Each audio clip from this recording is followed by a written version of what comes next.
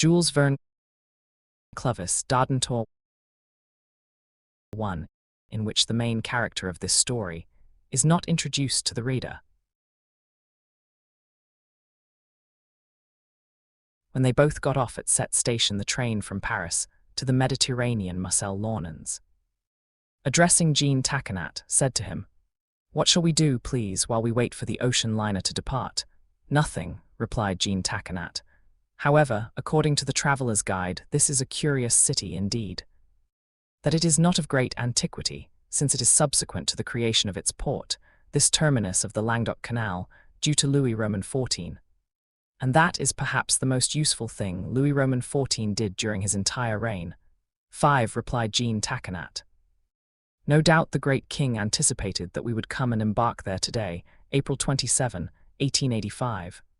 Now be serious, Jean, and don't forget that the South can hear us.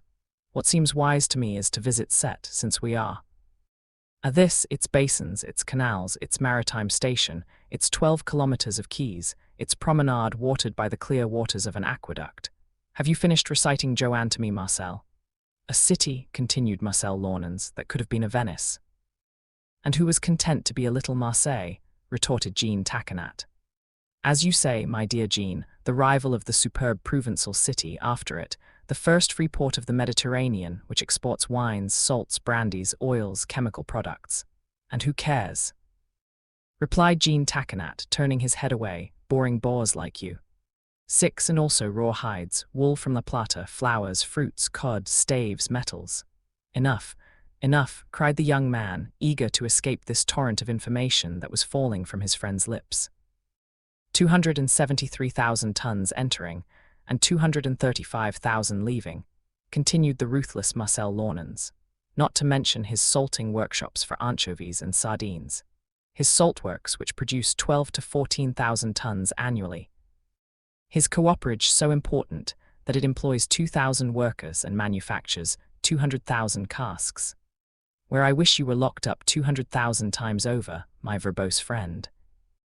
And, in all honesty, Marcel, how could all this industrial and commercial superiority possibly interest two good lads heading towards Oran, intending to enlist in the 7 tanned African hunters?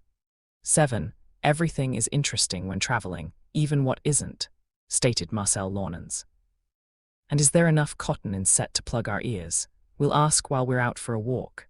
Argels it leaves in 2 hours, observed Jean Taquinat, and, in my opinion, the best thing to do is to go directly aboard the Argels. And perhaps he was right. In 2 hours, what chance could one possibly have of visiting this ever-growing city, at least with any benefit?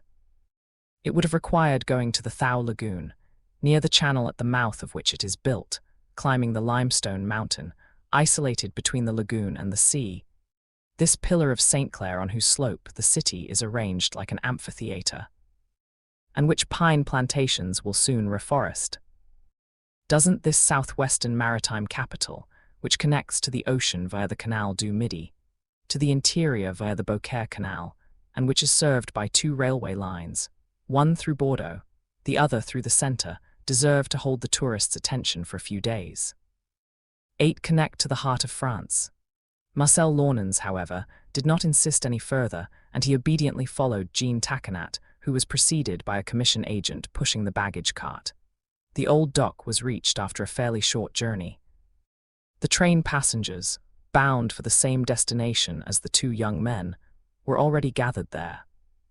Many of those curious onlookers who are always drawn to a departing ship were waiting on the quay, and it would not have been an exaggeration to put the number at around 100 for a population of 36,000 inhabitants. This company has a regular passenger ship service to Algiers, Oran, Marseille, Nice, Genoa, Barcelona. The passengers seem to be making better decisions by choosing a crossing that benefits from the shelter of the Spanish coast and the Balearic archipelago in the western Mediterranean. Around 50 of them were planning to take the ferry that day Argels, a ship of modest dimensions, 800 to 909 barrels, which offered all desirable guarantees under the command of Captain Bugarach. Argels, with its first lights lit, its funnel belching a swirl of black smoke, it was moored inside the old basin along the Frontignan jetty to the east. To the north, the new basin, triangular in shape, is visible, to which the maritime canal terminates. Opposite, the circular battery defends the port and the St. Louis breakwater. Between this breakwater and the head of the Frontignan jetty, a channel, easily accessible, provides access to the old basin. Passengers boarded the ferry via the pier. Argels, while Captain Bugarach personally oversaw the stowing of the packages under the deck tarpaulins. The hold, cluttered, no longer offered an empty space, with its cargo of coal, staves, oils, salted meats, and those blended wines, which set manufactures in its warehouses, the source of a considerable export. Some old sailors with those tanned faces swaying in the breezes, their eyes shining beneath thick, bushy eyebrows, their ears fringed with red, swaying on their hips as if shaken by a perpetual swell, they chatted through the smoke of their pipes.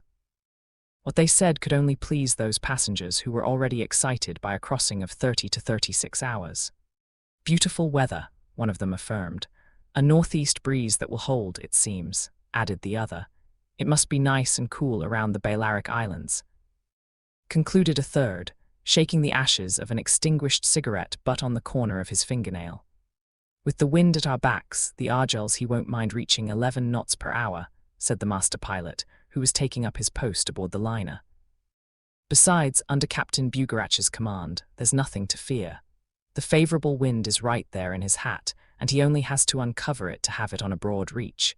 These sea dogs are very reassuring. But don't 11, are we not familiar with the maritime proverb?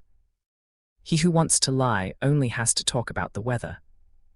While the two young men paid only cursory attention to these predictions, and moreover, showed no concern whatsoever for the state of the sea or the uncertainties of the crossing, most of the passengers were less indifferent or less philosophical. Some even felt troubled in mind and heart before setting foot on board. Among the latter, Jean Taquinat pointed out to Marcel Launens a family which, no doubt, was about to begin on this somewhat overly contrived stage of Mediterranean theatre, a metaphorical phrase, from the more jovial of the two friends. This family presented the triad of father, mother, and son. The father was a 55-year-old man, the figure of a magistrate, although he did not belong to the magistracy. Either standing or sitting, with salt and pepper sideburns, a low forehead, and a thick build, reaching 5 feet 2 inches, thanks to high-heeled shoes, in short. 12, one of those fat little men commonly referred to as tobacco jar. Dressed in a checkered suit of heavy diagonal fabric, the cap with ear flaps on his grizzled head, he held in one hand an umbrella sheathed in its shiny case, in the other, the travel blanket with tiger-striped designs, rolled up and encircled with a double leather strap. The mother had the advantage over her husband of towering several centimeters above him, a tall, thin woman, a wiry, slender type, with a yellowish face and a haughty air, no doubt due to her height. Her hair, in bands, was a suspicious black for someone approaching 50, her mouth was pursed, and her cheeks were speckled with mild herpes. Her entire substantial figure was enveloped in a brown woolen cloak lined with squirrel fur. A bag with a steel clasp hung from the end of her right arm, and a muff of false marten fur from the end of her left. The son was an ordinary boy, of age for 6 months, with an unremarkable face and a long neck, which, combined with the rest, is often an indication of 13 native stupidity, blonde moustache beginning to sprout, expressionless eyes with the pince-nez of a myopic, gangly body, poor balance. The weak air of a ruminant, rather embarrassed by his arms and legs, although he had received lessons in grace and bearing, in short. One of those dumb, useless and worthless people who, to use a phrase from the algebraic language, are affected by the minus sign. Such was this family of common bourgeois. They lived on an income of about 12,000 francs from a double inheritance, having never done anything, moreover, to increase it, nor to decrease it. Originally from Perpignan, they lived there in an old house on the Pépinière, which runs alongside the Tête River. When they were announced in one of the halls of the prefecture or the treasury, it was under the name Mr. and Emma Smee de Sarandel and Mr. Agathocles de Sarandel. Arriving at the quay, in front of the jetty that provided access to the Argels, the family stopped. Would they board immediately or wait? 14 she, while walking at the moment of departure. A serious question indeed. "We came too early, Mr. de Serendel," grumbled the lady. "And you never fail to do so." "As you never fail to complain, Madame de Serendel," replied the gentleman in the same tone. This couple never called each other anything other than Sir, Madam, either in public or in private, which he imagined to be excessively distinguished. "Let's go and get settled on board," suggested Mr. de Serendel. "An hour early," exclaimed Mme. de Serendel, "when we have 30 of us left on this boat, which is already swaying like a swing." Indeed, although the sea was calm, the Argeless was experiencing a slight roll, due to a certain swell, which the old basin is not entirely protected by the 500-meter breakwater 15 built a short distance from the pass. "If we're already afraid of seasickness in the port," continued Mr. de Serendel, "it would have been better not to undertake this voyage. Do you really think I would have consented, Monsieur de Serendel, if it hadn't been about Agathocles? Well then, since it's decided, that's no reason to embark so far in advance. But we have to drop off our luggage, take possession of our cabin, choose our place in the dining room as Dardentor advised me." "You can see perfectly well," the lady retorted sharply, "that your Dardentor hasn't arrived yet." And she straightened up to widen her field of vision, scanning the Frontignan pier with her eyes. But the character designated by the glittering name of Dardentor did not appear. 16. "Hey," cried Mr. de Serendel, "you know, he never does any more. We'll only see him at the very last moment. Our friend Dardentor always risks being left without him." "For example," exclaimed Mme. de Serendel, "if such a thing were to happen, it wouldn't be the first time, so why did he leave the hotel before us?" "He wanted to visit Pigorin, a Cooper friend of his, and he promised to join us on the boat. As soon as he arrives, he'll come aboard, and I'd bet he won't just sit around moping on the dock. But he didn't arrive." "He will not be long," replied Mr. de Serendel, who walked deliberately towards the landing stage. "What do you think, Agathocles?" asked Mme. de Serendel, speaking to her son. Agathocles thought nothing of it, for the reason that he never thought about anything. 17. Why would this simpleton have been interested in this maritime and commercial activity? The transport of goods, the embarkation of passengers, this bustle on board that precedes the departure of a steamer. Undertaking a sea voyage, exploring a new country, did not in him in the slightest arouse that joyful curiosity, that instinctive emotion, so natural in young people his age. Indifferent to everything, a stranger to everything, apathetic, without imagination or wit, he let himself be led. His father had told him, "We are going to Oran," and he had replied. "Ah," his mother had told him. "Mr. Dardentor has promised to accompany us," and he had replied. "Ah," they had both told him, "we're going to stay at Emtikes for a few weeks."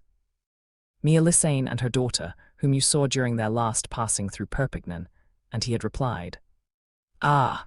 This interjection is usually used to express joy, sorrow, admiration, commiseration, or impatience.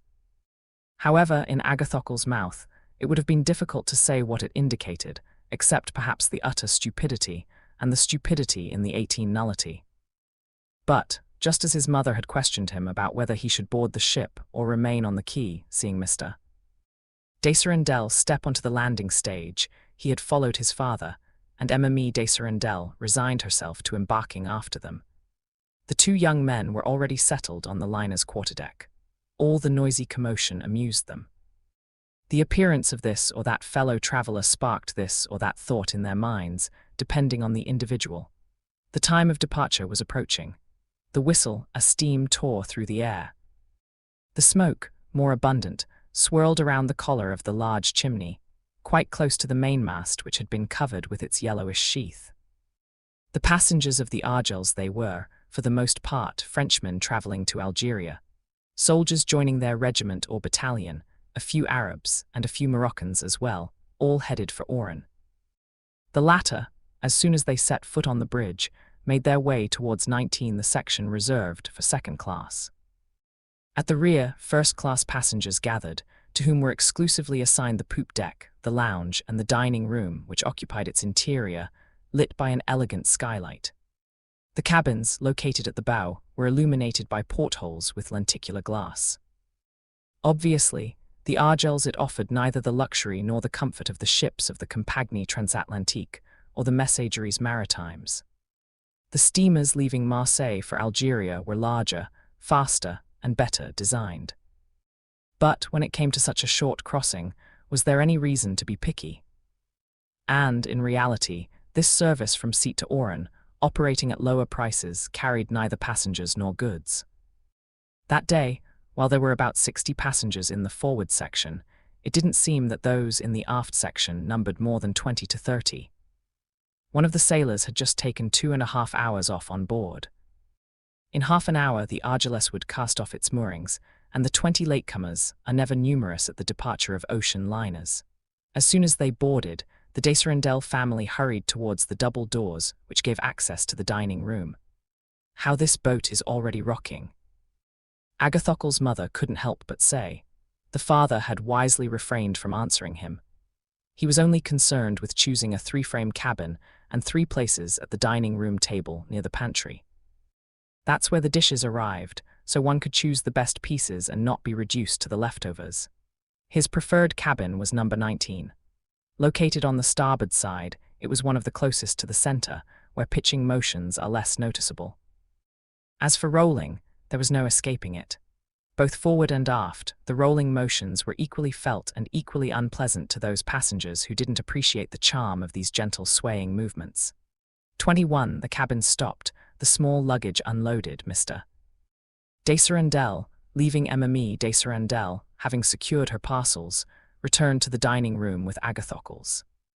The pantry being to port, he headed in that direction, in order to mark the 3 places he coveted at the end of the table. A traveller was seated at this end, while the head waiter and the waiters were busy setting the tables for the 5 o'clock dinner. As we can see, the aforementioned traveller had already taken possession of this seat, and placed his card between the folds of the napkin placed on the plate bearing the monogram of the Argelès, and no doubt, fearing that an intruder might try to steal this good spot from him, he would remain seated at his place setting until the ocean liner departed. Mr. de Serendel gave him a sideways glance, received one of the same nature, and managed to read in passing these 2 names, engraved on the guest's card. Easton Eustace marked 3 places opposite this person, and, followed by his son, left the dining room to go up onto the quarterdeck. 22 departure time was only about 12 minutes away, and the passengers lingering on the Frontignan jetty would hear the last whistle blasts. Captain Bugarach paced the bridge. On the forecastle, the second mate of the Argelès was overseeing the preparations for the start. Mr. de Serendel felt his anxiety increasing and repeated in an impatient voice, "But he's not coming.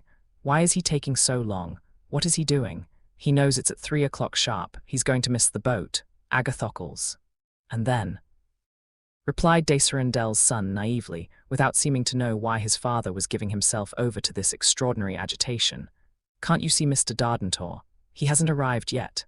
"No, he hasn't arrived. What are you thinking?" Agathocles wasn't thinking about anything. 23. Mr. de Serendel paced back and forth across the quarterdeck, glancing now at the Frontignan jetty, now at the quay opposite the old basin. Indeed, the latecomer could have appeared from that direction, and with a few strokes of the oars, a boat could have brought him aboard the liner. Nobody. Nobody? What did say me de Serendel? Cried Monsieur de Serendel, desperate. She, so careful of her own interests. Yet she must know. If that devil Dardentor isn't here in 5 minutes, what will become of us? Marcel Launens and Jean Taconat were amused by the man's distress. It was obvious that the mooring lines of the Argelès would soon be dropped if the captain were not warned, and, assuming that he did not grant the traditional quarter-hour of grace, this is hardly done when it comes to the departure of an ocean liner, we would leave without Mr. Dardentor. Moreover, the high pressure of the steam was already making the boilers roar. Rapid 24 white plumes shot out of the exhaust pipe. The liner bumped against its mooring balloons, while the engineer rocked his engine and ensured the operation of the propeller. Right now, Mme de Serendel appeared on the quarterdeck. Drier than usual, paler than normal, she would have remained in her cabin, not leaving it for the entire crossing had she not also been spurred on by a genuine anxiety. Sensing that Monsieur Dardentor was not on board, she now, despite her weaknesses, wanted to ask Captain Bugarach to wait for the late passenger. "Well," she said to her husband, "he hasn't arrived," was the reply. "We cannot leave before Dardentor, however."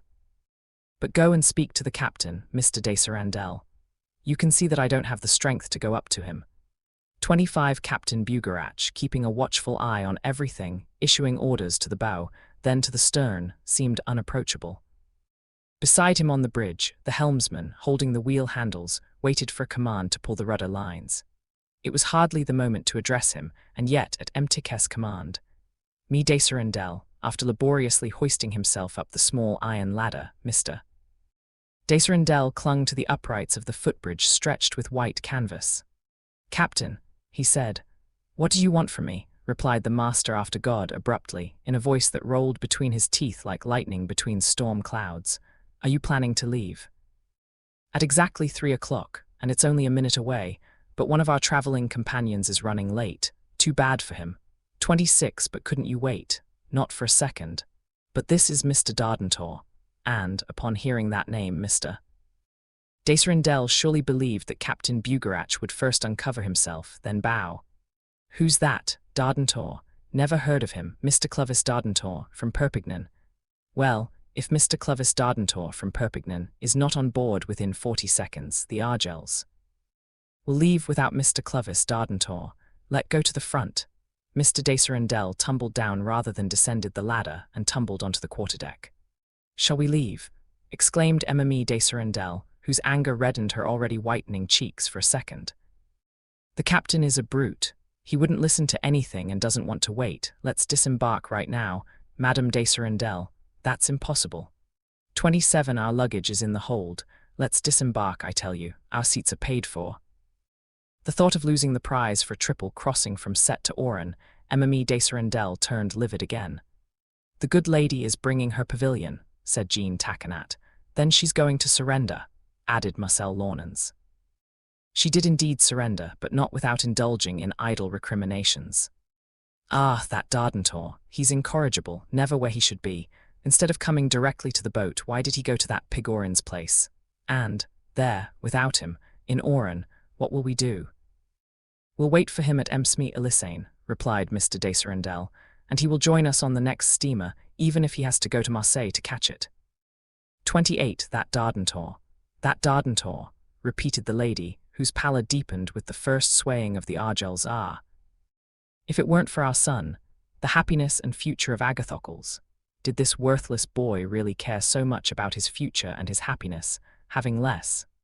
There was no reason to assume that, seeing him so indifferent to the physical and moral distress of his father and mother. As for Mr. de Serendel, she had only the strength left to exhale these words, interspersed with moans. But cabins. The gangway had just been removed from the quayside by the crew.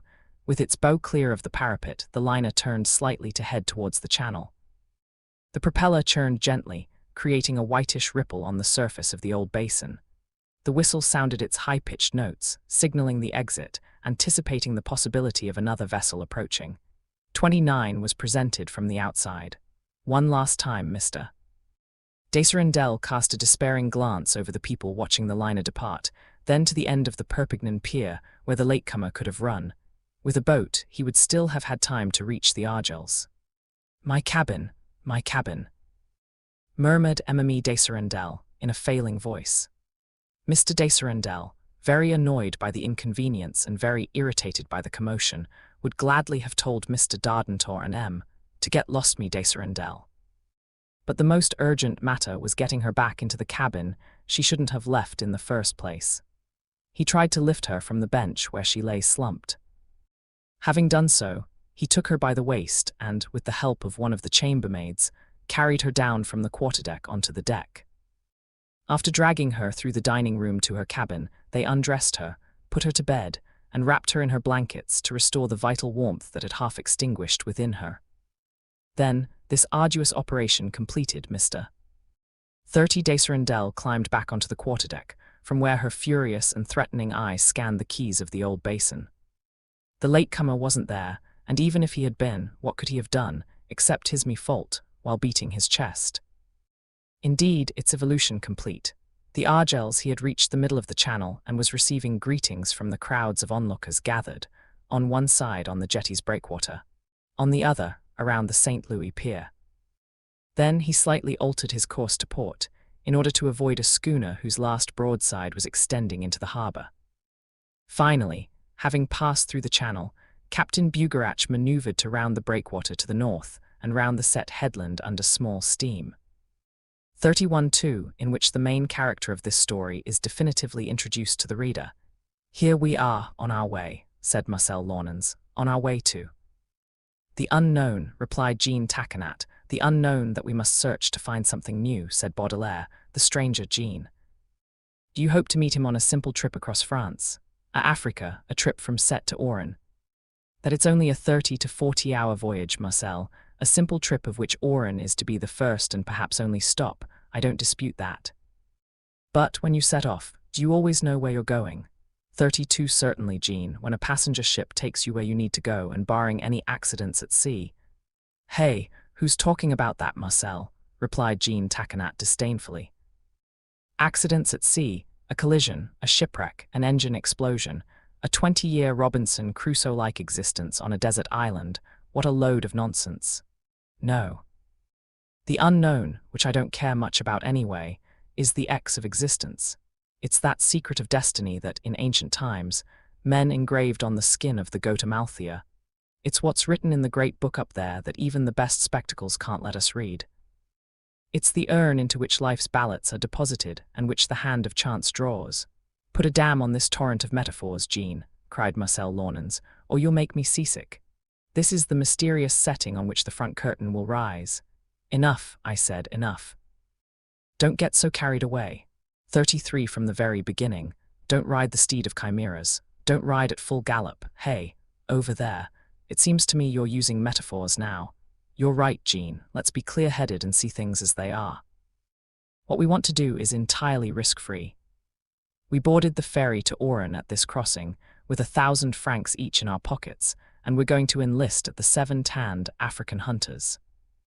There is nothing there that is not very wise, very simple, and the unknown, with its fanciful perspectives, could not appear in all of this."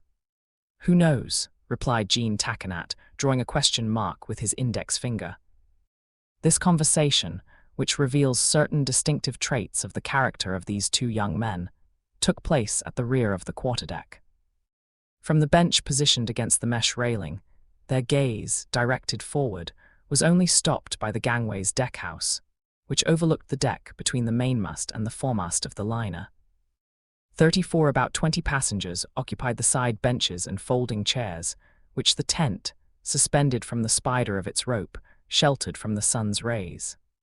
Among these passengers were Mr. de Sarandel and his son. The former paced feverishly along the deck, his hands sometimes behind his back, sometimes raised to the sky. Then he would lean on the railing and contemplate the wake of the Argels, as if Mr. Dardentor, transformed into a porpoise, had been about to appear amidst the tears in the white foam of the wake. He, Agathocles, persisted in showing the most absolute indifference to the disappointment, which caused his parents so much surprise and annoyance. Some of the other passengers, the most insensitive to the rolling motion, which was slight anyway, strolled about, chatting, smoking, passing the spyglass from hand to hand, in order to observe the receding coastline, rugged to the west by a magnificent ridge of the Pyrenees Mountains. Others, less confident against the oscillations of 35 Argelès, were seated on the wicker chairs in the corner that would be their preference for the entire crossing. A few female travellers, wrapped in shawls, looking resigned to inevitable discomfort, with a dejected expression, had taken their places in the shelter of the cabins. Closer to the centre, where the swaying of the pitching is less felt, family groups of mothers with their children. Very friendly for sure, but who regretted not being 50 hours older. Around the female passengers circulated the chambermaids of the ocean liner. Around the passengers, the cabin boys, watching for a gesture, assigned to rush over and offer their services, indispensable and fruitful. Of these various travellers, how many would come to sit at the dining room table when the dinner bell rang in about 2 hours? This was invariably the question the doctor asked himself. Argelès, and he was hardly wrong in estimating that 60 to 70% of those who are missing 36 usually at this first meal. He was a short, plump man, always cheerful and talkative, with an unalterable good humor and surprising energy, despite being 50 years old. He ate and drank well, and possessed an unbelievable collection of formulas and prescriptions for seasickness, the effectiveness of which he didn't believe in at all. But he was so generous with words of comfort, he persuaded his transient clientele so delicately that the unfortunate victims of Neptune smiled at him between bouts of nausea. "It will be nothing," he repeated. "Just be careful to exhale when you feel yourself rising and inhale when you feel yourself descending. As soon as you set foot on solid ground, it will all be for the best. It's your health a come. It will save you from many future illnesses. A crossing is worth a season in Vichy or Urage." The two young men had first noticed this lively and sparkling little man. His name was Dr. Bruno, and Marcel Launens, 37, said to Jean Taquinat, "Here is a facetious doctor, who certainly doesn't deserve the label of deathmonger." "No," replied Jean, "but only so that he can treat you for an illness that is not fatal." And Mr. Eustache Oriental, who had not reappeared on the deck, was it because his stomach was experiencing regrettable disturbances, or to use a phrase from sailors' slang, was he busy counting his shirts? There are some unfortunate souls who have dozens of them not in their suitcase. No, the man with that poetic name wasn't sick. He never had been at sea, and he never would be. Upon entering the dining room through the quarterdeck vestibule, one would have seen him at the right end of the table, seated in the place he had chosen and wouldn't leave until dessert. How, then, could anyone dispute his right as the first occupant? Moreover, the presence of Dr. Bruno would have 38 enough to liven up the quarterdeck. Getting to know all these passengers was both his pleasure and his duty. Eager to learn where they came from, where they were going, curious as a child, talkative as a pair of magpies or blackbirds, a true ferret let into a burrow, he went from one to another, congratulating them on having taken passage on the Argels, the best liner on the Algerian lines. The best equipped, the most comfortable, a steamer commanded by Captain Bugarach, which had, he didn't say so, but it was obvious, a doctor like Dr. Bruno, etc., etc. Then, addressing the female passengers, he reassured them about the incidents of the crossing. Argels, he was still trying to figure out what a storm was. He was sailing across the Mediterranean without even getting his bow wet, etc., etc. And the doctor was offering lozenges to the children. They didn't have to hold back the cherubs. The hold was full of them, etc., etc. Marcel Launens and Jean Taquinat smiled at the whole scene. They knew this type of doctor, who was not uncommon among the staff of the 39 overseas transport, a veritable maritime and colonial gazette. "Well, gentlemen," he said, once he had sat down beside them, "the ship's doctor has a duty to get to know the passengers, so you'll allow me." "Very willingly, doctor," replied Jean Taquinat. "Since we are likely to pass through your hands, I mean pass, not die. It is appropriate that we should," and warm handshakes were exchanged on both sides. "If my instincts don't deceive me," continued Dr. Bruno, "I have the pleasure of chatting with some Parisians." "Indeed," replied Marcel Launens, "Parisians, who are from Paris." "From Paris, very well," exclaimed the doctor. "From Paris itself, and not from the suburbs." "From the centre, perhaps." "From the Bank District," replied Jean Taquinat, "and, if you insist that I specify, 40 furthermore from Rue Montmartre, number 133, on the 4th floor, the door on the left." "Well, gentlemen," replied Dr. Bruno, "it's possible my questions are indiscreet. But that's part of the job. A doctor needs to know everything, even things that don't concern him, so you'll excuse me." "You are completely excused," replied Marcel Launens. And then Dr. Bruno opened wide the sails of his talking mill. His tongue flapped like a clapperboard. And what gestures and what phrases! Recounting what he had already learned from this person or that, laughing at the Desarendel family, at Mr. Dardentor who had stood him up, praising in advance the dinner that would be excellent, assuring everyone that the Argelès would be the next day in sight of the Balearic Islands, where he was to stop for a few hours, a charming stop for tourists. Finally, giving free rein to his natural garrulity, or, to use a word that better paints this flow of verbiage, to his chronic logorrhea. 41, and, before boarding, gentlemen, did you have time to see set? He asked, standing up.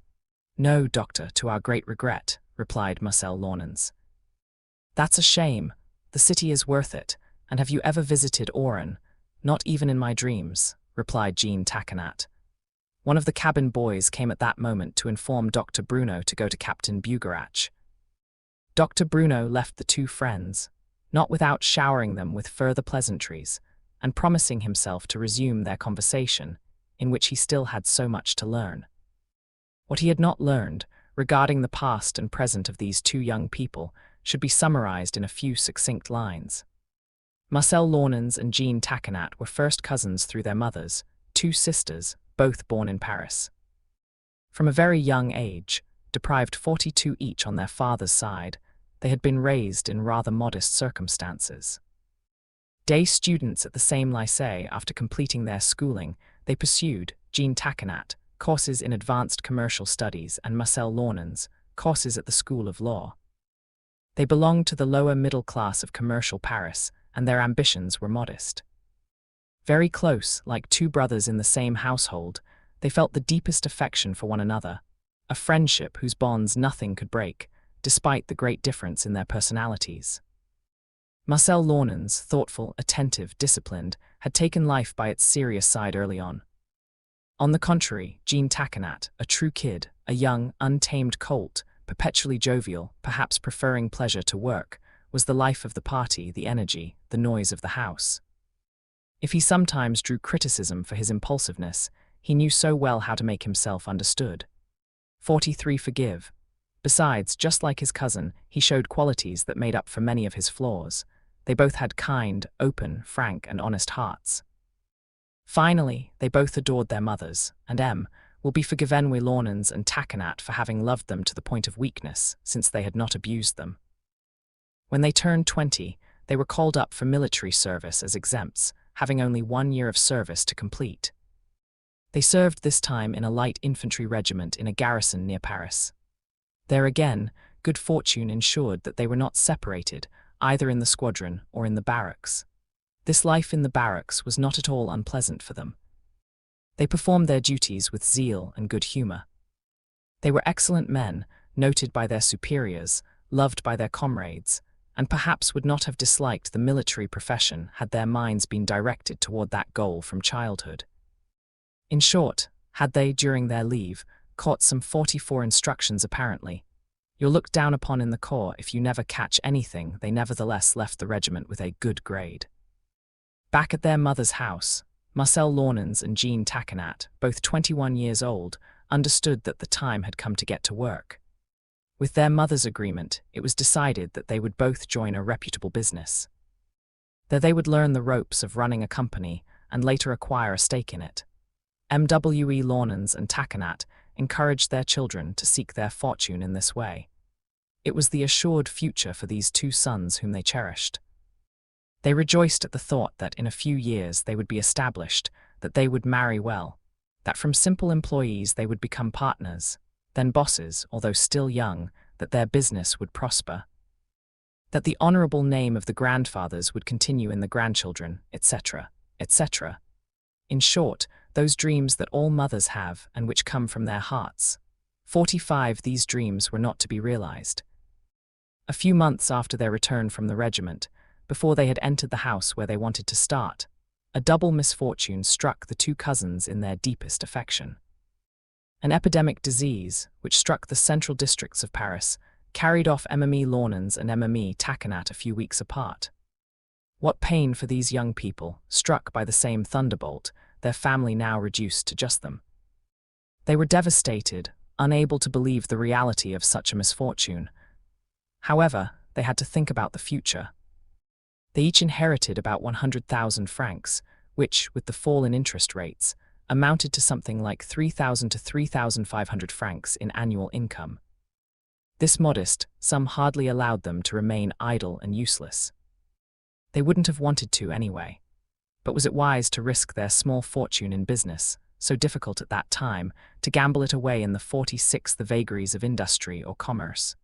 In short, should they have followed through on the plans their mothers had made? MME Launens and MME Taconat were no longer there to push them. An old family friend, a retired officer and former squadron leader in the Chasseurs d'Afrique, intervened, and they were influenced by him. Commandant Beauregard told them his position bluntly. They shouldn't risk their inheritance, but rather invest it in good French railway bonds and enlist, since they had no bad memories of their time in the regiment. They would quickly become non-commissioned officers. Exams would get them into the Somme Cavalry School. They would graduate as second lieutenants. A fine, interesting, and noble career would open up before them. An officer, guaranteed an annual income of 3,000 livres, not counting his salary, was, according to Commandant Beauregard, in the most enviable position in the world. And then promotion, and then the Croix de Guerre, and then glory. In short, everything an old soldier from Africa could say. 47 were Marcel Launens and Jean Taquinat, truly convinced that the military profession could satisfy all the aspirations of the mind and heart. Did they also answer each other on this subject? Absolutely. Was that what Commander Beauregard had said? When they spoke about it alone, did they convince themselves that this was the only way to follow, and that by walking the path of honor they would find happiness along the way? "What do we risk trying, Marcel?" said Jean Taquinat. "Perhaps, after all, our good old leather breeches are right. They offer us recommendations for the colonel of the 7 tanned hunters in Oran. Let's go to Oran. We'll have plenty of time to think during the trip, and once we're on Algerian soil we'll sign or we won't. Which will have cost us a crossing, and I would add a useless expense," observed the wise Marcel Launens. "All right, O reason itself," replied Jean Taquinat. "But at the cost of a few hundred, 48 francs, we will have set foot on the soil of the other France. That beautiful phrase alone is worth its weight in gold, my good Marcel. And then, who knows? What do these words mean, Jean? What they usually say, and nothing more." In short, Marcel Launens surrendered without too much difficulty. It was agreed that the 2 cousins would leave for Oran, carrying the recommendations of the old squadron leader for his friend, the colonel of the 7 tanned hunters. Once in Oran, they would make an informed decision, and Commander Beauregard had no doubt that their decision would be in line with his advice. In short, if, at the time of making a commitment, their resolve changed, they would simply have to return to Paris, where they would choose another career.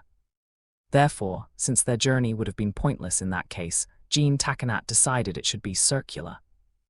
And what did he mean by this word, the meaning of which Marcel Launens did not initially understand? 49, "I understand," he replied, "that it's better to take advantage of this opportunity to see the country." "And how?" "By taking one route and returning by another. It won't cost much more, and it will be infinitely more pleasant.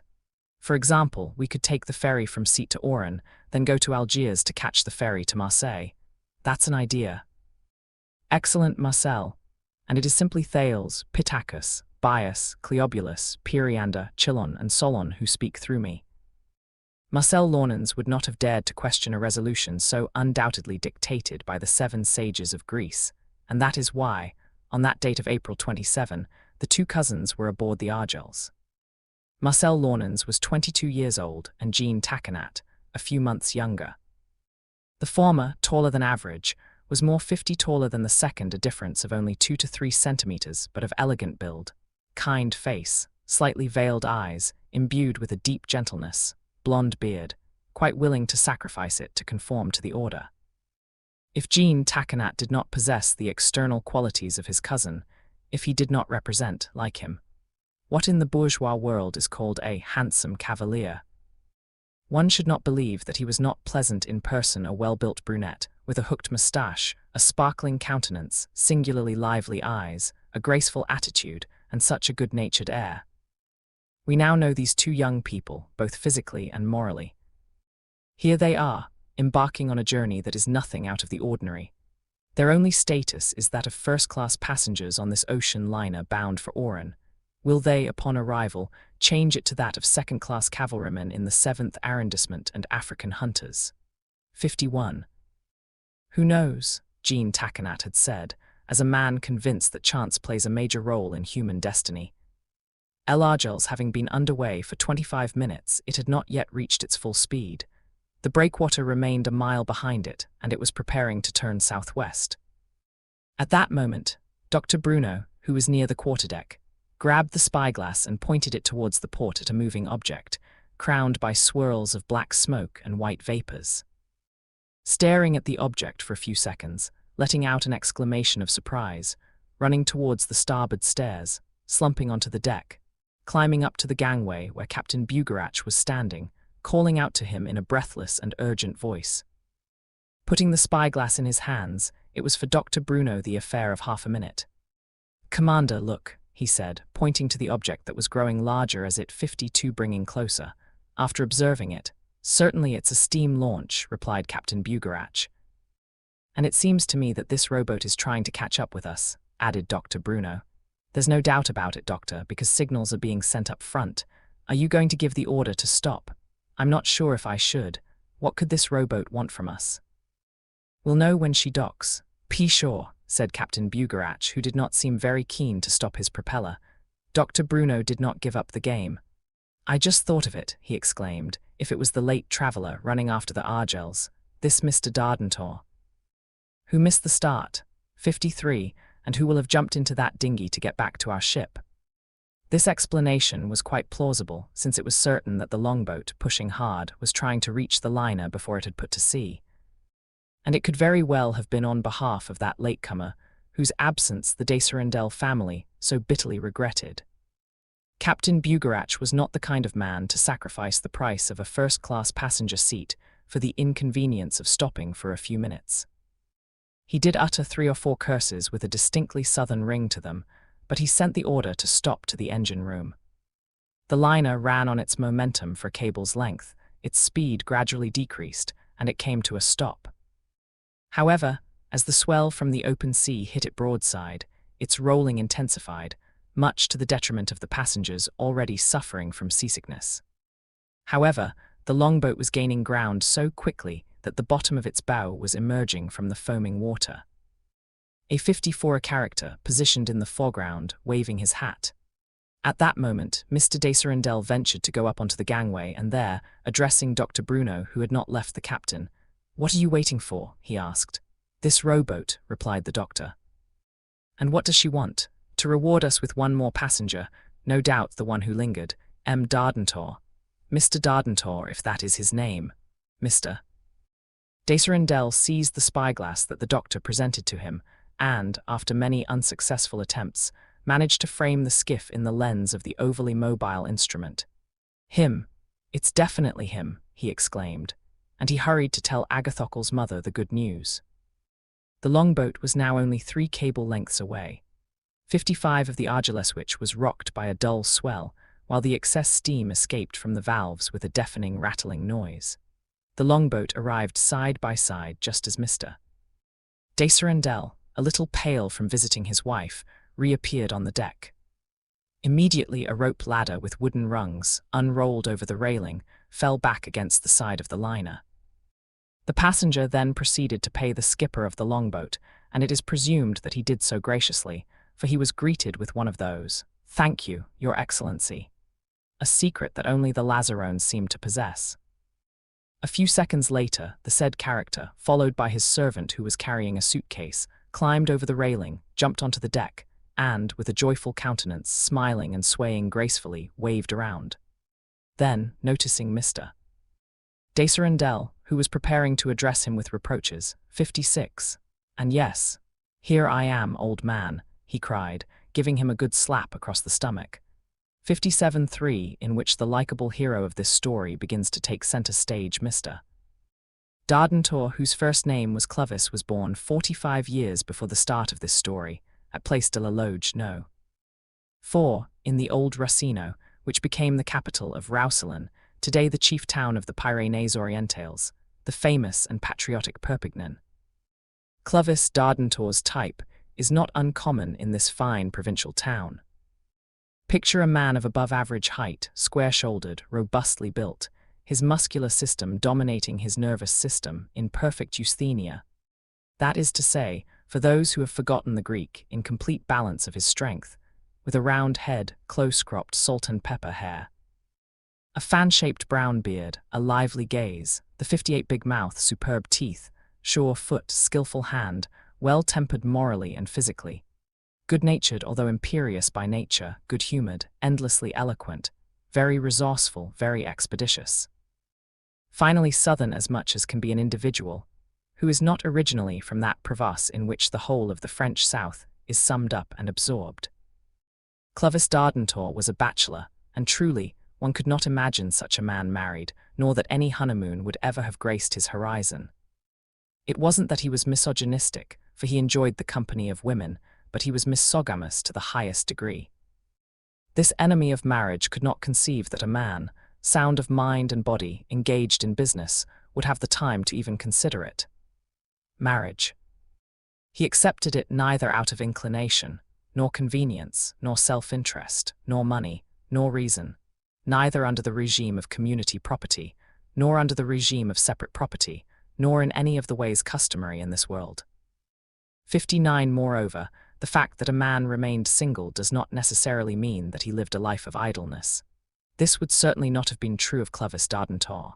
If he was wealthy, with a considerable fortune of 2 million, it came neither from inheritance nor from any estate. No. He had indeed earned it through his own work. Holding interests in numerous commercial and industrial companies, in tanneries, marble works, cock factories, and the Rivesalts winery, he had always, with exceptional acumen, made substantial profits. But it was to the cooperage industry, so important in the region, that he had devoted the most of his time and intelligence. Retiring from business at 40, having made his fortune and secured a comfortable income, he would not have wanted to be one of those hoarders anxious to conserve their investments. Since his retirement, he lived lavishly, not disdaining travel, especially to Paris, where he went frequently. Endowed with robust health, he possessed one of those stomachs that would have been envied by the birds so renowned in this respect among the runners of southern Africa. 60. Our man from Perpignan's family consisted of just him. The long line of his ancestors ended with him. Not a single ancestor, not a single descendant, not a single collateral relative, unless it was to the 26th or 27th degree, since, as statisticians say, all French people are related to him to that degree, if you go back to the time of Francis I alone. But, admittedly, there's no need to worry about these collateral relatives. And besides, doesn't every man, going back to the beginning of the Christian era, possess 139 quadrillion ancestors, not one more, not one less?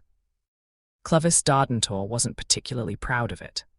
However, if he found himself as familyless as one could be, he probably saw no problem with it, since he had never considered creating one through the means available to everyone. In short, here he is, embarking for Oran, and may he disembark safe and sound in the capital of the great Algerian province. One of the major reasons why he 61 agreed that the Argels, the superb sailing conditions, were made all the more enjoyable by the presence of the man from Perpignan on board. Until now, when he went to Algeria, a country he loved, he departed from Marseille, and this was the first time he had chosen the Seat line. Having honored one of its liners by entrusting him with its transport, it was essential that this voyage give him complete satisfaction, in other words, that he be brought safely to port after a crossing that was as short as it was pleasant. As soon as he set foot on the bridge, Clovis Dardentor turned to his servant. "Patris, go and make sure you're in cabin 13, he said, and Patris replied, "The gentleman knows that she was detained by telegram, and he should not have any concerns about it." "Well then, take my suitcase downstairs and choose me the best possible seat at the table, not too far from the captain. My stomach's already rumbling. 62, get underfoot." This expression probably struck Patris as rather uncouth, and perhaps he would have preferred his master to have said, "In the heels," for a disapproving grimace crossed his lips. In any case, he headed towards the quarterdeck. At that moment, Clovis Dardentor caught sight of the commander of the Argelès who had just left the gangway, and he approached him informally in these terms. Hey, Captain, how could you not have the patience to wait for one of your late passengers? Was his engine itching on your steamer that he was so eager to scratch himself with his propeller? This metaphor has nothing very maritime about it, but Clovis Dardentor was not a sailor, and, in his figurative language, he said things as they came to him, sometimes in sentences abominably pompous, sometimes regrettably vulgar. 63, sir, replied Captain Bugarach. Our departures take place at fixed times, and company regulations do not allow us to wait. Oh, I don't blame you, replied Clovis Dardentor, extending his hand to the captain. Neither did I, he replied, although I was forced to stop. Well then, stop right there. cried our man from Perpignan, and he shook Captain Bugarach's hand with the vigour of an old cooper who has wielded the davit and the adze. "Do you know," he added, "that if my longboat hadn't been able to catch up with your liner, it would have continued all the way to Algeria. And if I hadn't found that longboat, I would have jumped into the water from the top of the quay and swum after you. That's just how I am, brave Captain Bugarach. Yes. That's how Clovis Dardentor was, and the two young men who took pleasure in 64 upon hearing this original, they were honoured with a greeting which they returned with a smile. "Good guy," murmured Jean Takenat. At the moment, the Argeless waited a quarter of the way through and headed towards Cap d'Agde. "By the way, Captain Bugarach, a matter of the utmost importance," Mr. Dardentor continued. "Speak, what time is dinner?" "At 5 o'clock. In 45 minutes, then." "Not sooner, but not later." And Mr. Dardentor did a pirouette, after consulting his magnificent repeater watch, which a thick gold chain attached to the buttonhole of his vest made of good diagonal fabric with large metal buttons.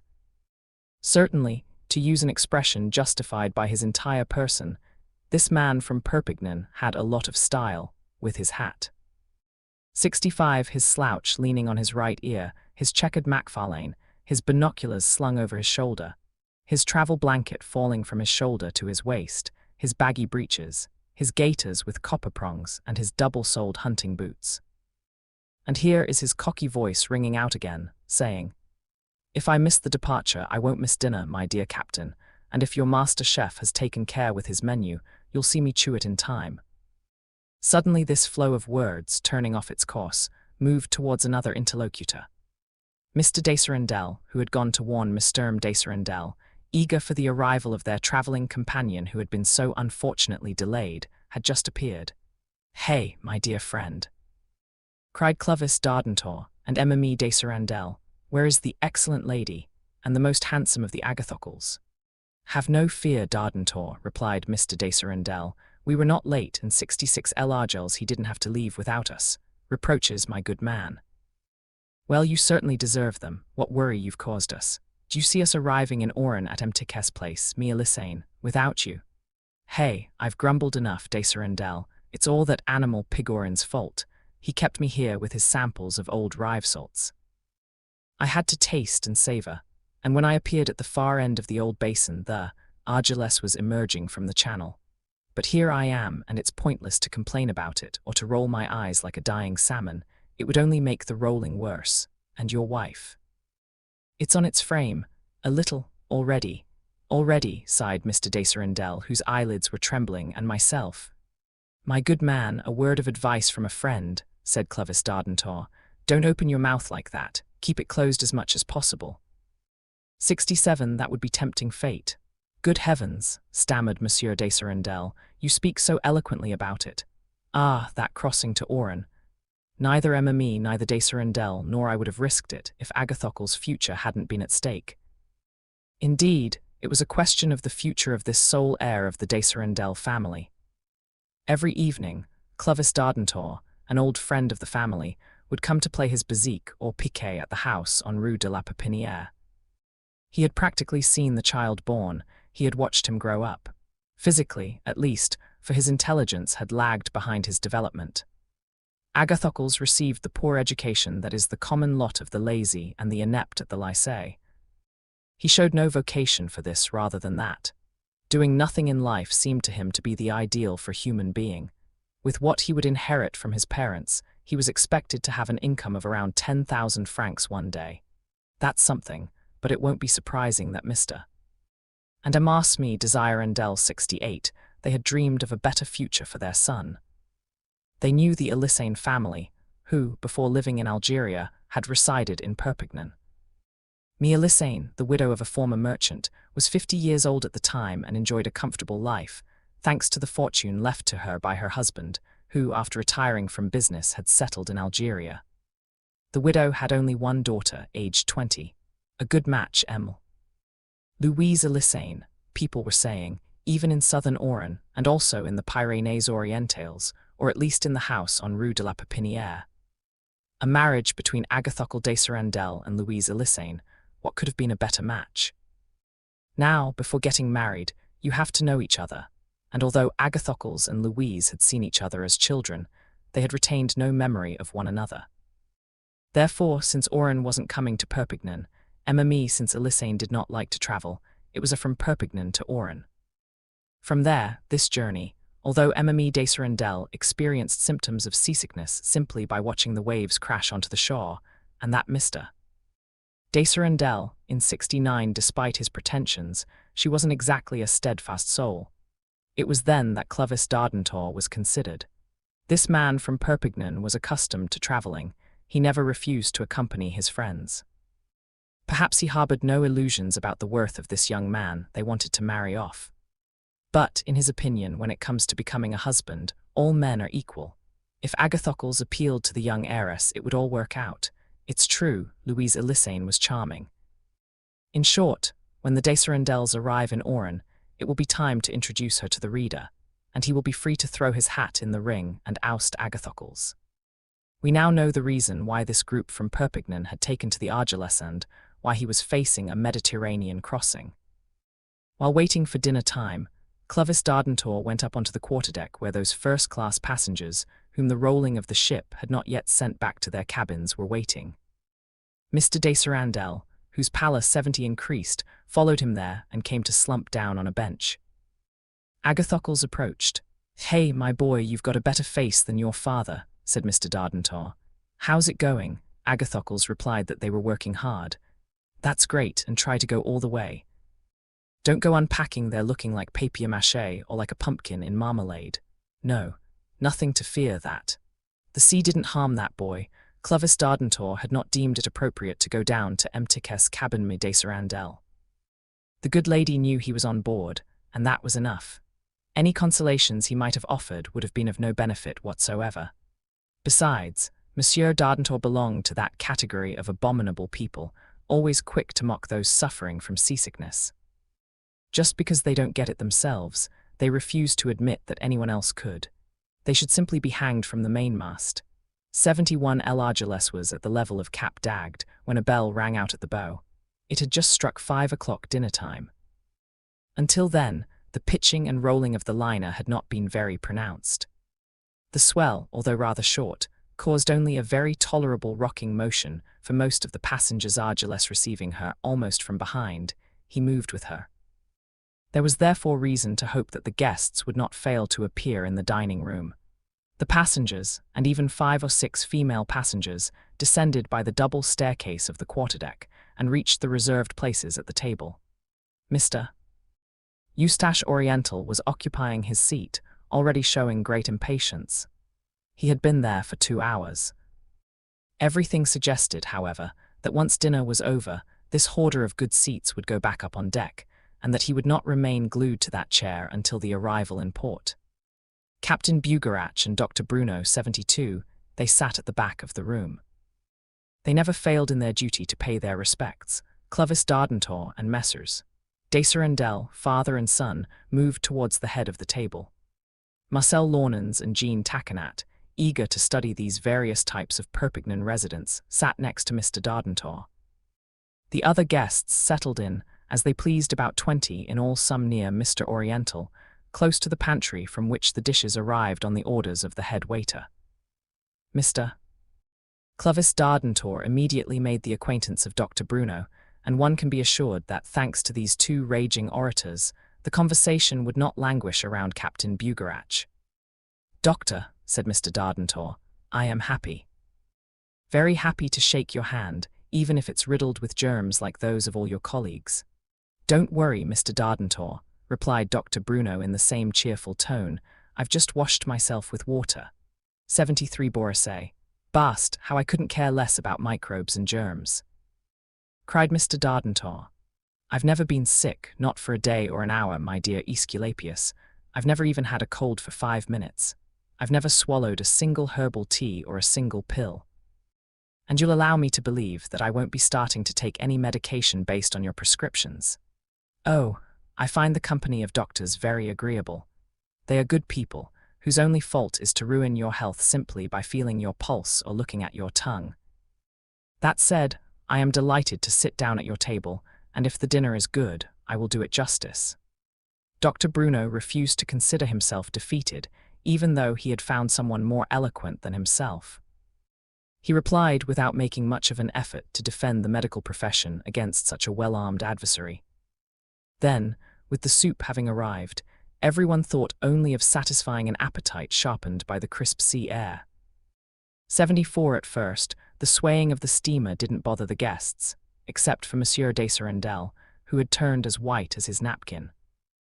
Neither the swinging motions that disrupt horizontality nor the ups and downs that disturb verticality were felt. If this state of affairs remained unchanged during the meal, the various courses would follow one another without incident until dessert. But suddenly, the clattering of dishes began. The dining room lights swung above the diners' heads, much to their annoyance. Rolling and pitching combined to cause general dismay among the passengers, whose seats tilted at alarming angles. Arm and hand movements became increasingly unsteady. Glasses were difficult to raise to the mouth, and forks often pricked cheeks or chins. Most of the guests couldn't resist. Mr. de Serendel was one of the first to leave the table, 75 with significant haste. In order to breathe the fresh air outside, many others followed him a real route, despite the warnings of Captain Bugarach, who kept repeating, "It will be nothing, gentlemen." This sudden swerve of the Argels it won't last, and Clovis Dardentor exclaimed, "There they are, running off in single file. It's always like that," replied the captain, winking. "No," replied our man from Perpignan, "I don't understand why we don't have more courage." Assuming that this expression doesn't contradict the laws of the human body, and if the heart truly can move as this popular saying suggests, then the hearts of these good people weren't tending to descend, but rather to rise towards their lips. In short, by the time the head waiter circulated the hors d'oeuvres, the table was down to about 10 people, 76 of intrepid guests. Among them were, not to mention Captain Bugarach and Dr. Bruno, accustomed to this commotion in the dining rooms, Clovis Dardentor, ever faithful to his post, Agathocles, who was quite indifferent to his father's flight, the two cousins Marcel Launens and Jean Taquinat, in no way disturbed in their digestive functions, and finally, at the other end, the impassive Mr. Eustache Oriental, watching the dishes, questioning the waiters, hardly thinking of complaining about these inopportune jolts of the Argels, since he had a choice of pieces. However, after this exodus of guests, disturbed from the very beginning of dinner, Captain Bugarach cast a peculiar glance at Dr. Bruno, who responded with a peculiar smile. This smile and this glance seemed to have understood each other, and, as in a faithful mirror, they were reflected on the impassive face of the head waiter. And at that moment, Jean Taquinat nudged his cousin with his elbow and said in a low voice, "It's the nose in the pen trick." 77, I couldn't care less, Jean. And mine, retorted Jean Taquinat, sliding a tasty slice of tender pink salmon onto his plate, which Mr. Oriental had not disposed of for his own benefit. This nose in the pen trick, here's what it consists of, very simply. There are captains, not all, but there are some, it seems, who, for understandable reasons, slightly alter the ship's course just at the beginning of the meal. Oh, a slight change of the helm, nothing more. And truly, could one reproach them for it? Is it forbidden to keep a ship upright in the waves for only 15 minutes? Is it forbidden to conspire with the roll and pitch to achieve a significant saving on the cost of meals? No, and if it happens, there's no need to protest too much. Moreover, this commotion did not last too long. It is true that those who had been ousted were not tempted to return to their places at the communal table, even though the liner had resumed a 78 calmer and, let's face it, more honest. The dinner, reduced to a few select guests, was therefore to continue in excellent conditions, without anyone worrying about these unfortunate people chased from the dining room, and grouped on the deck in attitudes as varied as they were lamentable. 79-4, in which Clovis Dardentor says things that Jean Taquinat intends to exploit. "How many empty seats there are at your table, my dear captain," exclaimed Clovis Dardentor, while the head waiter monitored the flow of dishes without losing his usual dignity. "Perhaps these voids could increase even further if the sea becomes worse," observed Marcel Launens. "Bad, a sea of oil," replied Captain Bugarach. Argelès fell into a counter-current where the blade is harder. "It happens sometimes. Often at lunchtime and dinner time," replied Jean Taquinat with the utmost seriousness. 80 indeed, added Clovis Dardentor casually. "I've already pointed that out, and if those damned shipping companies profit from it." "Could you believe it?" exclaimed Dr. Bruno. "I believe only one thing," replied Clovis Dardentor. "That for my part, I've never wasted a single bite of food there, and if there is to be only one passenger left at the table—" "You will be that one," replied Jean Taconat. "You said it, Mr. Taconat." Our man from Perpignan was already calling him by his name, as if he had known him for 48 hours. However, Marcel Launens then added, "It's possible that some of our companions might come back to the table. The rolling is less noticeable." "I repeat," Captain Bugarach affirmed. It was only momentary. A momentary lapse of attention from the helmsman was all it took. "Steward, 81, see if among our guests." "Among others, your poor man of a father, Agathocles," recommended Clovis Dardentor. But young de Serendel nodded his head, knowing full well that the author of his life would not decide to return to the dining room, and he did not move. As for the head waiter, he walked half-heartedly toward the door, fully aware of the futility of his endeavor. Once a passenger has left the table, even if circumstances change, it is rare for them to deign to return. And, indeed, the empty seats remained unfilled, a fact that greatly distressed the worthy captain and the excellent doctor. A slight turn of the helm had corrected the direction of the ocean liner. The swell was no longer hitting it from the front, and tranquility was assured for the dozen or so guests who remained at their posts. Moreover, it's best not to have too many people at the table, or so Clovis Dardentor claimed. The service benefits, as does the intimacy, and 82 the conversation can become more general, and that's exactly what happened. The die was cast by the hero of this story, and how. Dr. Bruno, eloquent as he was, could barely manage to get a word in edgewise, nor could Jean Taconat, and heaven knows how much he enjoyed listening to all that chatter. Marcel Launens simply smiled. Agathocle ate without hearing a word, and Monsieur Eustache Oriental savoured the delicious morsels, washing them down with a bottle of pomade that the head waiter had brought him in a reassuringly horizontal cradle. As for the other guests, there was no need to pay them any attention. The supremacy of the South over the North, the undeniable merits of the city of Perpignan, the rank held there by one of its most prominent sons, Clovis Dardentor himself, the esteem he enjoyed thanks to his honourably acquired fortune, the journeys he had already undertaken, those he was planning to undertake, his intention to visit Oran, about which the de Serendels spoke to him constantly, the project he had formed of 83 to explore this beautiful Algerian province. Finally, he had left, and was not at all worried about when he would return. It would be a mistake to think that the stream of words escaping Clovis Dardentor's lips prevented the contents of his plate from reaching his mouth. No. These actions, both entering and exiting, were executed simultaneously with marvelous ease. This astonishing fellow spoke and ate at the same time, not forgetting to empty his glass, thus facilitating this dual operation. What a human machine, Jean Taconat thought to himself. How well it works. This Dardentor is one of the most successful southern specimens I've ever encountered. Dr. Bruno admired it no less. What a remarkable subject for dissection that specimen would be, and what an advantage physiology would gain from exploring the mysteries of such an organism. But, given that the proposal to have his abdomen opened would undoubtedly have seemed inappropriate, the doctor confined himself to asking Mr. Dardentor if he had always 84 shown to be careful with his health. Health, my dear doctor. What do you mean by that word, please? I understand what everyone agrees to understand, replied the doctor. It is, according to the accepted definition, the continuous and easy exercise of all the functions of the economy. And, accepting this definition, declared Marcel Launens, we would like to know if, in your case, Mr. Dardentor, this exercise is easy. And permanent, added Jean Taconat. Permanent, since I have never been sick, declared our man from Perpignan, beating his chest, and easy, since it is done without me noticing. Well, my dear passenger, asked Captain Bugarach, are you now clear on what is meant by the word health, which would allow us to drink to yours? If it will allow you to, I admit that I am absolutely certain, and indeed, the time 85 it seems to me that it was a good idea to open the champagne without waiting for dessert. In the South, the The expression "sable le champagne" was still in use, and, when spoken by Clovis Dardentor, it certainly took on a magnificent southern redundancy.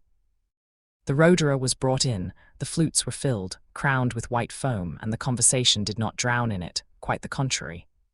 It was Dr. Bruno who reopened the debate, saying, "So, Mr. Dardentor, I would ask you to answer this other question. To have maintained this imperturbable state of health, have you abstained from all excesses?" "What do you mean by the word excess?" "Ah, well," asked Marcel Launens, smiling. "So the word excess, like the word health, is unknown in the Pyrénées Orientales?" "Unknown? No, Mr. Launens, but, strictly speaking, I don't really know what E86 means."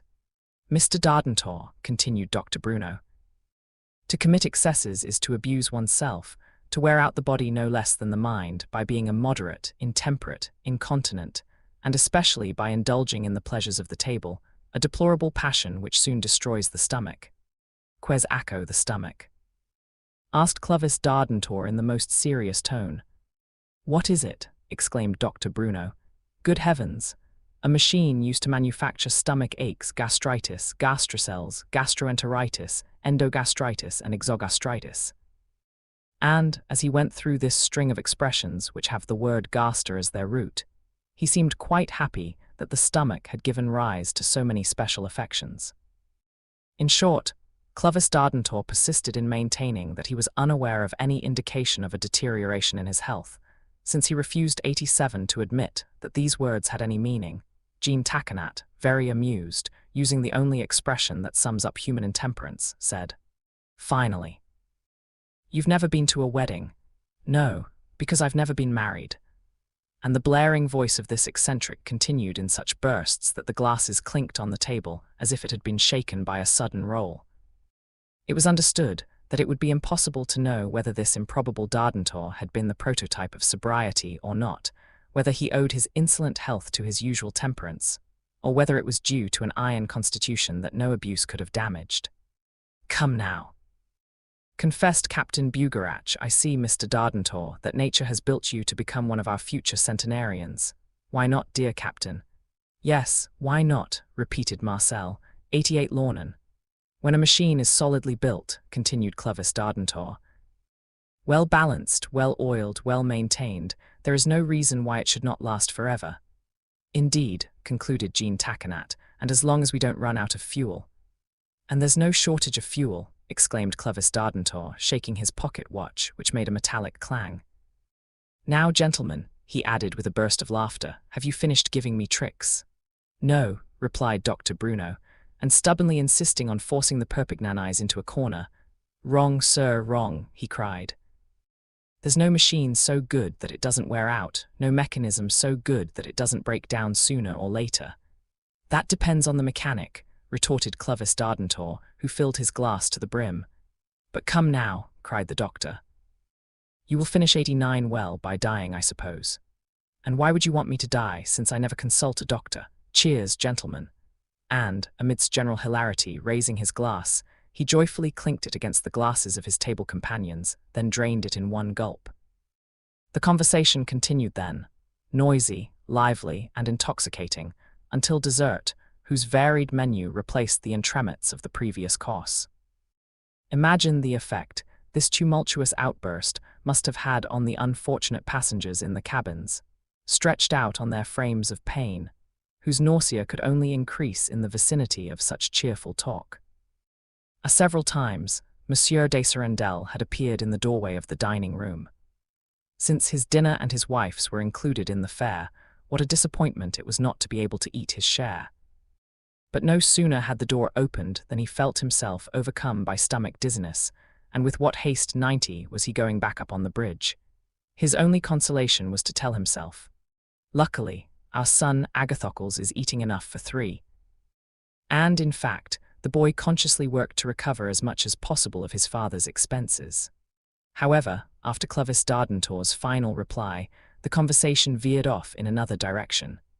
Couldn't they find a chink in the armor of this bon vivant, a lover of good food and drink? That his constitution was excellent, his health unshakable, his organism first-rate, was beyond dispute. But whatever he might have said, he would eventually leave this world like other mortals, let's say almost all of them, so as not to discourage anyone. And, when that fatal hour struck, to whom would the great fortune go? Who would take possession of the houses, the securities of the former Cooper of Perpignan, nature having given him neither direct nor indirect heir, not a single collateral relative of the degree of inheritance? 91. This was pointed out to him, and Marcel Launens said, "Why didn't you think about creating heirs for yourself, and how?" "How is that done, by God?" exclaimed Jean Taquinat, "upon becoming the husband of a young, beautiful, healthy woman worthy of you, me, get married." "No doubt, that's an idea that never occurred to me." "It should have come to you, Mr. Dardentor," declared Captain Bugarach, "and there is still time. Are you married, my dear Captain?" "None. And you, Doctor? Point, and you, gentlemen?" "Not at all," replied Marcel Launens, "and, at 92, given our age, that's not surprising at all." "Well, if you're not married, why would you want me to be?"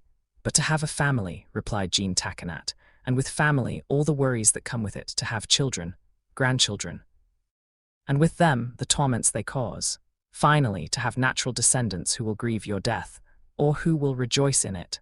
"So," Marcel Launens continued, "do you really think the state won't be pleased if it inherits from you, the state, inheriting my fortune, which it would devour like the spendthrift it is?" "That's not an answer, Mr. Dardentor," said Marcel Launens, "and it is in man's destiny to create a family, to perpetuate himself through his children." "Okay, but a man can have them without 93 to get married. How do you hear it?" "Ask the doctor. I understand it as it should be understood, gentlemen, and, for my part, I would prefer those who have already come." "Adopted children," Jean Taquinat retorted. "Absolutely. Isn't that 100 times better? Isn't that wiser? We have a choice. We can take them when they're healthy in mind and body, after they've passed the age of whooping cough, scarlet fever, and measles. We can have them who are blonde or brunette, stupid or intelligent. We can give them to ourselves as a girl or a boy, according to the sex we desire. We can have 1, 2, 3, 4, and even a dozen, depending on how developed we are with that adoptive fatherhood bump. In short, we are free to create a family of heirs under excellent conditions of physical and moral guarantee, without waiting for God to deign to bless our union. We bless ourselves, 94 even, at his own time and according to his own wishes." "Bravo, Mr. Dardentor, bravo," cried Jean Taquinat. "To the health of your adoptive parents," and the glasses clinked together once again. What the guests seated at the dining room of the Argelès would have lost if they hadn't heard the expansive Perpignan native deliver the final line of his tirade, it was impossible to imagine. He had been magnificent. However, Captain Bugarach felt compelled to add, "That your method has some merit, my dear passenger, so be it. But if everyone followed it, if there were only adoptive fathers, just think about it, there would soon be no children left to adopt." "No, Captain, no," replied Clovis Dardentor. "There will never be a shortage of good people to marry, thousands and millions." "That's fortunate," concluded Dr. Bruno, "otherwise the world would soon come to an end." 95, and the conversation continued even more lively, without managing to distract either Mr. Eustache Oriental, enjoying his coffee at the other end of the table, or Agathocles de Sarandel, raiding the dessert plates. It was then that Marcel Launens, recalling a certain title Roman 8 of the Civil Code, brought the question onto the ground of law. "Mr. Dardentor," he said, "when you want to adopt someone, it is essential to fulfill certain conditions." "I am aware of that, Mr. Launens, and it seems to me that I have already filled some of them." "Indeed," replied Marcel Launens, "and, first of all, you are French of one sex or the other." "More specifically of the male sex, if you will take my word for it, gentlemen." "We believe you at your word," affirmed Jean Taquinat, and without being particularly surprised. "Furthermore," continued Marcel Launens, "the law requires that a person who wants to adopt must have no children, 96, nor legitimate descendants." "That is precisely my case, sir," replied Clovis Dardentor, "and I would add that I have no ancestors. The ascendant is not forbidden. Actually, I don't even have any." "But there is also something you do not have, Mr. Dardentor." "What is it then?" 50 years of age. You have to be 50 years old for the law to allow adoption. I'll have them in 5 years, God willing, and why would he refuse to grant me life?" "He would be wrong," replied Jean Taquinat, "because he would not find a better investment. That's my opinion, Mr. Takenat. Therefore, I will wait until I'm 50 to adopt if the opportunity arises, a good opportunity, as they say in business. On condition, replied Marcel Launens, that 97, the person on whom you have set your sights, must not be more than 35 years old, because the law requires that the adoptive parent be at least 15 years older than the adoptee. Well, do you really think, cried Mr. Dardentor, that I'm thinking of rewarding myself with an old bachelor or an old maid? No, by God. And I won't be choosing them at 35 or 30, but at the beginning of their majority, since the code stipulates that they must be of age. All that is well, Mr. Dardentor, replied Marcel Launens. It is clear that you meet these conditions, but, and I am very sorry about this for your plans for adoptive fatherhood, there is one that you are missing, I would wager. It's not because I don't have a good reputation. Would anyone dare to question the honor of Clovis Dardentor from Perpignan, Pyrénées Orientales, in his public or private life? Oh, nobody, cried Captain Bugarach. 98, no one, added Dr. Bruno. No, nobody, proclaimed Jean Takenat. Certainly no one, added Marcel Launens. And that's not what I meant to talk about. And what then? Asked Clovis Dardentor. A certain condition imposed by the code, a condition that overlooked. You which one, please? Have undoubtedly the one that requires that the adoptive parent provided the adopted child with uninterrupted care for a period of 6 years while the child was a minor. Is that what the law says? Formally, and what animal put that in the code? It doesn't matter, the animal. Well, Mr. Dardentor, asked the 99 Dr. Bruno, pressing him, did you give these care for some minor you know? Not that I know of. So, declared Jean Takenat, your only remaining option will be to use your fortune to found a charitable institution that will bear your name. So that's what the law says, the man from Perpignan replied. She wants it, asserted Marcel Launens. Clovis Dardentor had made no secret of his disappointment at this requirement of the code. It would have been so easy for him to provide for the needs and education of a minor for 6 years. And not to have thought of that. Indeed, how can one be sure of making a good choice when dealing with adolescents who offer no guarantee whatsoever for the future? In short, he hadn't given it a thought at all. But was it really necessary and mistaken? Wasn't Marcel Launens, are you assuring me that the civil code? He asked a second time. 100, I assure you, replied Marcel Launens. Consult the code, title of adoption, article 345. It makes this an essential condition unless, repeated Clovis Dardentor. And his face calmed down. Come on, he cried. You're making me wait with your trifles, your unless. Unless, continued Marcel Launens, the individual to be adopted has saved the life of the adopter, either in a fight or by pulling him from the flames or the waves. In accordance with the law. But I have not fallen into the water and I will never fall into it, replied Clovis Dardentor. It can happen to you just like to anyone else, declared Jean Takenat. I certainly hope my house doesn't catch fire. Your house is just as likely to burn down as any other, and if not your house, then a 101 theatre where you would be. This very ocean liner if a fire were to break out on board. So be it, gentlemen, fire and water. As for fighting, I'd be very surprised if I ever needed rescuing. I have 2 good arms and 2 good legs that don't require anyone's help or assistance. Who knows, replied Jean Takenat. Whatever might happen, Marcel Launens, during this conversation, had clearly laid out the provisions of the law as presented in Title Roman 8 of the Civil Code. For the others, if he hadn't mentioned them, it was because it was unnecessary. Thus, he had said nothing about the requirement, when the adoptive parent is married, that their spouse give their consent to the adoption. Clovis Dardentor was single, nor had he said anything about the acquiescence required of the adoptee's parents, if the adoptee has not yet reached the age of 25. Moreover, it now seemed unlikely that Clovis Dardentor would manage to realize his dream and create a family of adopted children. No doubt he could still choose a teenager, him 102, to care for him for 6 consecutive years, to raise him on a spit, and then to bestow upon him, along with his name, all the rights of a legitimate heir. What a risky proposition. And yet, if he didn't decide to do it, he would be reduced to the 3 cases prescribed by the code. He would have to be rescued from combat, from the waves, or from the flames. Now, was there any appearance that any of these circumstances could arise with a man like Clovis Dardentor? He didn't think so, and no one would have. The passengers at the table exchanged a few final remarks, liberally washed down with champagne. The joke didn't spare our man from Perpignan, who was the first to laugh. If he didn't want his fortune to fall into disrepair, if he refused to make the state his sole heir, he would be forced to follow Jean Taquinat's advice and dedicate his assets to some charitable foundation.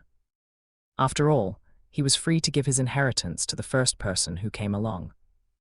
But no, he was sticking to his principles. In short, this memorable meal over, the guests returned to the quarterdeck. 103, it was nearly 7 o'clock, for dinner had gone on far too long. A beautiful evening heralding a beautiful night. The tent had been pitched tightly. The air was pure, whipped by the breeze. The earth, shrouded in twilight, appeared only as a hazy blur on the western horizon. Clovis Dardentor and his companions, while chatting, walked back and forth amidst the smoke of excellent cigars with which the Perpignan man was well supplied, and which he offered with charming liberality. Around 9:30 we parted ways, after making an appointment for the next day. Clovis Dardentor, when he had helped Mr. de Serendel return to Mtks cabin, Mme. de Serendel headed towards her own room, where neither the noises nor the commotions of the shore would disturb her sleep. And then Jean Taquinat said to his cousin, "I have an idea." "Which?" 104, if we were to get adopted by that fellow. "We, you and me, or you or me, you're crazy, Jean. Sleep on it, Marcel, and what advice it will have given me, I'll tell you tomorrow." 105.5, in which Patris continues to find that his master sometimes lacks distinction the next day, at 8 o'clock, there was still no one on the quarterdeck. The state of the sea, however, was not conducive to deterring the passengers, at a chat in their cabins. The short Mediterranean swells barely caused a slight rocking to the Argels. This peaceful night was to be followed by a splendid day.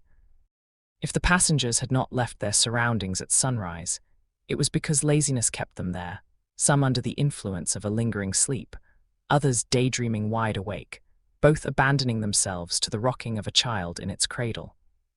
This only applies to those privileged few who never get seasick, even in bad weather. 106 time, and not those unlucky ones who are always unlucky, even in good weather. To be placed in this latter category are de Serendel and many others, who would only regain their moral and physical composure when the liner was anchored in the port. The atmosphere, very clear and pure, was warmed by rays of light reflected by the gentle lapping of the water's surface. Argelès was traveling at a speed of 10 miles per hour, heading south-southeast, in the direction of the Balearic archipelago. A few ships passed offshore on the wrong tack, unfurling their plumes of smoke or rounding their white sails against the slightly hazy background of the horizon. Captain Bugarach went from one end of the bridge to the other for the needs of the service. At that moment, Marcel Launens and Jean Taquinat appeared at the entrance to the quarterdeck. The captain immediately approached to shake their hands, saying, "Did you have a good night's sleep, gentlemen?" 107, more than good, Captain, replied Marcel Launens, and it would be difficult to imagine a better one. I don't know of a hotel room that can compare to a cabin on the Argels. I agree with you, Mr. Launens, replied Captain Bugarach, and I don't understand how anyone can live anywhere other than on board a ship. Go tell that to Mr. de Serendel, observed the young man, and if he shares your taste. Not to this landlubber any more than to his kind, incapable of appreciating the charms of a sea voyage, cried the captain. Like packages in the hold, those passengers are a disgrace to ocean liners, in short, how they pay for passage. There you go, replied Marcel Launens. Jean Taquinat, usually so talkative and expansive, had merely shaken the captain's hand and had not taken part in the conversation. He seemed preoccupied. Marcel Launens, continuing to question the 108 Captain Bugarach, then said to him, "When will we be in sight of Majorca?" In sight of Majorca, around 1 o'clock in the afternoon. As for surveying the first hills of the Balearic Islands, that won't be long, and we'll stay in Palma on vacation. Until 8 o'clock in the evening, the time needed to load goods destined for Oran. Will we have plenty of time to explore the island? The island? No, not the island, but the city of Palma, which is said to be worth visiting. What do you say? Captain, haven't you been to Majorca before? 30 or 40 times, if I count carefully. Without ever having explored it. And time, Mr. Lawnans, and time. Did I have it? Neither the time, nor the inclination, perhaps. 109, nor the taste, indeed. I get homesick when I'm no longer at sea. And then Captain Bugarach left his interlocutor to go up onto the gangway. Marcel Lawnans turns to his cousin. Well, Jean, he said, you're as silent this morning as Harpocrates. That's what I think, Marcel. To what? As I told you yesterday, what did you tell me? That we had a unique opportunity to be adopted by this citizen of Perpignan. Are you still thinking about it? Yes, after dreaming about it all night. Is this serious? Very serious. He wants adopted children. Let him take us. He won't find anyone better. As modest as he is whimsical, Jean. 110, you see, Marcel. Being a soldier is wonderful. Enlisting in the 7 tanned African hunters, that's very honorable. Yet, I fear that the military profession is no longer what it once was. In the good old days, there was a war every 3 or 4 years. It guaranteed advancement, ranks, and medals. But war, a European war, of course, has been made practically impossible with the enormous contingents, numbering in the millions, to arm, transport, and feed. Our young officers can no longer envision anything but retiring as captains, at least most of them. A military career, even with a great deal of luck, will never yield what it did 30 years ago. We've replaced major wars with large-scale maneuvers. That's progress, no doubt, from a social point of view, but, Jean, Marcel Lawnans observed, that's how we should have reasoned before setting off for Algeria. Let's be clear, Marcel. I'm always willing, as you are, to commit myself. However, 111, if the goddess with full hands would decide to open them as we passed by. Are you crazy? Parbleu, you can already see it in this Mr. Dardentor, a father. So you're forgetting that, in order to adopt you, he would have had to care for you for 6 years during your minority. Would he have done that by any chance? Not that I know of, replied Jean Taconat, or in any case, I have not noticed it. I see that you've come to your senses, my dear Jean, since you're joking. I'm joking and I'm not joking. Well, would you have saved this worthy man from the waves, from the flames, or in a battle? No, but I will save him, or rather, you and I will save him. Comment. 112, I don't even suspect that. Will it be on land, at sea, in space? It will depend on when the opportunity arises, and it's not impossible that it will. When are you supposed to have her born? Why not? We are on board the Heirless, and assuming Mr. Dardentor falls of the sea. You don't intend to throw it overboard. Well, let's say he falls. You or I rush after him like a heroic Newfoundland. He is saved by said Newfoundland, and Newfoundland he makes a dog. No, an adopted child. From said speak for yourself, Jean, who knows how to swim. I don't, and if I ever get another chance to be adopted by this excellent gentleman. Agreed, Marcel. I'll handle the operations at sea, and you'll handle them on land. But let's be clear about this. If you become 113 Marcel Dardentor, I wouldn't be jealous, and if it's me who gets that magnificent name, unless we both. I don't even want to answer you, my poor Jean. I'll let you off the hook, on the condition that you let me act. That you don't thwart me. What worries me, Jean, replied Marcel Lawnans, is that you're going through this litany of follies with a seriousness that's not typical of you, because this is very serious. Besides, don't worry, I'll look on the bright side, and if I fail, I won't blow my brains out.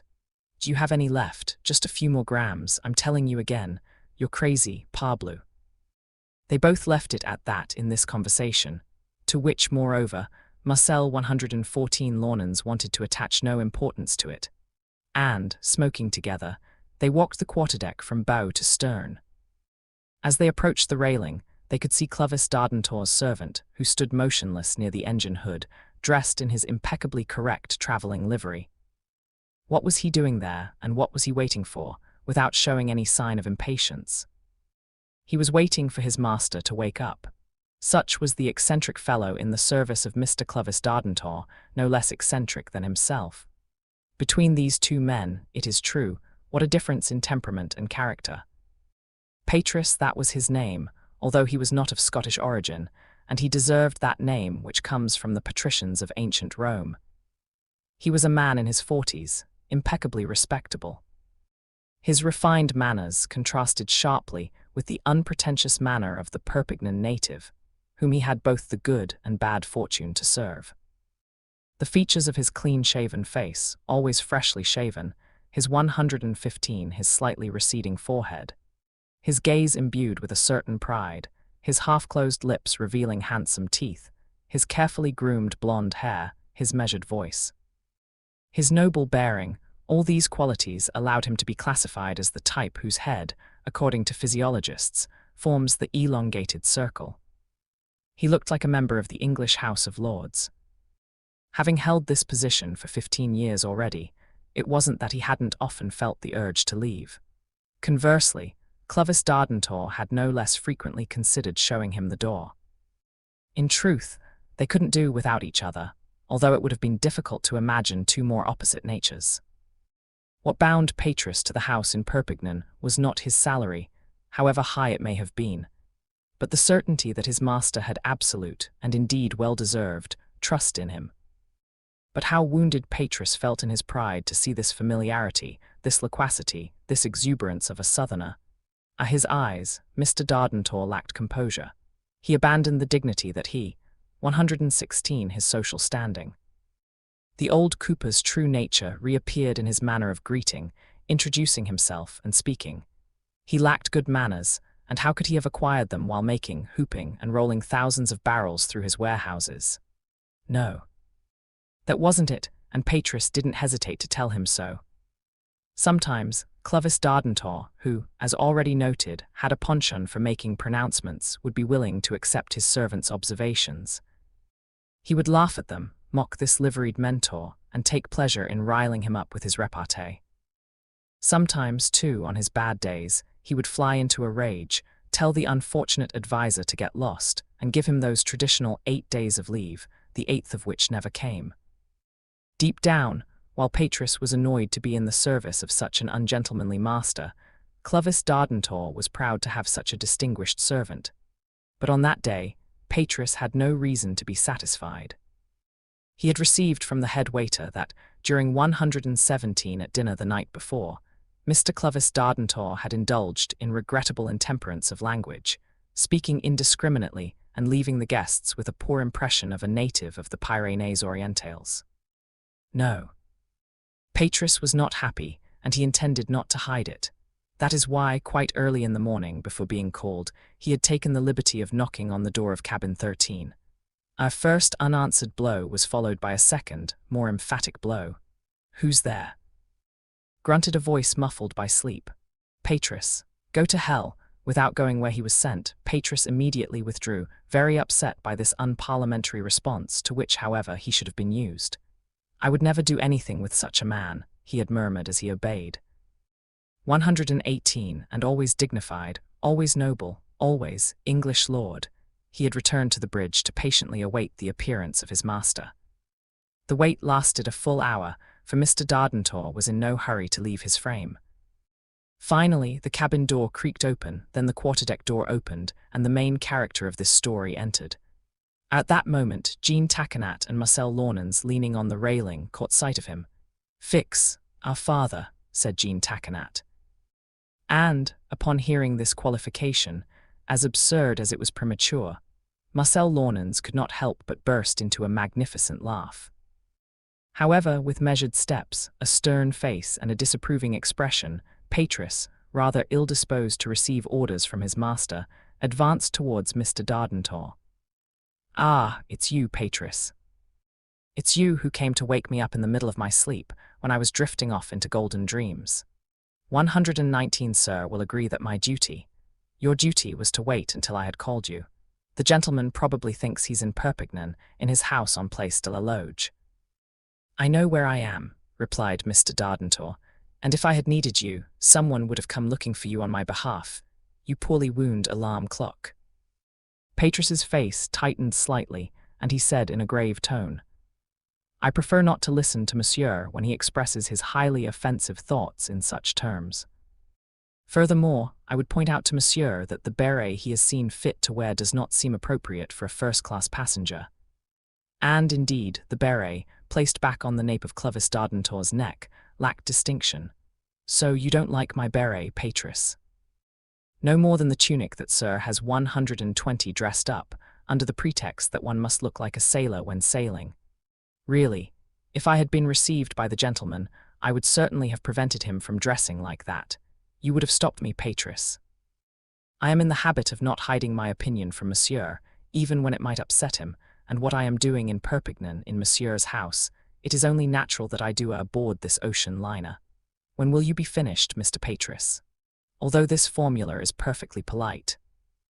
Continued Patris, I must admit that I haven't said everything I have to say, and first of all, that Monsieur should have been more observant of himself yesterday during dinner than he was. Observe me, regarding food. And regarding the libations that went somewhat beyond what was expected. Well, according to what I have 121 reported the head waiter, a very proper man. And what did this very proper man bring you? Asked Clovis Dardentor, who was no longer using the informal tu. With Patris, an indication of his growing annoyance. That the gentleman had spoken, and of things which, in my opinion, are best left unsaid when one does not know the people to whom one is speaking. It is not only a matter of prudence, but also a matter of dignity, Mr. Patris. Sir is questioning me. Did you go where I sent you this morning when you so incongruously knocked on my cabin door? My memory doesn't recall. Well, I'll refresh it for you. To hell with it. I told you to go to the devil and, with all due respect, I'll take the liberty of sending you there a second time and stay there until I ring for you. 122 Patris half closed his eyes, his lips tightened. Then, turning on his heels, he headed forward just as Mr. de Serendel was coming out of the quarterdeck. Ah, that excellent good friend, exclaimed Clovis Dardentor when he saw him. Mr. de Serendel had ventured onto the bridge in order to breathe purer oxygen than that of the cabins. Well, my dear de Serendel, continued the man from Perpignan, how have things been since yesterday? That's not going to work. Courage, my friend, courage. Your face is still as pale as a sheet, your eyes glassy, your lips creamy. But it will be nothing, and this journey will end. Mal Dardentor. What a pessimist you are. Come on, hearts up, as we sing at parties chimes rang. A happy quote, indeed, about a 123 a man whose nausea was precisely what was causing him to feel unwell.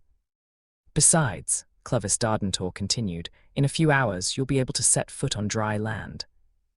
Argelès will have dropped anchor in Parma, where he'll only stay for half a day, sighed Mr. de Serendel, and, when evening comes, he'll have to get back on that dreadful swing. Ah, if it weren't for Agathocle's future. No doubt, de Serendel, and it certainly warranted this slight inconvenience. Ah, my old friend, I seem to see that charming girl over there, lamp in hand, like Hero awaiting Leander, Agathocles, on the Algerian shore. And yet no. The comparison isn't worth a damn, since, according to the legend, it seems that unfortunate Leander drowned on the way. Will you be joining us for lunch today? Oh, Dardentor, in the state I'm in, 124 regrettable, very regrettable. Yesterday's dinner was particularly lively with witty repartee and the menu excellent. The dishes were worthy of the guests. Dr. Bruno, that good doctor, I certainly dressed him up in the Provençal style, and those two young men, what amiable travelling companions. And how that astonishing Agathocles operated. If he didn't open his mouth to speak, at least he opened it to eat. He stuffed himself up to his chin. He was absolutely right, indeed.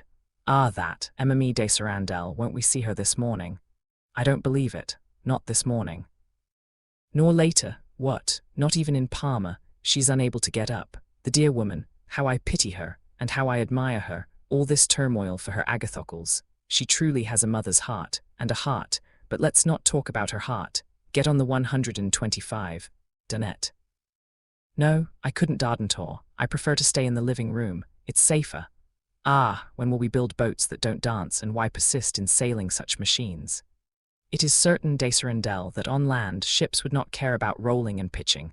We're not there yet. It will come. It will come. But, while waiting for this progress to be achieved, Mr. de Serendel had to resign himself to stretching out on one of the sofas in the lounge, which he was not to leave until the arrival in the Balearic Islands. Clovis Dardentor, who had accompanied him, shook his hand, then, returning to the deck, he climbed the stairs to the quarterdeck with the poise of an old sea dog, his beret bravely pushed back, his face radiant, his jacket unfurled in the breeze like an admiral's pennant. The two cousins came to him. Friendly greetings were exchanged, 126 on both sides, then questions about each other's health. Did Mr. Clovis Dardentor sleep well after the good hours spent at the table? Perfectly. An uninterrupted and restorative sleep in the arms of Morpheus. What we call sleeping soundly. Oh, if only Patris had heard such phrases come from his master's mouth. And these gentlemen, had they slept perfectly well? All in one go, and even like a pair of clogs, replied Jean Taquinat, who wished to keep pace with Clovis Dardentor. Luckily, Patris wasn't there. He was busy exchanging elegant phrases with his new friend, the head waiter. Indeed, he wouldn't have thought highly of a young Parisian who spoke in such a vulgar way, and the conversation settled into a cordial and relaxed atmosphere. Mr. Clovis Dardentor could only be pleased with his relationship with these two young men. And them, what a stroke of luck, 127 having met such a friendly travelling companion as Clovis Dardentor. There was reason to hope that things wouldn't end there. We would meet again in Oran. Did these gentlemen intend to extend their stay there? No doubt, replied Marcel Launens, because our intention is to commit ourselves. You're going to get involved. In the theatre? No, Mr. Dardentor, at 7 and African Hunters. Fine regiment, gentlemen, fine regiment, and you will know how to make your way in it. So, it's a settled plan, unless Jean Taquinat felt compelled to insinuate certain circumstances arise. Gentlemen, replied Clovis Dardentor, whatever career you choose, I am certain you will do it proud. Ah, if only that sentence had reached Patris's ears. But in the company of the head waiter, he had gone down to the office, where the 128 coffee with milk was steaming in the large cups on the rim. Finally, what was certain was that Messrs. Clovis Dardentor, Jean Taquinat, and Marcel Launens had greatly enjoyed meeting each other. They even hoped that the disembarkation in Oran would not lead to an abrupt separation, as usually happens between passengers. And, said Clovis Dardentor, if you see no problem with us staying at the same hotel. No drawbacks at all, Jean Taquinat hastened to reply, and it even presents undeniable advantages. It's agreed, gentlemen. Another exchange of handshakes, which Jean Taquinat found to have something paternal and filial about it. And, he thought, if by some fortunate chance the hotel were to catch fire, what an opportunity to save this excellent man from the flames. Around 11 o'clock, the distant outlines of the Balearic archipelago were sighted in the 129 southeast. Before 3 o'clock, the liner would be in sight of Majorca. On this favourable sea, which was approaching from behind, it would suffer no delay. It would arrive in Palma with the punctuality of an express train. Those passengers who had been at dinner the previous evening went down to the dining room. The first person they saw was Mr. Eustache Oriental, still sitting at the right end of the table. In truth, who was this stubborn, unsociable character, this walking chronometer whose hands only marked mealtimes? Did he spend the night in that place? Asks Marcel Launens. Probably, replied Jean Taquinat. We must have forgotten to unscrew his nut, added our Perpignan native. Captain Bugarach, who was waiting for his guests, greeted them, expressing the hope that the lunch would deserve all their praise. 130 then, it was Dr. Bruno's turn to greet everyone. He had a ravenous appetite like a sea wolf, of course, and he ate 3 times a day. He inquired particularly about the extraordinary health of Mr. Clovis Dardentor. Mr. Clovis Dardentor had never been in better health, although he regretted it for the doctor, whose valuable services he would probably not have to use. Never say never, Mr. Dardentor, replied Dr. Bruno. Many men as strong as you, after enduring an entire crossing, have faltered just as they came into view of the port. Come now, doctor, that's like telling a porpoise to watch out for seasickness. But I've seen porpoises have it, retorted the doctor. When they were pulled out of the water with a harpoon. Agathocles occupied his seat from the previous day. 3 or 4 new guests came to sit at 130 on the table. Perhaps Captain Bugarach grimaced. Those stomachs, on a diet since the day before, must have been so empty it would horrify nature. What a deficiency in the lunch menu.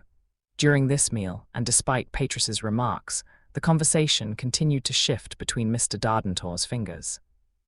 But this time, our man from Perpignan spoke less of his past and more of his future, and by future he meant his stay. At Oran, he planned to visit the whole province, maybe all of Algeria, maybe even venture into the desert.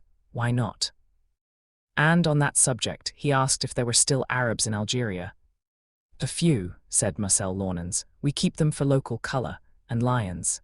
"A good half-dozen," replied Jean Takenat, "and they're even made of sheepskin with wheels on their legs.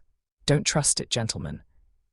He felt compelled to say, 132 Captain Bugarach asserts, the food was good, the drinks were better. The new guests made up for lost time. It was like a sea of Danaids crammed full to the bung. Ah, if only Monsieur de Serendel had been there. Besides, it was better that he wasn't, because several times glasses clinked against the cutlery, and plates made a shrill sound like shaken dishes. In short, noon had already struck when, coffee drunk, liqueurs and after-dinner drinks consumed, the whole table got up, left the dining room and came to seek shelter under the tent on the quarterdeck. Mr. Oriental remained alone in his seat, which led Clovis Dardentor to ask who this passenger was, so punctual at mealtimes, so eager to keep to himself. "I don't know," replied Captain Bugarach, "and I only know one thing, which is that his name is Mr. Eustache Oriental." "And where is he going? And where does he come from? And what is his profession?" "I imagine nobody knows." 133 Patris stepped forward to offer his services if needed. However, having heard the series of questions posed by his master, he felt he could allow himself to say, "If the gentleman allows me, I am able to provide him with information about the passenger in question. Do you know him?" "No, but I learned it from the head waiter, who had learned it from the hotel's agent in Set. Put a mute on your bagpipes, Patris, and say in 3 words what this particular guy is." "President of the Astronomical Society of Montélimar," replied Patris in a curt tone. An astronomer, Mr. Eustache Oriental was indeed an astronomer. This explained the spyglass he carried slung over his shoulder, which he used to observe various points on the horizon when he decided to appear on the quarterdeck. In any case, he seemed in no mood to associate with anyone. 134, "It's probably his astronomy that absorbs him," was all Clovis Dardentor could say. Around 1 o'clock, Majorca showed the varied undulations of its coastline and the picturesque heights that overlook it. El Argelès altered its course to go around the island, and, under the shelter of the land, found the sea calmer, which caused many passengers to leave their cabins. The liner soon rounded the dangerous Dragonera Rock, on which a lighthouse stands, and entered the narrow Frieux Channel between the face of the steep cliffs.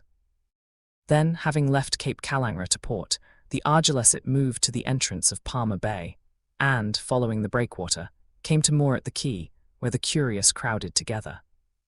135-6, where the multiple incidents of this story continue throughout the city of Palma. If there is one region that can be truly known without ever having visited it, it is this magnificent archipelago of the Balearic Islands. It certainly deserves to attract tourists, who will have no regrets about having travelled from one island to another, even if the blue waters of the Mediterranean were white with fury. After Minorca, after Minorca, the wild islet of Cabrera, the islet of the goats. And after the Balearic Islands, which form the main group, Ivica, Formentera and Canigliere, with their deep pine forests known as the Petusic Islands. Yes. If what has been done for these Mediterranean oases were done for any other country on either continent, it would be pointless to 136 to go to the trouble of leaving home, of setting out on a journey. There's no need to go visualto admire the natural wonders recommended to travellers. It would suffice to lock oneself in a library, provided that this library possessed the work of His Highness Archduke Louis Salvator on the Balearic Islands, to read the of Austria one text so complete and so precise, to look at the colour engravings, the views, the drawings, the sketches, the plans, the maps, which make this publication a work without rival. It is, indeed, an incomparable work for the beauty of its execution, for its geographical, ethnic, statistical, artistic value. Unfortunately, this literary masterpiece is not commercially available. Therefore, Clovis Dardentor did not know him, nor did Marcel Launens, nor Jean Takenat. However, since, thanks to the release of the Argelès had landed on the main one Louis Salvator of Austria, nephew of the Emperor, last brother of Ferdinand Roman IV, Grand Duke of Tuscany, and whose brother, while sailing under the name of Jean Orth, never returned from a voyage in the seas of South America. 137 island of the archipelago, at least they would be able to make their presence felt in its capital, penetrate the heart of this most charming of cities, and capture its memory in their notes. And, probably, after having saluted the steam yacht at the far end of the harbour mermaid, they could only envy Archduke Louis Salvator for having established his residence on this admirable island. A number of passengers disembarked as soon as the liner had docked in the artificial harbour of Parma. Some, still shaken by the commotion of this otherwise tranquil crossing, particularly the ladies, saw only the satisfaction of feeling solid ground beneath their feet for a few hours. Others, still able to move, intended to take advantage of this respite to visit the island's capital and its surroundings, weather permitting, between 2 o'clock and 8 o'clock p.m. Indeed, the Argeless was due to set sail again at nightfall, and, in the interest of the excursionists, dinner had been postponed until after departure. 138 among them, it is no surprise to find Clovis Dardentor, Marcel Launens, and Jean Taquinat. Also landing were Mr. Oriental, his spyglass slung over his shoulder, and Messrs. Desirandel, father and son, who left behind Mmme Desirandel in her cabin where she was sleeping soundly. "Good idea, my excellent friend," said Clovis Dardentor to Mr. Desirandel. "A few hours in Parma will do your slightly malfunctioning engine good. What a chance to stretch your legs by strolling through the city. With legs and feet are you one of us." "Thank you, Dardentor," replied Mr. Desirandel, whose face was beginning to regain its colour. "It would be impossible for me to follow you, and I prefer to settle down in a café while I wait for your return." And that is what he did, while Agathocles strolled to the left and Mr. Eustache Oriental to the right. It did not seem that either of them was possessed by the mania for tourism. Patris, who had left the ocean liner on the 139 on his master's heels, he came in a deep voice to ask for his orders. "Shall I accompany you, sir?" "I'd rather have two," replied Clovis Dardentor. "I might find something to my liking, a local trinket, and I don't intend to lug it around with me." Indeed, there is no tourist strolling along the streets of Parma who does not buy some pottery of Majorcan origin, one of those vivid earthenware pieces that stand comparison with Chinese porcelain, those curious majolica pieces, so named after the island renowned for this manufacture. "If you will allow me," said Jean Taquinat, "we will go on an excursion together, Mr. Dardentor." "What, Mr. Taquinat? I was going to ask you, or rather, to accept me as your companion for these all-too-brief hours." Patris found this answer suitable. 140 turned and approved with a slight nod. He had no doubt that his master could only benefit from the company of these two Parisians who, in his opinion, must belong to the best society. And, while Clovis Dardentor and Jean Taquinat exchanged these few pleasantries, Marcel Launens, guessing what purpose they were intended for on the part of his whimsical friend, could not help but smile. "Well, yes," he said to him aside. "Why shouldn't the opportunity present itself?" Yes, the opportunity. Jean, the famous opportunity required by the code, the fight, the fire, the waves. Who knows, being swept away by the waves, being engulfed by flames, nothing of the sort to fear during Mr. Dardentor's walk through the city streets, nor an attack during his stroll in the open countryside. Unfortunately for Jean Taquinat, there were no animals. 141 ferocious nor evil-doers of any kind in these fortunate Balearic Islands. And now, there's no time to waste if we want to make the most of our free time. At the entrance to the Argels in the Bay of Parma, the passengers could see 3 buildings that picturesquely overlooked the port houses. These were the cathedral, an adjoining palace, and to the left, near the quay, a handsome building whose turrets were reflected in the waves. Above the white curtain walls of the fortified enclosure, church steeples rose, and the great sails of windmills swayed in the sea breeze.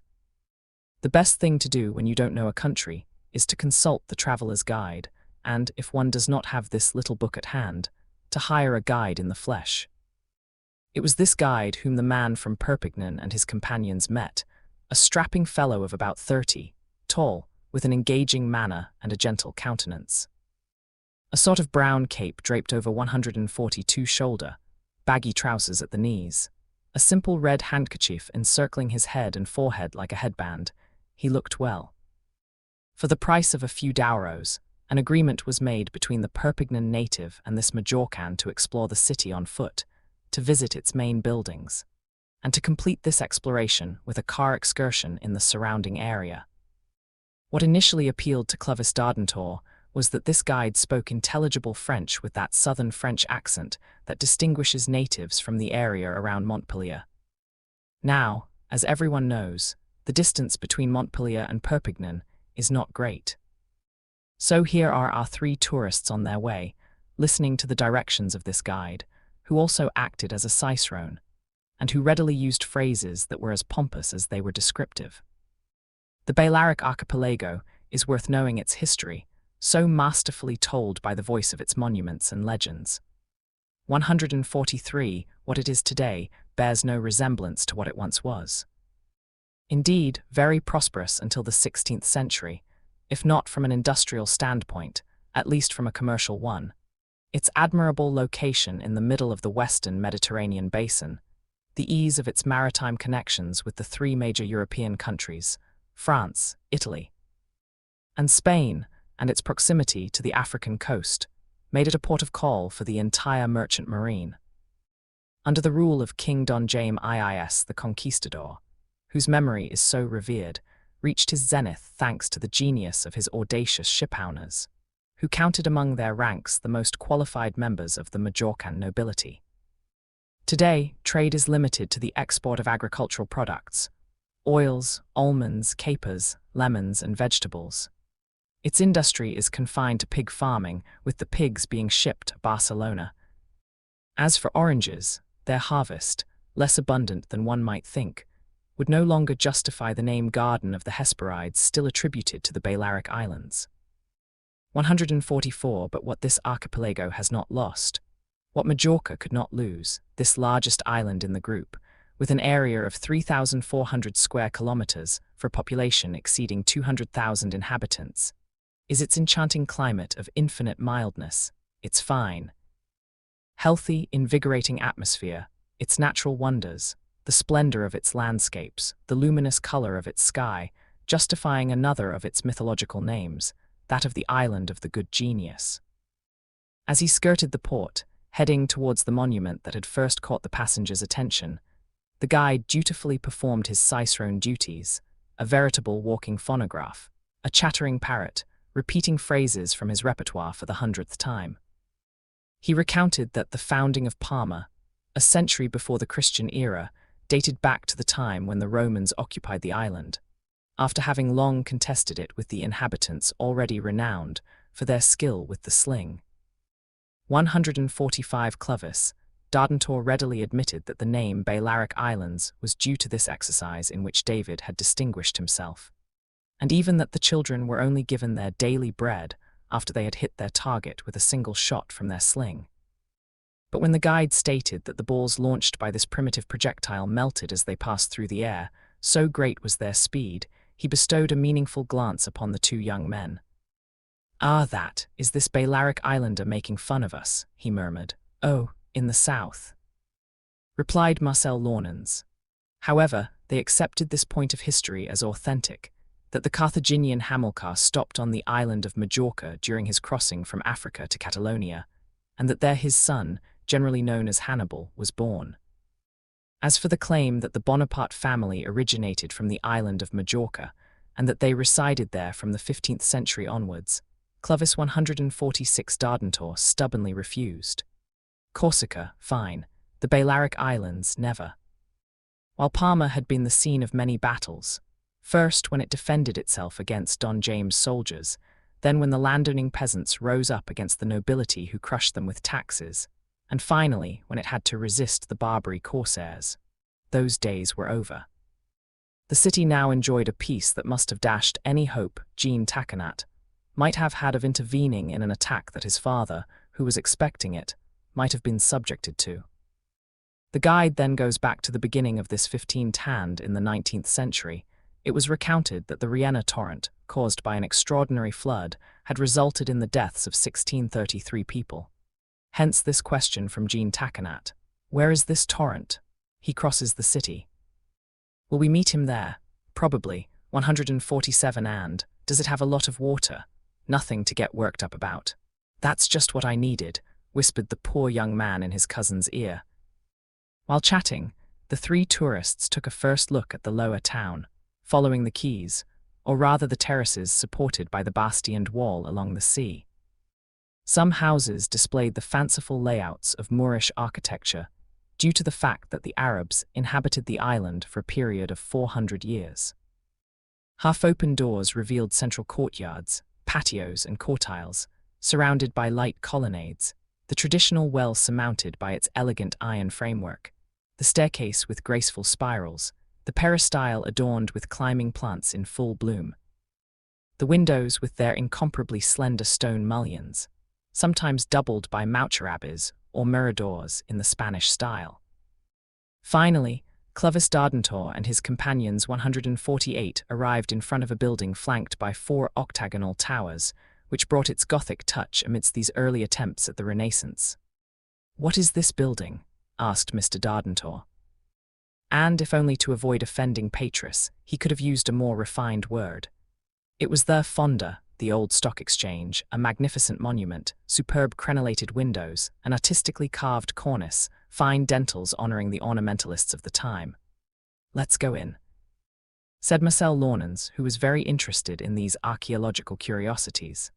They entered through an archway, bisected by a sturdy pillar.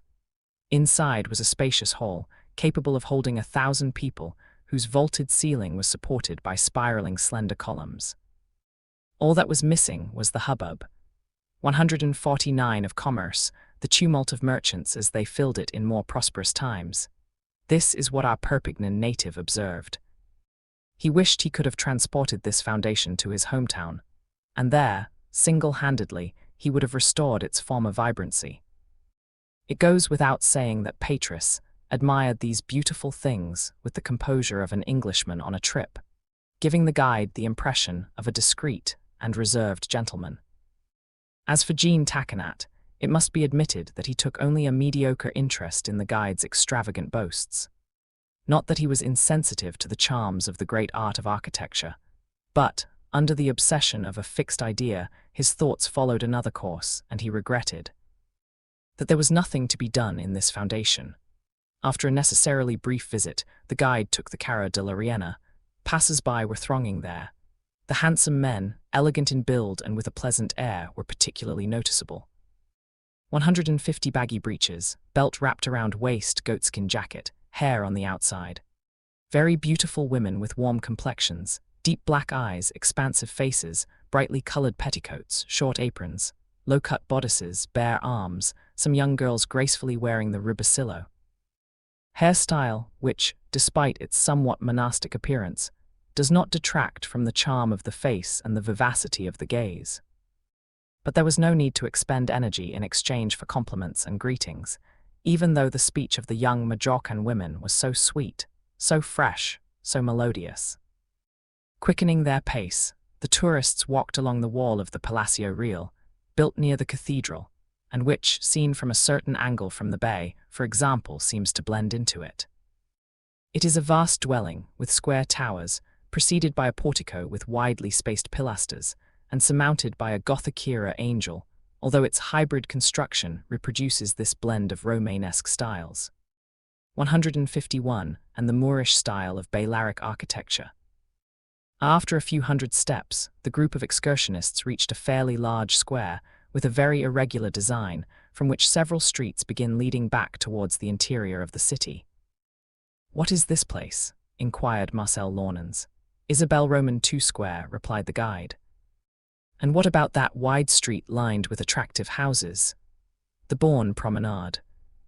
It was a picturesque street, with houses boasting varied facades, greenery framing their windows, multicolored awnings sheltering their wide, projecting balconies, watchtowers with stained glass windows attached to the walls, and a few trees growing here and there. This Paseo del Bourne leads to the oblong Plaza de la Constitución, bordered by the Hacienda Publica building. 152. "Shall we go back up the Paseo del Bourne?" asked Clovis Dardentor. "We'll take it down on the way back," replied the guide. "It's better to go to the cathedral, which isn't far from us." "The cathedral it is," replied the man from Perpignan, "and I wouldn't mind climbing up one of its towers in order to get an overview." "I would suggest instead," continued the guide, "that we visit Belver Castle, outside the city, from where one can see the surrounding plain." "Will we have the time?" observed Marcel Launens-Argel's leaves at 8 o'clock. Jean Taquinat had just clung to a faint hope. Perhaps an excursion through the countryside would offer the opportunity he had been seeking in vain in the city streets. "You'll have plenty of time, gentlemen," the guide assured him. Belver Castle isn't far, and no traveller would forgive themselves for leaving Parma without having visited it. 153, and how will we get there? By taking a car from the Door of Jesus. "Oh well, at the cathedral," says Marcel Launens. The guide turned right, went down a narrow street, the Cal de la Sio, and turned towards the square of the same name on which the cathedral stands, its western facade dominating the perimeter wall above the Cal de Mirador. The guide first led the tourists to the sea gate. This portal dates from that admirable period of Gothic architecture, where the flamboyant arrangement of windows and rosettes foreshadows the coming fancies of the Renaissance. Statues populate its side niches, and its tympanum reproduces, between stone garlands, finely drawn biblical scenes, in a naive and delightful composition. When one stands before the door of a building, the first thought that comes to mind is that 154 he entered the building through this door. Clovis Dardentor was about to push back one of the doors when the guide stopped him. "The gate is bricked up," he said, "and for what reason?" "Because the wind from the open sea rushed in with such force that the faithful could have imagined themselves already in the valley of Jehoshaphat, buffeted by the storm of the Last Judgment." A phrase that the guide invariably used with all foreigners, a phrase of which he was very proud, and which pleased Patris. Walking around the monument, completed in 1601, one could admire its exterior, its 2 highly ornamented spires, and its numerous, rather rustic pinnacles erected at each corner of the flying buttresses. This cathedral, in short, rivals the most renowned in the Iberian Peninsula. We entered through the main gate, located in the middle of the main facade. Very dark inside, this church, like all those in Spain, not a chair in sight, 155 neither the nave nor the aisles. Here and there, a few rare wooden benches. Nothing but the cold flagstones on which the faithful kneel, which gives a particular character to the religious ceremonies. Clovis Dardentor and the 2 young men walked up the nave between its double row of pillars, whose prismatic edges meet at the springing of the vault. They continued in this way to the end of the nave.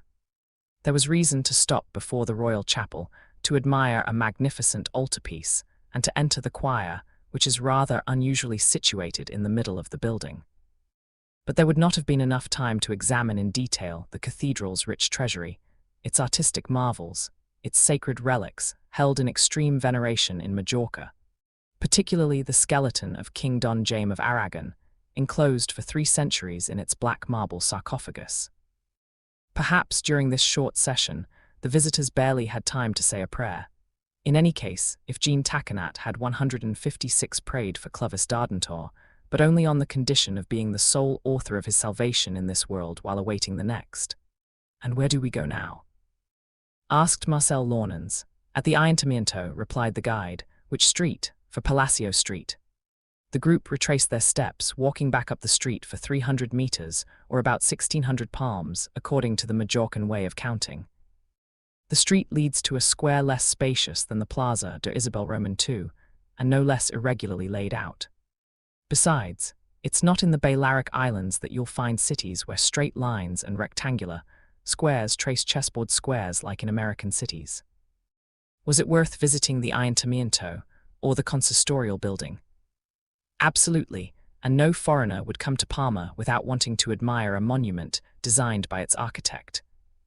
157, it boasts such a remarkable facade, with 2 doors set between 2 windows each, providing access to the interior, the gallery, and that charming loggia that opens out in the center.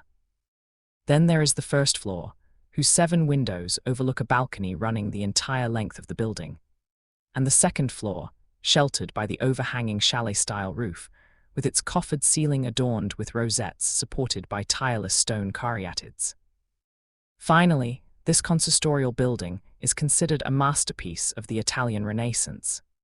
It is in the Sala, adorned with paintings depicting local dignitaries, not to mention a remarkable St. Sebastian van Dyck, where the archipelago's government is based. There, the beardless, long-cloaked mace-bearers stroll with a solemn air and measured steps. There, decisions are made and proclaimed throughout the city by the magnificent drummers of the Ayuntamiento, in traditional costumes, whose seams are embroidered with red trim, gold being reserved for their leader, the chief drummer. 158 Clovis Dardentor would gladly have sacrificed a few douros to see this character in all his splendor, about whom the guide spoke with a truly Balearic vanity, but the said character was not visible. 1 hour had already been spent out of the 6 allotted for the break. If they wanted to take the walk to Belver Castle, they needed to hurry. So, through a maze of streets and crossroads, where Daedalus would have been lost even with Ariadne's thread, the guide made his way back up from the Place de Court, the Mercado Square, and, 150 meters further on, the tourists emerged onto the theatre square. Clovis Dardentor was then able to do some shopping, a couple of majolica pieces at a sufficiently profitable price. Patris, having received orders to bring these various items back on board the steamship and to place them, safe from any shock, in his master's cabin, went back down towards the port. Beyond the theatre, visitors took a 159 the wide avenue, the Paseo de la Rambla, which, over a length of 3,000 meters, leads to the Plaza de Jesus. The Paseo is lined with churches, convents, among others the convent of the nuns of the Magdalene, which faces the infantry district. At the far end of Place de Jesus stands the gate of the same name, pierced in the fortified curtain wall, above which telegraph wires stretch. On either side, houses are all coloured by the awnings of their balconies or the greenish shutters of their windows.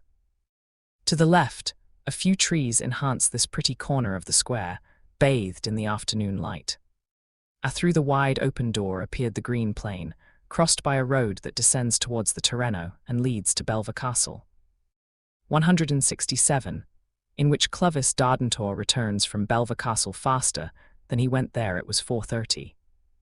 There was still enough time to extend the excursion to this castle, whose happy location the guide had praised, to visit the interior, to climb to the platform of its great tower, to take a view of the coastline around the Bay of Palma. Indeed, a car can make the journey in less than 40 minutes, provided its horse-drawn carriage doesn't dawdle on these hilly roads. Besides, it's simply a matter of douros, and it would be easy to resolve it in the best interests of the 3 excursionists, whom Captain Bugarach wouldn't wait for if they were late. The man from Perpignan knew something about that. 161, right at the gate of Jesus. Half a dozen galeras were parked, just waiting to set off on the extra-urban road at the gallop of their spirited mules. Such is the nature of these lightly constructed, smooth-rolling vehicles, which, on level ground, inclines and ramps, know only the speed of a gallop. The guide noticed one of these vehicles, whose team Clovis Dardentor, who knew about them, judged to be quite suitable. He often drove in the streets of Perpignan, and it wouldn't have been his first time had he had to act as coachman. But the opportunity did not present itself to put his sportsman talents to good use, and it was necessary to leave the reins of the galera to the official coachman. Under these conditions, it was obvious that the journey would take place without damage, and Jean Takenat would see his hopes of traumatic adoption, as Marcel Launens put it, vanish. "So, gentlemen," asked the guide, "this galley seems sufficient for you?" 162 from every point, replied Marcel Launens, "and if M. Dardentor wants to take his place there, right now, my young friends, the honor is yours, Mr. Marcel. After you, Mr. Dardentor. I won't do anything about it." Not wanting to prolong this exchange of pleasantries, Marcel Launens made up his mind. "And you, Mr. Takenat," said Clovis Dardentor. "What's the matter with you? You look so worried. What has become of your usual good humor? Me, Mr. Dardentor. I have nothing, I assure you, nothing. You don't imagine we could have an accident with this vehicle." "An accident, Mr. Dardentor," replied Jean Takenat, shrugging his shoulders. "And why would an accident happen? I don't believe in accidents." "Neither do I, young man, and I tell you 163, we guarantee that our galley will not capsize on the way." And besides, added Jean Taconat, if it capsized, it would still have to be in a river, a lake, a pond, a basin, or it wouldn't count. What? That wouldn't count, she's a tough one, exclaimed Mr. Dardentor, opening his eyes wide. I mean, Jean Taconat continued, that the text of the code is quite clear. It is necessary. Well, I understand what I mean. And Marcel Launens laughed at the embarrassed explanations of his cousin, who was searching for adoptive paternity. That wouldn't count. That wouldn't count, repeated the man from Perpignan. Truly, that's one of the best comebacks I've ever heard. Come on, let's go. Jean Taconat got in next to his cousin and took his place on the second bench seat. Mr. Clovis Dardentor sat in front, next to the coachman, and the 164 the guide, invited to follow him, clung to the running board of the car from behind. The Jesus Gate was crossed with a swift wheel, and from this spot the tourists saw the Belver Castle, squarely perched on its verdant hill. It was an open countryside that the Galera would cross upon leaving the city walls. First, one had to follow the Tirreno, a sort of suburb of the Balearic capital. This suburb is rightly considered a seaside resort near Palma, its elegant cottages and pretty alquerias nestled in the cool shade of trees, particularly old fig trees whimsically shaped by age. This cluster of white houses is arranged on a rise, whose rocky base is bordered by the shimmering foam of the surf. Having left this graceful Tirreno behind, Clovis Dardentor and the two Parisians could, turning around, take in the city of Palma, its azure bay stretching to the very edge of the 165 open sea, the capricious festoons of its coastline. The galley then travelled along an ascending road, lost beneath the depths of an Aleppo pine forest, which surrounds the village and covers the hill crowned by the walls of the Belver Castle. But, as one climbs higher, what glimpses of the countryside unfold. The scattered houses stand out against the hues of the palm trees, orange trees, pomegranate trees, fig trees, caper bushes, and olive trees. Clovis Dardentor, ever expansive, spared no words of admiration, even though he must have been familiar with similar landscapes in the south of France. It is true, as far as the olive trees were concerned, he had never seen any more twisted, more grimacing, more gnarled, more knotted, and of a size that would classify them among the giants of the species. Then there are the peasant cottages, the page says, surrounded by vegetable fields, blossoming out of the myrtle and laburnum bushes, laden with flowers, among them those lagrimas with their poetic and melancholy name.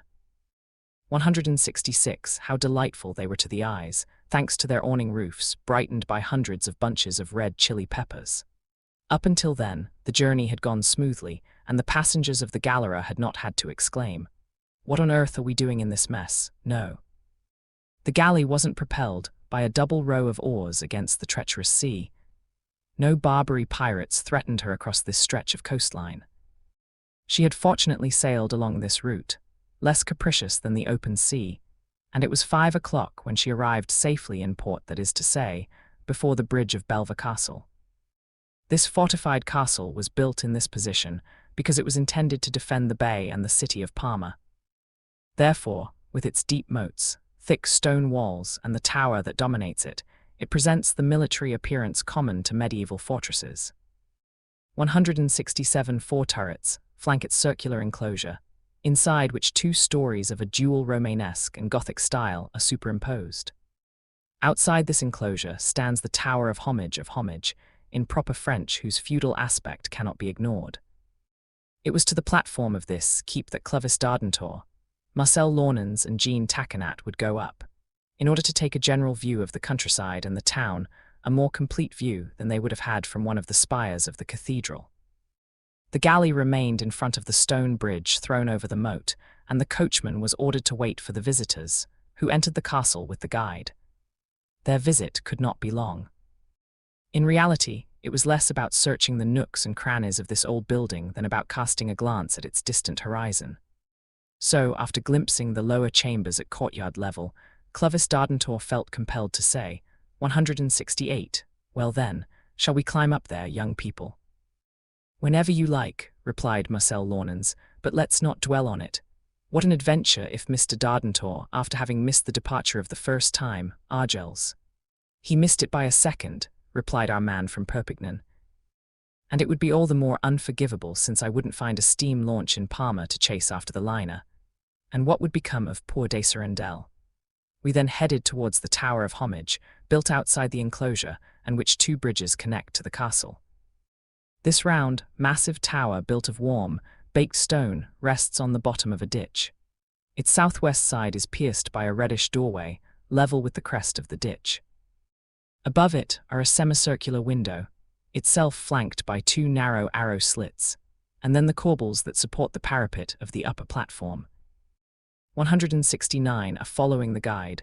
Clovis Dardentor and his companions took a spiral staircase, built into the thickness of the wall, dimly lit by the arrow slits. Finally, after a rather steep climb, they emerged onto the platform. And to be honest, the guide couldn't be accused of exaggeration. From that height, the view was magnificent and as follows. At the foot of the castle, the hill slopes down, draped in its dark mantle of Aleppo pines. Beyond lies the charming suburb of Tirreno. Further down, the bay curves, a deep blue, dotted with tiny white specks that look like seabirds but are in fact the sails of tartanes. Beyond, the city unfolds like an amphitheater, its cathedral, its palaces, its churches. A dazzling ensemble bathed in that luminous atmosphere that the sun filters with golden rays as it dips toward the horizon. Finally, out at sea, the vast ocean gleams, with ships here and there unfurling their white sails, steamers sweeping the sky with their long, sooty tails. 170 nothing of Minorca in the east, nothing of Ivica in the southwest, but, in the south, the steep islet of Cabrera, where so many French soldiers perished miserably during the wars of the First Empire. From this tower of Belva Castle, the western part of the island gives an idea of what Majorca is like, the only one in the archipelago to possess true mountain ranges planted with holm oaks and hackberry trees, above which rise porphyritic, dioritic, or limestone peaks. Moreover, the plain is dotted with hillocks known as pies in the Balearic Islands as in France, and one would not find one that was not crowned by a ruined castle, church, or hermitage. Add to this the fact that tumultuous torrents meander everywhere and, according to the guide, their number exceeds 200 on the island. 200 opportunities for Mr. Dardentor to fall into that trap, thought Jean Takenat, and you'll see he won't. What we noticed as very modern, for example, was the railway that serves the 171 central part of Majorca. It runs from Palma to Alcudia through the districts of Santa Maria and Benizalem, and there is talk of laying new branches through the capricious valleys of the chain, which raises the highest of its peaks to 1,000 meters altitude. As was his custom, Clovis Dardentor was enthralled by the sight of this marvelous spectacle. Marcel Launens and Jean Takenat, moreover, shared this very justified admiration. It was truly a pity that the stop at Belva Castle could not be extended, that it was not possible to return, that the rest stop of the Argels it was supposed to end in a few hours. Yes, declared the man from Perpignan, we would have to stay here for weeks, months. Hey, replied the guide, who had a wealth of anecdotes, that's precisely what happened to one of your compatriots, gentlemen, somewhat against his will, for example. Whose name was it? Asked Marcel Launens. 172 Francois Arago. Arago, Arago, cried Clovis Dardentor. One of the glories of learned France. Indeed, the illustrious astronomer had come to the Balearic Islands in 1808 with the aim of completing the measurement of an arc of the meridian between Dunkirk and Formentera. Suspected by the Majorcan population, even threatened with death, he was imprisoned in Belva Castle for 2 months. And how long would his imprisonment have lasted had he not managed to escape through one of the castle's windows, then charter a boat that took him to Algiers? Arago. Clovis Dardentor repeated, Arago, the famous child of Estagel, the glorious son of the district of my Perpignan, of my Pyrénées Orientales. However, time was pressing to leave this platform from which, as from the gondola of a hot air balloon, one could survey this incomparable landscape. Clovis Dardentor could not tear himself away from this spectacle. He paced back and forth, leaning over the parapet of the tower. 173. Hey, watch out, Jean Takenat shouted at him, grabbing him by the collar of his jacket. Be careful. No doubt. A little more and you would have fallen. What good did it do us to get this fright? A very legitimate fear, because if the worthy man had tumbled over the parapet, Jean Takenat could only have witnessed, without being able to help him, the fall of his adoptive father into the depths of the moat. In short, the regrettable thing was that time, so sparingly limited, did not allow for a complete exploration of this admirable Majorca. It is not enough to have explored the various districts of its capital. One must visit the other towns, and what towns are more worthy of attracting tourists? Sola, Unca, Pollença, Manacor, Valdmosa. And those natural caves of Arta and Drach, considered the most beautiful in the world, with their legendary lakes, their stalactite chapels, their baths of clear, cool water, their theatre. 174, their hell fanciful names, if you will. But what do the wonders of these subterranean immensities deserve? And what about Merima, the incomparable estate of Archduke Louis Salvator, the ancient forests whose old trees this learned and artistic prince wanted to preserve, and his castle built on a terrace overlooking the coastline in the middle of an enchanting setting, and the Hospederia.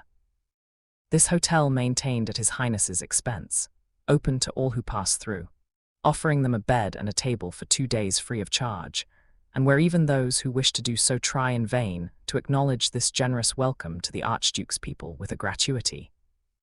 And isn't it also worth visiting the Carthusian monastery of Valdmosa, now deserted, silent, abandoned, where George Sand and Chopin lived for a whole season, which gave us these beautiful inspirations from the great artist and the great novelist? The story of a winter in Majorcan, the strange novel of Spiridion. 175, this is what the guide recounted, in his inexhaustible eloquence, using phrases long since stereotyped in his cicerone's brain. So it should come as no surprise if Clovis Dardentor expressed his regret at leaving this Mediterranean oasis, if he promised himself he would return to the Balearic Islands with his young, new friends if they ever had the chance.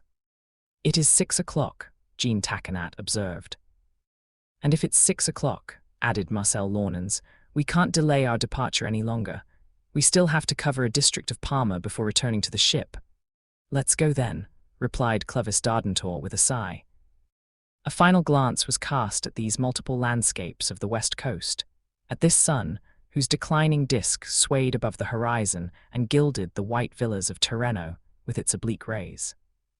Clovis Dardentor, Marcel Launens et Jean 176 Takenat entered the narrow spiral staircase, which twisted through the wall, crossed the bridge, entered the courtyard, and exited through the postern gate. The galley waited where it had been left, the coachman strolling along the moat. The guide having called him, he joined with that calm and geometric step the step of those privileged mortals who do not hurry anything in this blessed land in which existence never requires that one be rushed. "Mr. Dardentor got into the vehicle first, before the coachman had taken his place on the front bench seat.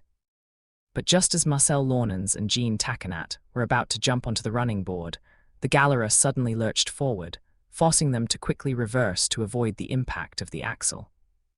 The coachman quickly threw himself at the head of the team to hold it steady. Impossible. The mules reared up, knocked the man over, and it was a miracle he wasn't crushed by the carriage wheel. 177, who sets off at full speed, simultaneous cries from the coachman and the guide. Both rush onto the Belva path, which the Galera hurtles down at a full gallop, with the risk of either falling into the side precipices or being disemboweled against the fir trees of the dark forest. "Mr. Dardentor, Mr. Dardentor," cried Marcel Launens at the top of his lungs. "He's going to kill himself. Let's run, Jean, let's run." "Yes," replied Jean Takenat, "and yet, if this occasion is not to be counted, whatever the case may have been, it had to be seized by the horns. By the horses, one might say, if they weren't mules." But, mules or horses, the team was running away with a speed that left little hope of catching it.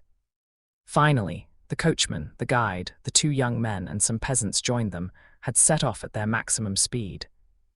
However, Clovis Dardentor, whose composure never wavered in any situation 178 circumstance. He had seized the reins with a vigorous hand and, pulling towards him, was trying to control the team. It would have been like trying to hold onto a projectile the instant it leaves the gun barrel, and, for the passers-by who tried it, it was like trying to stop said projectile as it passed. The road descended wildly, The torrent crossed furiously. Clovis Dardentor, still in control of himself, having managed to keep his galley on a straight course, told himself that this runaway chase would probably end before the fortified enclosure, that the vehicle wouldn't pass through one of the gates. As for letting go of the reins, jumping out of the vehicle, he knew all too well what that entailed, and that it was better to stay in his machine, even if it overturned all four wheels in the air or crashed against an obstacle. And those damned mules, irresistibly carried away, and at a speed that, in the memory of any Balearic, had never been seen in Majorca or in any of the islands of the archipelago. After Tirreno, the Galera followed the outer wall, engaging in a series of zigzags of the 179 more regrettable, capricious like a goat, startling like a kangaroo, passing in front of the gates of the enclosure until the moment she reached the Puerta Pintada. At the northeast corner of the city, it must be admitted that the two mules knew this gate particularly well, for they passed through it without the slightest hesitation. It can be considered certain that they were obeying neither Clovis Dardentor's voice nor his hand. They were the ones steering the galley, becoming even more excited, at a full gallop, heedless of the shouting passers-by who were pushing back against the gates and scattering through the surrounding streets. The mischievous beasts seemed to be whispering to each other. "We'll go on like this as long as we please, and unless she capsizes, let the galley sail on." And in the middle of the maze that intertwines in this corner of the city, a veritable labyrinth, the overexcited team set off with renewed ardor. Inside the houses, at the back of the shops, people were shouting themselves hoarse. 180 startled heads appeared at the windows. The neighborhood stirred as it had centuries before when the cry rang out, "Here come the Moors! Here come the Moors!" And how could no accidents have occurred in those narrow, winding streets that lead to the Cal de les Capuchinos? Clovis Dardentor was trying to maneuver, however. In an attempt to moderate this wild gallop, he pulled on the reins, risking breaking them or dislocating his arms. In reality, it was the reins that were pulling on him, threatening to pull him from the carriage in rather unfortunate circumstances. "Ah, those cheeky things, what a hell of a train," he thought. "I see no reason for them to stop as long as they each have 4 legs, and they go down. They go down." It was indeed going downhill, even from the Belver Castle, and it went downhill to the port, where the Galera might perhaps take a plunge into the waters of the bay, which would certainly calm its team. 181 in short, she turned right, she turned left. She emerged onto the Plaza de Olivar, which she circled, like the ancient Roman chariots on the track of the Colosseum. And yet there was neither competition to beat, nor prize to win. In vain did 3 or 4 city officials throw themselves upon the mules in the square as they fought fiercely. In vain did they try to prevent an unavoidable catastrophe. Their devotion was ineffective. One, knocked over, did not get up without injuries. The others had to let go. In short, the Galera continued to hurtle downhill with increasing speed, as if it were subject to the laws of falling bodies. There was reason to believe, however, that this frenzy would end disastrously. It is true when the team entered the Olivar Lane. Indeed, towards the middle of this very steep street, there is a staircase of about 15 steps, and if there is no street that is passable by carriage, it is this one. The shouts then redoubled, to which 182 the barking of the dogs joined in. Bah! However violent they were, the mules hardly cared about a few steps, and here came the wheels of the galley, starting up the stairs, jolting the carriage so hard it nearly fell apart, nearly tearing the vehicle to pieces. Well, no, they didn't break. The front axle remained fixed to the rear axle despite these repeated shocks. The body held, the shafts held, and Clovis Dardentor's 2 hands did not let go of the reins during this extraordinary tumble. And behind the Galera, an increasingly large crowd was gathering, in which Marcel Launens, Jean Taconat, the guide, the coachman, always at the rear, were not yet included. After the Cal de Olivar, it was the Cal de San Miguel, followed by the Plaza de Rabastos, where one of the mules, after falling, got up safe and sound, then the Cal de la Plateria, then the Plaza de Saint Eulalie. It's obvious, Clovis Dardentor thought, that the galley will go this way until the ground. 183, it's lacking, and I can hardly think of any place other than Palmer Bay where it could be definitively missed. In the place, Saint Eulalie, stands the church dedicated to this martyr, who is the object of particular veneration for the Balearic people. Not long ago, the said church even served as a place of refuge, and criminals who managed to take shelter there escaped the clutches of the police.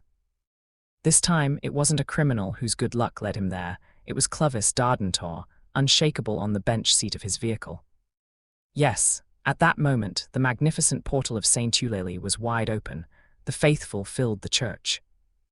The office of benediction was being held, drawing to a close, and the officiant, turning back to the pious assembly, raised his hands to give them his blessing. What a tumult, what a stir of the crowd, what cries of terror, when the galera leaped and bounced across the flagstones of the central nave. But also, what a prodigious effect, when the team finally came to a stop before the steps of the altar, at 184 the moment the priest pronounced, "And by the Holy Spirit." "Amen," replied a loud voice. It was the voice of the man from Perpignan, who had just received a well-deserved blessing. To believe in a miracle, after this unexpected outcome, would not be surprising in these deeply religious countries, and it would not be astonishing if the Feast of the Miracle were henceforth celebrated every year on this date, April 28th, in the Church of St. Eulalia. Santa Galera de Salud. An hour later, Marcel Launens and Jean Taquinat joined Clovis Dardentor near a chapel on Merrimer Street, where this remarkable man went to rest from his emotions and fatigue, and one shouldn't even speak of emotions when dealing with such a strong character. "Mr. Dardentor," exclaimed Jean Taquinat. "Ah, my young friends," replied the hero of the day, "that was a car race that shook me up a bit." 185, "Are you safe and sound?" asked Marcel Launens. "Yes, completely, and I don't think I've ever felt better. Cheers, gentlemen." And the two young men had to empty a few glasses of that excellent Benisalem wine, whose fame extends beyond the Balearic archipelago. Then, as soon as Jean Taquinat was able to take his cousin aside, "A missed opportunity," he said. "No, Jean." "But yes, Marcel, because after all, if I had saved Dardentor, if I had stopped his galley, even though I hadn't pulled him from the waves, nor from the flames, nor from a fight, you won't make me believe that." A fine thesis to argue before a civil court, was all Marcel Launens could say. In short, at 8 o'clock in the evening, all the disembarkers from the Argelès were back on board. Not one of them was late this time, not even Messrs. 186 de Serendel father and son, nor Mr. Eustache Oriental. As for this astronomer, had he spent his time observing the sun on the Balearic horizon? No one could have said. In any case, he brought back various packages containing edible products specific to those islands, such as ensamadas, a type of flaky pastry in which butter is replaced by fat and which are no less tasty, and also half a dozen tourds, fish highly sought after by the fishermen of Cape Formentor, and which the head waiter was ordered to have prepared with special care for his use. In truth, this president of the Astronomical Society of Montélimar used his mouth more than his eyes at least since leaving France. At about 8:30, the mooring lines were cast off, and the Argelès left the port of Palma without Captain Bugarach having granted his passengers a full night in the Majorcan city. And that is why Clovis Dardentor did not hear the voice of the Serenos, and their 187 nocturnal songs, nor the refrains of the national habaneras and jotas, accompanied by the melodious creaks of the guitar, which fill the patios of Balearic houses until daybreak. 188-8, in which the de Serendel family comes to make contact with the Elisane family. "Today we'll delay dinner until 8 o'clock, said Emmy Elisane. M and Emmy de Serendel with their son, and very probably this Mr. Dardentor, that will make 4 place settings. "Yes, madam," replied the chambermaid. "Our friends will desperately need to recover, Manuela, and I'm afraid that poor Emmy de Serendel must have had such a difficult journey. Make sure her room is ready, as she may prefer to go to bed upon arrival." "That's understood, madam. Where is my daughter?" 189. "In the kitchen, madam, where she's preparing dessert." Manuela, at the service of Emmy since her arrival, Elisane had been one of those Spanish women from whom the domestic staff of Oran families were mainly recruited. Emmy Elisane lived in a rather pretty house on this street in the Old Castle district, where the houses have retained a half-Spanish, half-Moorish character. A small garden displayed its 2 baskets of morning glories, its lawn still green at the beginning of the warm season, and a few trees, among others. These, Bellerombra, with an auspicious name, of which the Etang promenade has such beautiful specimens. The house, comprising a ground floor and an upper floor, was large enough to provide the de Serendel family with comfortable hospitality. They would lack neither rooms nor attention during their stay in Oran. It's already a very beautiful city, this provincial capital. It's pleasantly situated between the 190 the embankment of a ravine, at the bottom of which the Oude Rehai flows with its rushing waters, is partially covered by the roadway of Boulevard Oudenot. Divided by the fortifications of the Chateauneuf, it appears like all these cities, old on one side, new on the other. The former Spanish town with its kasbah, its terraced houses and its port, located to the west, has preserved its ancient ramparts. To the east, the new town, with its Jewish and Moorish houses, is defended by a crenellated wall stretching from the castle to Fort Saint-André. This city, the Gubaran of the Arabs, which they built in the Tend founded in the 16th century by the Moors of Andalusia. It is dominated by a fairly high mountain whose steep slope is occupied by Fort La Maun. 5 times larger than at the time of its founding, its area is no less than 72 hectares, and several streets, laid out outside its walls, extend for 2 kilometers towards the sea. Continuing their walk beyond the ring of forts in a northerly and easterly direction, a tourist would reach recently created annexes, such as the Gambetta suburbs. 191 and Noisy-Muhol. It would be difficult to find an Algerian city where the diversity of its inhabitants is more interesting to study. Among its 47,000 residents, only 17,000 are recognized as naturalized French and Jewish, compared to 18,000 foreigners, mostly Spanish, then Italians, English, and Anglo-Maltese. Add to this approximately 4,000 Arabs, clustered in the south of the city, in the Jali's suburb, also called the Negro Village, from which the street sweepers and port porters are drawn. Divide this mixture of races into 27,000 Catholics, 7,000 followers of Judaism, and 1,000 Muslims, and you have. From this point of view, the departure of this hybrid population from the Oran capital is almost exactly. As for the province's climate, it is generally harsh, dry, and scorching. The wind stirs up dust devils. Regarding the city, the daily watering, which is the responsibility of the municipality, should be more regular and more frequent. 192 abundant than it is in the hands of the heavenly mayor. This is the town where Mr. Elisane had retired, after trading in Perpignan for about 15 years, and with enough success to have acquired a dozen £1,000 of income, which had not diminished under the prudent administration of his widow. Emmeline Elisane, then 44 years old, had probably never been as pretty as her daughter, nor as graceful, nor as charming. A woman of rare positivity, weighing her words like her sugar, she embodied the well-known type of the female accountant, quantifying feelings, living her life in double time. The manner of his books, balancing rights and possessions with the perpetual concern that his current account should always be in credit. We know these figures with their fixed features, their harsh curves, prominent foreheads, sharp gaze, and severe mouth, all of which, in the so-called weaker sex, indicates habits of concentration and tenacity. Emmeline Elisane had 193. She organized her household very well, without unnecessary expenses. She saved money, which she knew how to invest wisely and profitably. However, she spared no expense when it came to her daughter, on whom all her affections rested. Dressed almost monastically, she wanted Louise to be elegant, and she spared no effort in this regard.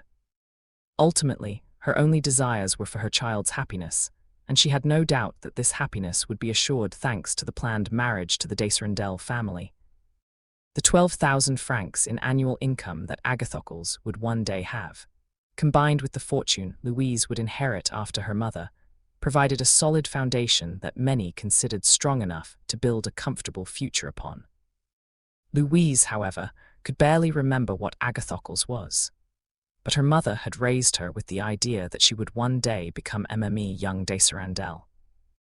In short, it seemed quite natural to her, provided that this fiancé pleased her, and why shouldn't he have everything necessary to 194 to please? After giving his final orders, Mr. Melisane went into the living room where her daughter came to join her. "Is your dessert ready, my child?" She asked. "Yes, mother." "It's a shame the steamer is arriving a little late, almost at nightfall. Be dressed for 6 o'clock, Louise. Put on your checkered dress, and we'll go down to the port, where perhaps they'll have sighted the Agathocles." Emma Melisane, mistakenly using the wrong name, added a grave accent to Aunt who shouldn't have any. "You mean the Argels, that's right," Louise replied, laughing. "And besides, his name isn't Agathocles, it's Agathocles, my supposed one." "Good," replied Emma Melisane. "Argels." "Agathocles, it doesn't matter. You can be sure he won't make a mistake when pronouncing Louise's name." "Are you sure?" replied the young girl, 195 not very mocking. "Mr. Agathocles hardly knows me, and I confess I don't know him any better." "Oh. We'll give you all the time you need to get to know each other before deciding anything. That's too close. Besides, I'm sure he'll like you, my child, and there's every reason to believe he'll know how to please you. Emma de Sarandel praises it highly. And then we will agree on the conditions of the marriage, and the reckoning will be over, mother. Yes, you mocker to your own advantage. Ah, let's not forget that their friend, Mr. Clovis Dardentor, is accompanying the de Sarandels. You know, that wealthy man from Perpignan of whom they are so proud, and, if you believe them, the best man in the world. Mr. and Emma Smee, since de Sarandel wasn't used to sailing, he kindly agreed to pilot them to Oran. That's very kind of him, and we'll give him a warm welcome, Louise. All the welcome he deserves, and even if he were to ask for my hand in marriage. But no, 196 I forget that I have to be, that I will be Emma Agathocles. A beautiful name, although a bit reminiscent of ancient Greece. Come now, Louise, be serious. She was serious, that young girl, and cheerful and charming. And not because that's always the case with the heroine of a novel. No, she was, in reality, in the bloom of her 20th year, with her frank nature, her lively and expressive face, her velvety and bright eyes with their azure irises, her abundant dark blonde hair and her graceful gait. Let us even say silky, to use an epithet that Pierre Loti, before becoming an academician, did not hesitate to apply to the flight of the swallow. This light stroke of the pencil was enough to paint Louise Melisane, and, as the reader will notice, she contrasted somewhat with the simpleton who was sent to her from set along with the other parcels from the Argels. When the time came, after the 197, the lady of the house had cast her last glance at the de Sarandel family's rooms, Emma Melisane called her daughter, and the two of them headed towards the port. They wanted to stop first in the amphitheatre-shaped garden overlooking the harbour. From there, the view stretches far out to sea. The sky was magnificent, the horizon perfectly clear. The sun was already setting towards the tip of Mers-el-Kabia, this divine harbour of the ancients, in which battleships and cruisers can find excellent shelter from the frequent squalls of the west. A few white sails stood out to the north. Distant plumes of smoke indicated the steamers of the many lines that served the Mediterranean and readily reached the African mainland. 2 or 3 of these liners were undoubtedly bound for Oran, and one of them was no more than 3 miles away. Was it the Argelès eagerly awaited, at least by the mother if not by her daughter? For, after all, Louise didn't know him, this boy whom each turn of the propeller brought closer to her, and perhaps he would have 198 better than the Argelès would have reversed course. "It's going to be 6:30, observed Emma Melisane. "Let's get off." "I'm with you, mother," replied Louise. And along this wide street which leads to the quay, the mother and daughter descended towards the basin where the ocean liners usually anchor. One of the port officers who was walking along the quay, Mr. Melisane the Argelès was reported. Asks, "Yes, madam," replied the officer, "and he will be in within half an hour." If Emma Melisane and her daughter went around the port, whose heights to the north now hid their view of the open sea. 20 minutes later, prolonged whistle blasts sounded. The ocean liner was rounding the breakwater at the end of this kilometre-long jetty, which begins at the foot of the La Maune fort, and, after a few manoeuvres, it came to take its position, stern to the quay. 199, as soon as communication was established, Mr. Melisane and Louise boarded. The former opened her arms to embrace Emma de Sarandel, handed over as soon as she entered the port, then M. de Serendel, then Agathocle de Serendel, while Louise remained on a reserve that all young girls will understand. Well, and what about me dear and excellent lady? Didn't we know each other once before in Perpignan? I remember quite well me Elysane and Emile Louise too, a bit older, for example. Ah, well, wouldn't there be a kiss, or even two, for that good lad Dardentor? If Patris had hoped that, in the initial interview, his master would display the reserve of a man of the world, he must have been bitterly disappointed by this familiar opening. He therefore withdrew, stern but fair, just as Clovis Dardentor's lips smacked against Emtique's dry cheeks. Me Elysane, like the drumstick on the drumhead. It goes without saying that Louise had not avoided 200 the embrace of the de Serendel household. However, and as shameless as he was, Mr. Dardentor did not go so far as to bestow paternal kisses upon the young girl, which she would undoubtedly have accepted with good grace. As for young Agathocles, after advancing towards Louise, he honoured her with a mechanical salute in which only his head participated, thanks to the play of the neck muscles, and he stepped back without uttering a word. The young girl could not suppress a disdainful pout which Clovis Dardentor did not notice, but which did not escape either Marcel Launens or Jean Taquinat. "Hey," said the first one, "I didn't expect to see such a pretty person." "Pretty indeed," added the second. "And she would marry that fool," said Marcel Launens. "Her," cried Jean Taquinat. "God forgive me if I wouldn't rather, to prevent it, break the vow I made never to marry." 201 yes, Jean Taquinat had taken that oath, or so he claimed. After all, it was typical of his age, and it's worth about as much as so many others that are rarely kept. Let's note, moreover, that Marcel Launens hadn't sworn to anything of the sort. What did it matter? Both had come to Oran with the intention of enlisting in the 7 tanned African hunters, not to marry Emile Louise Elysane. Let us mention, so as not to return to it again, the crossing of the Argels. The voyage between Parma and Oran had been accomplished in extraordinary conditions of comfort. The sea was as calm as glass, as they say, so calm that one would have thought all the oil of Provence had been spun on its surface. A northeasterly breeze took hold of the liner on its port side, allowing it to be propped up with its staysail, jibs, and brigantine. Not a single wave had broken during those 23 hours of sailing. Consequently, since leaving Parma, almost all the passengers had returned to their seats at the communal table, and, in the end, the shipping company would have been ill-advised to complain about this unusual number of guests. 202, as for Mr. Oriental, it goes without saying that the tourds, prepared in the Neapolitan style, had seemed delicious to him, and that he had enjoyed the ensamadas with the sensuality of a professional gourmet. This explains why everyone arrived in Oran in good health, even Mr. de Serendel, so tested as far as the Balearic archipelago. However, although he had regained his physical and moral composure during this second part of the voyage, Monsieur de Serendel had not made the acquaintance of the 2 Parisians. These young men left him indifferent. He considered them far inferior to his son Agathocles, despite their wit, which struck him as being in poor taste. Dardentor was free to find their company agreeable, their conversation amusing. In his opinion, this would end when the ship anchored Argels. As one might imagine, Mr. de Serendel therefore did not consider introducing the 2 cousins to Emile Elysane no more than her daughter. But, with the unpretentiousness of a southerner and the habit he had of following his 203 in the first movement, Clovis Dardentor, for his part, did not hesitate. "Mr. Marcel Launens and Mr. Jean Taquinat from Paris," he said, "2 young friends for whom I feel a deep affection, which they reciprocate, and I hope that our friendship will last longer than this all too brief journey." What a contrast in this man from Perpignan!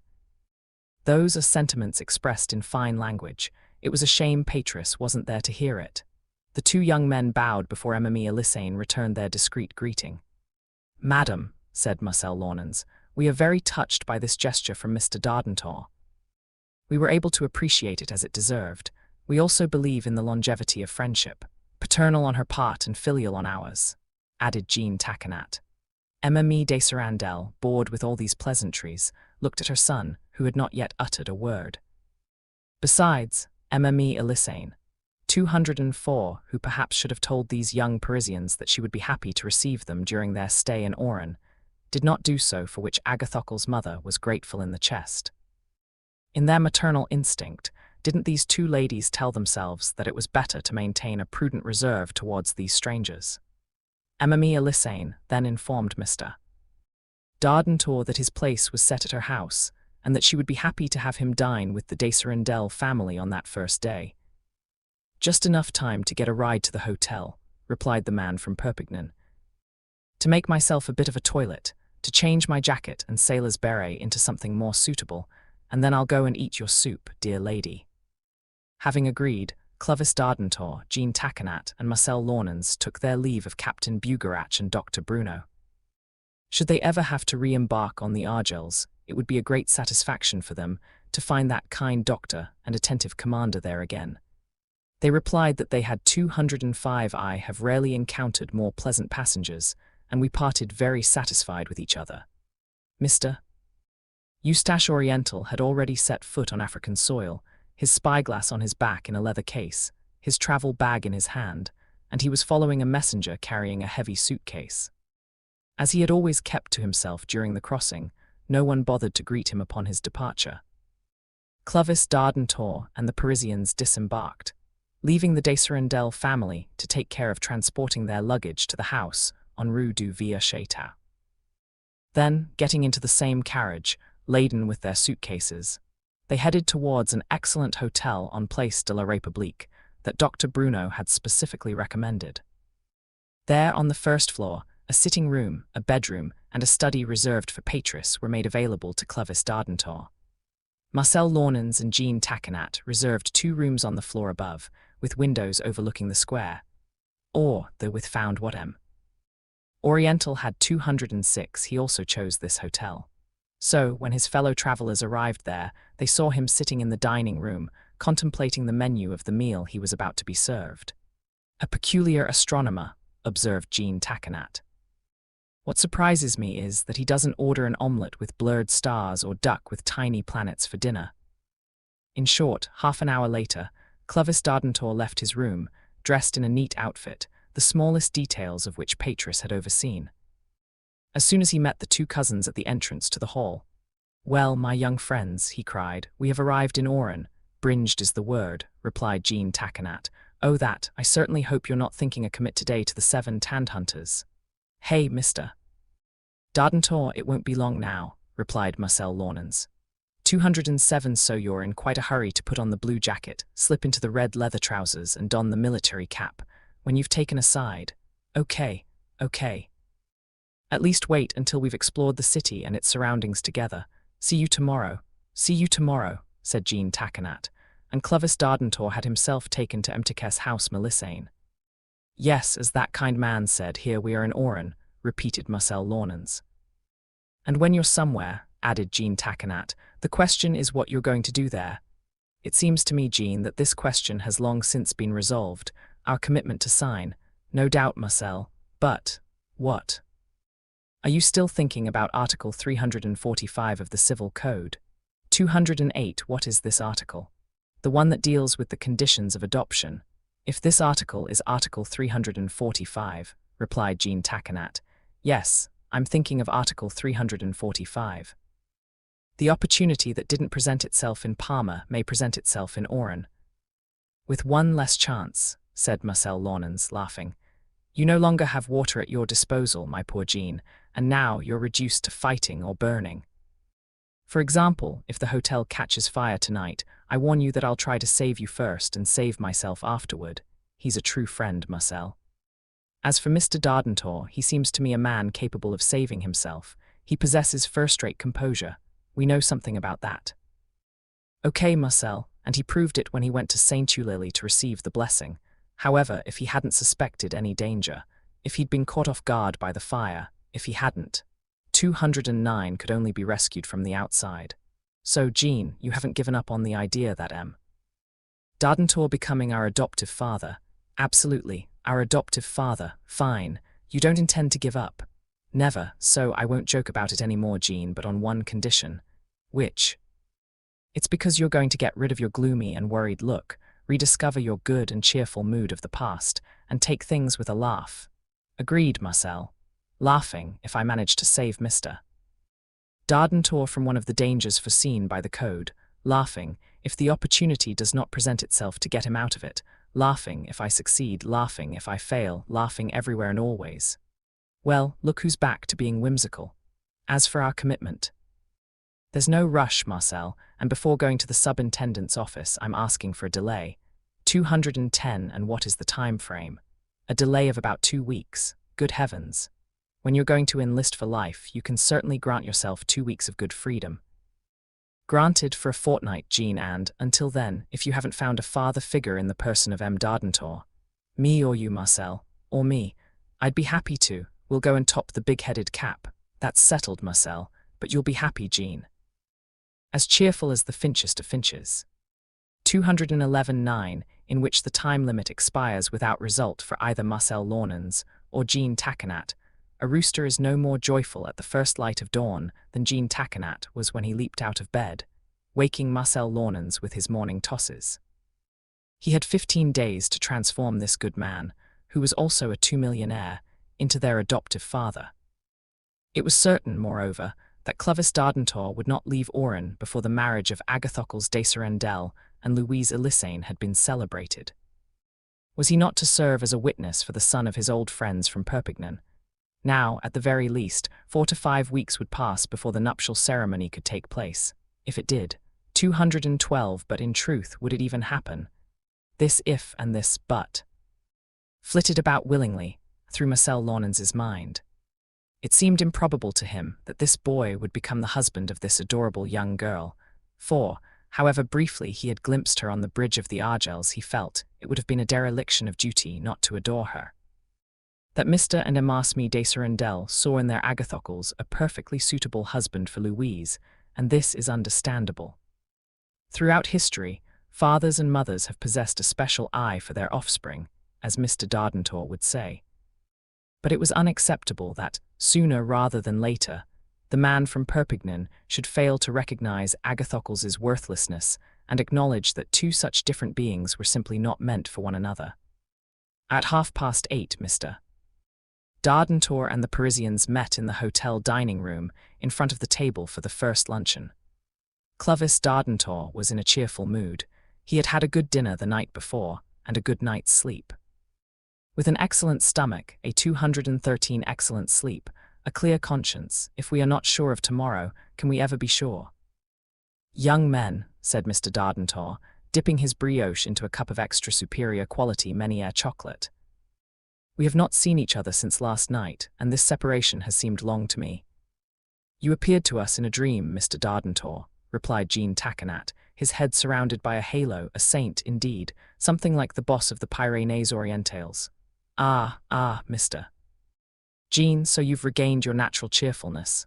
Ripagay, as you say, affirmed Marcel Launens, but he is exposed to losing it again. And why? Because we will have to separate again, Mr. Dardentor. You go one way, we go the other. 214. How can we separate? No doubt, since the de Serendel family will be demanding your presence. Hey, over there, none of that, Lisette, what a fool she is. I won't allow myself to be monopolized like this. I'll only agree to have a bite to eat at Mtekes from time to time. Me Elissane, fine. But never put me on a leash. I'm reserving the morning and afternoon for myself, and I hope we'll use them running around town together. The town and its surroundings. Excellent, Mr. Dardentor, exclaimed Jean Taquinat. I wish I could stay with you forever. Not by a second or a week. Retorted our Perpignan native, bursting into laughter. I love youth, and it seems to me I shed half my age when I'm with friends half my age, and yet, all things considered, I could easily be the father of both of you. Ah, Mr. Dardentor, cried Jean 215 Taquinat, who could not hold back this cry from the heart. Let us stay together, young men. It will be too soon to part hands when I leave Oran to go. Well, I don't know where, after the wedding. Observes Marcel Launens. What wedding? That of de Serendel's son. That's right, I'd already forgotten about it. Hey, what a beautiful young girl, Emile Louise Elissane. We found her to be like that as soon as she arrived on board the Argels. Added Marcel Launens. And me too, my friends. But ever since I saw her at her mother's, so graceful, so attentive, so... Well, so, she's won me over completely. Truly that sly old Agathocles will have nothing to pity. If it pleases Mr. Lillisane felt compelled to insinuate Marcel Launens. No doubt, but this boy will be a hit. All 216 they have known each other since birth, and even before, said Jean Takenat. Agathocles is a good sort, all in all perhaps a lot, said Marcel Launens. Not at all, said Jean Takenat. And he murmured to himself, not at all what suits Emile Elissane. However, he did not believe the time was right to state this opinion in front of Mr. Dardentor, who repeated his sentence. Yes, he's a bit, I agree. Well, he'll stretch his legs, like a marmot after winter. And it will still be a marmot. Marcel Launens could not restrain. Indulgence, young men, indulgence, Mr. Dardentor resumed.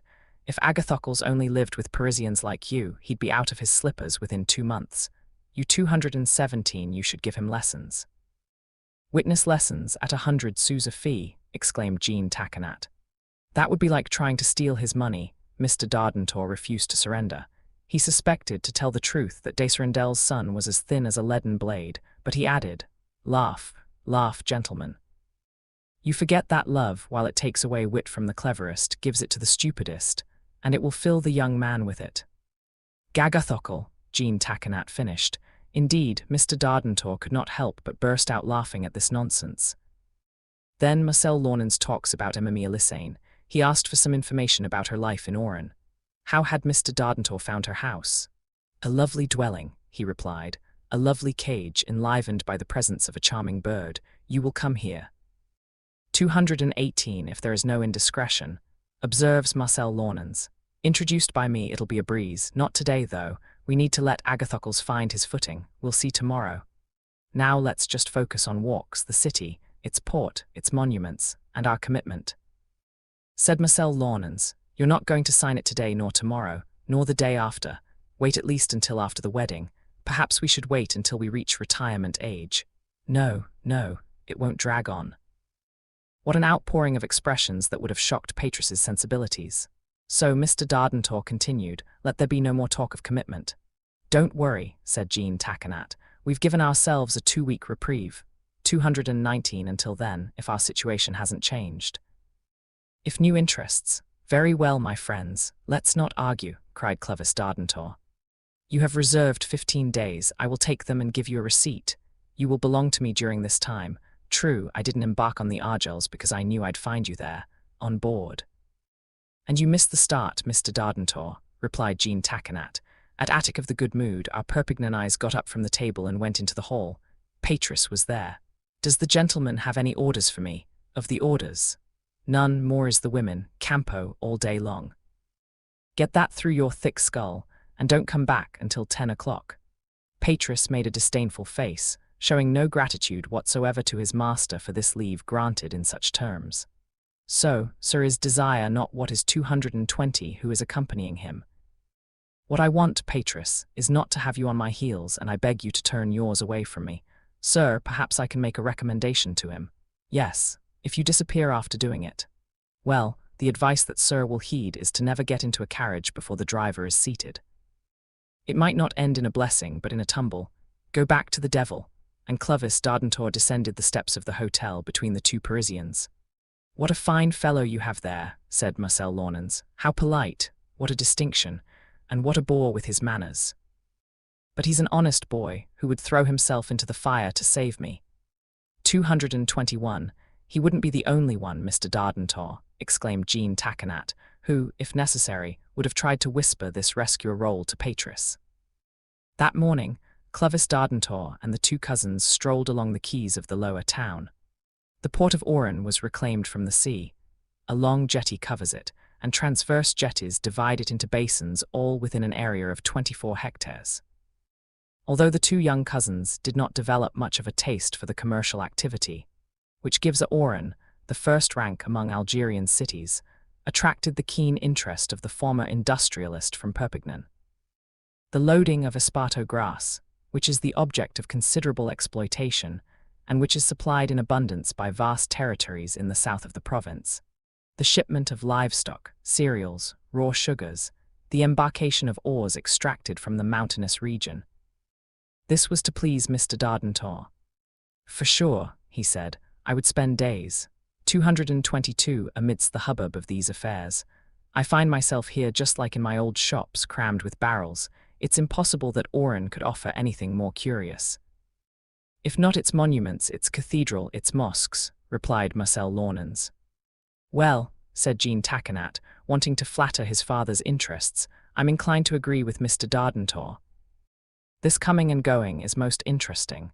These ships entering and leaving, these trucks loaded with goods, these legions of porters of Arab type. Inside the city, there are certainly buildings to see, and we shall see them. But this port, the sea filling these basins, this azure water reflecting the masts, Marcel Launens throws him a mocking look. Bravo, exclaimed Mr. Dardentor. You see, when there's no water in a landscape, it seems to me that something is missing. I have several masterpieces in my house on the Place de la Loge, and always 223 water in the foreground. Without that I wouldn't buy it. Well, you're quite the expert, Mr. Dardentor, replied Marcel Launens. So let's look for places where there's water. Do you insist on it being fresh? I don't care, since it's not about drinking it. And you, Jean? Not more than that, for what I would like to do with it, replied Jean Taquinat, looking at his friend. Well, replied Marcel Launens, we'll find water elsewhere than in the port, and, according to the Joanne, there's the Rahai stream, which is partly covered by the Oudenot Boulevard. Finally, whatever Marcel Launens might have thought, the morning was spent strolling along the docks. The visit was therefore complete when Mr. Dardentor and the two Parisians returned to the hotel for lunch. After 2 hours devoted to a siesta 224, and after reading the newspapers, Clovis Dardentor came to this conclusion, which he then shared with his young friends. It would be better to postpone the walk in the city centre until tomorrow. And why? Asked Marcel Launens. Because the Desrendel family might think it's a bad move if I let them loose in the major races. 1 step up, fine, but 2, with Patris not there, Mr. Dardentor had an easy time saying things as they came to him. But, Jean Taquinat asked, aren't you supposed to have dinner at Mtekes? Mia Lysane. Yes, even today. Starting tomorrow, for example, we'll stroll until evening. Goodbye then. And Clovis Dardentor took a brisk step towards the Rue du Vieux Château. When I'm not by his side, Jean Taquinat stated, I always fear that something bad might happen to him. 225, good soul, replied Marcel Launens, to emphasize the fact that Mr. Dardentor was received with great pleasure in the house of Mia Lysane, to say that Louise, instinctively drawn to this excellent man, showed him great friendship, would be a waste of time with useless phrases. As for Desrendel's son, he wasn't there. He was never there. He preferred to loiter outside rather than stay in the house, that boy. He only came back at mealtimes. Although he sat down at the table, to Louise Lysane's right, he barely spoke to her. In truth, Monsieur Dardentor, seated next to her, wasn't one to let conversation drag. He talked about everything. His department, his hometown, his trip. A edge of the Argels, of his adventures in Parma, of his packed galley, of his superb entry into the church of St. Eulalia, of his young companions on the voyage, of whom he gave the greatest praise of his young friends of 20 years, although he had only known them for 3 days. And this forced him to date this friendship to the year following their birth. 226. The result was that Louise Lysane felt a secret desire to see these two Parisians admitted into her mother's house, and she could not suppress a slight sign of approval when Mr. Dardentor proposed to bring them there. I will introduce them to you, Madame Lysane, he said. I will introduce them to you tomorrow. Very fine young men, very fine, and you will not regret having received them. Perhaps Mimi Desrendel found this proposal from the man from Perpignan at least inopportune. However, Mimi Lysane felt she could do no other than acquiesce. She had nothing to refuse Mr. Dardentor. You can refuse me nothing, he exclaimed. Ah, I'll take you at your word, my dear lady. Besides, I only ever ask for reasonable things, to myself as to others, and they can be granted to me as I grant them to myself. Ask our friend Desrendel about it.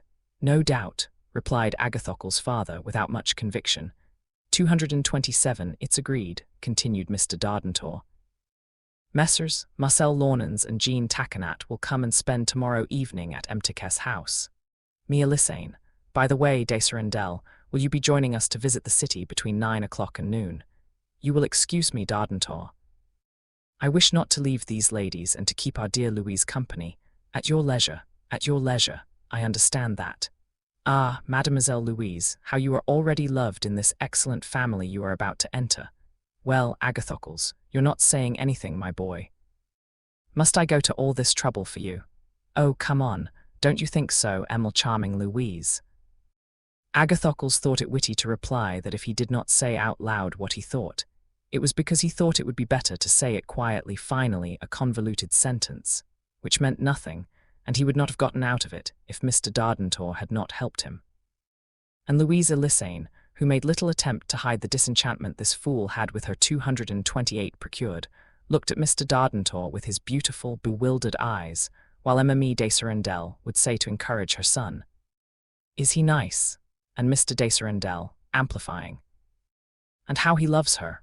Obviously, Clovis Dardentor denied seeing anything. In his opinion, the marriage having been decided, it was as if it had been done, and it did not occur to him that it could not take place. The next day, still fresh, jovial, radiant, and ready, Clovis Dardentor met with the two Parisians over a cup of chocolate. And, first of all, he told them that they were to spend the evening together at Mtikes House Melissane. "That was an excellent idea of yours to present to us," replied Marcel Launens. "During our garrison stay, we'll at least have a pleasant house." "Pleasant, very pleasant," replied Clovis Dardentor. "It's true, after Mtikes' marriage, Louise. 229, that's right," said Marcel Launens. "There's the wedding, to which you will be invited, my young friends." "Mr. Dardentor," replied Jean Taquinat, "you have exceeded our expectations. I don't know how we will ever be able to recognize. You treat us like my children. Well, wouldn't my age allow me to be your father?" "Ah, Mr. Dardentor," cried Jean Taquinat in a voice that said so much. The entire day was spent exploring the city. This trio of tourists strolled along its main promenades. The Turin Promenade, lined with beautiful trees, the Oudenot Boulevard with its double row of Bellarombre trees, the Place de la Carrière, and the Place du Théâtre, Place d'Orléans, and Place de Nemours. We had the opportunity to observe the various types of the Oran population, a very mixed group of 230 soldiers and officers, a number of whom were wearing the uniform of the 7 tanned African hunters. "This uniform is very elegant," Mr. Dardentor repeated. "The braided jacket will fit you like a glove, and you'll make your way in fine attire. Ah, I can already see you, brilliant officers, destined for great things, destined for greatness. And what a fine marriage. It's definitely a superb profession, this soldier's profession. When one has the inclination, and since you have the inclination, it's in our blood," replied Jean Taquinat. "We inherited it from our ancestors, those brave merchants of Rue Saint-Denis, from whom we inherited our military instincts.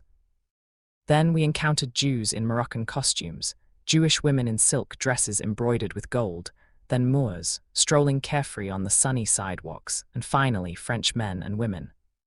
Clovis Dardentor, of course, proclaimed himself delighted with everything he saw. But perhaps he felt his interest increase considerably when the vagaries of his excursion led him to some industrial establishment, tannery, 231 vermicelli factory, foundry, tobacco factory. Indeed, why not admit it, his admiration was kept within moderate limits in the presence of the city's monuments. The cathedral, which was rebuilt in 1839, its 3 naves with semicircular arches, the prefecture, the bank, the theatre, modern buildings moreover. As for the 2 young men, they paid close attention to the Church of St. Andrew, a former rectangular mosque whose vaults rest on the horseshoe arches of Moorish architecture and are surmounted by an elegant minaret. This church seemed less interesting to them, however, than the Pasha's mosque, whose Kuba-shaped porch is much admired by artists. Perhaps they too would have lingered before the mosque of Sidi El Hayayuri and its 3 tiers of arcades, had Clovis Dardentor not pointed out that time was pressing. As he left, Marcel Launens spotted a figure on the minaret balcony whose spyglass was scanning the horizon. "Well, Mr. Oriental," he said, 232 watt, "this star finder, this planet censusor," exclaimed our Perpignan native himself, "and he's eyeing." "If he's eyeing it up, it's not him," Jean Taquinat asserted. As long as he's not eating, he's no longer Mr. Oriental. It was indeed the president of the Astronomical Society of Montélimar who was following the radiant star in its diurnal course. Finally, Messrs. Dardentor, Marcel Launens and Jean Taquinat were in great need of rest when they returned to the hotel for dinner time. Patris, taking advantage, without abusing it, of the leisure his master allowed him, had moved methodically along the streets, not believing himself obliged to see everything in a single day and enriching his memory with precious memories. He also allowed himself to criticize Mr. Dardentor, who, in his opinion, was not exercising sufficient moderation in his actions and risked overexerting himself. He obtained for all 233 the response, which fatigue had no effect on, was that he sent Patris to bed. And that's what he did, around 8 o'clock. Not metaphorically, but materially, after having charmed the people of the office as much by his repartee as by his manners. At that time, Mr. Dardentor and the two cousins arrived at the house on Rue du Vieux Château. The Elissane and Desirandel families were in the living room. Upon being introduced by Clovis Dardentor, Marcel Launens and Jean Taquinat received a warm welcome. The evening was what all bourgeois evenings are, an opportunity to chat, have a cup of tea, and make a little music. Louise Elissane played the piano with exquisite taste, with a true appreciation for art. And what a coincidence! Marcel Launens, he possessed, to use the verb in use, a very pretty voice. So the young man and girl were able to perform a few pieces from a new score. 234 Clovis Dardentor adored music, and brought to his listening that unconscious fervor of people who don't understand much about it. It only takes a little bit of music going in one ear and out the other, and it's not proven that their brains are impressed. Nevertheless, our man from Perpignan took great pleasure in complimenting, applauding, and bravoking characteristic southern flair, with two talents that blend beautifully, he concluded. The young pianist smiled, the young singer looked slightly embarrassed, and Mr. and Mrs. frowned me Desirandel. In truth, their friend was not happy in his choice of expressions, and his sentence, however well turned out Patris might have found it, was out of place in this circumstance. Indeed, in Agathocle's case, there was nothing to marry off, neither talent, nor wit, nor his person, not even, Jean Taquinat thought, for a simple marriage of convenience. The conversation also touched on the walk that Mr. Dardentor and the two Parisians had 235 made through the city.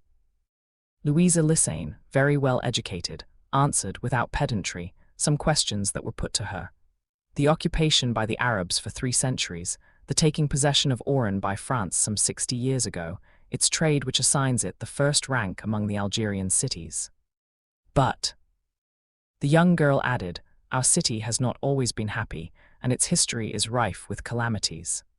After the Muslim attacks, there were natural disasters. For example, the earthquake of 1790 almost completely destroyed it. Jean Taquinat listened attentively, and the young girl continued, following the fires caused by this disaster she was put. It was sacked by the Turks and the Arabs. Its tranquility only dates back to the French domination. And Jean Taquinat thought, earthquakes, fires, attacks, come on, I'm 100 years too late. Are you still feeling the aftershocks, miss? He asked.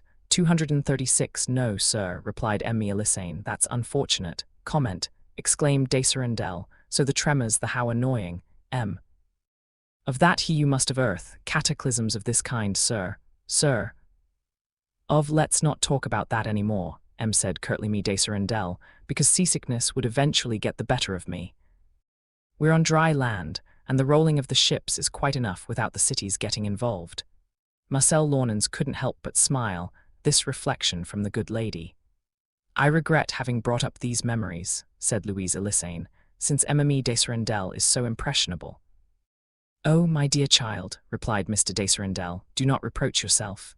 And first of all, cried Mr. Dardentor, if there were to be an earthquake, I would know how to quell it. 1 foot here, another there, like the Colossus of Rhodes, nothing would move. 237, the man from Perpignan, legs spread wide, creaked the floorboards beneath his boots, ready to fight off any shock from the African soil. And from his wide-open mouth came a laugh so loud that everyone joined in his hilarity.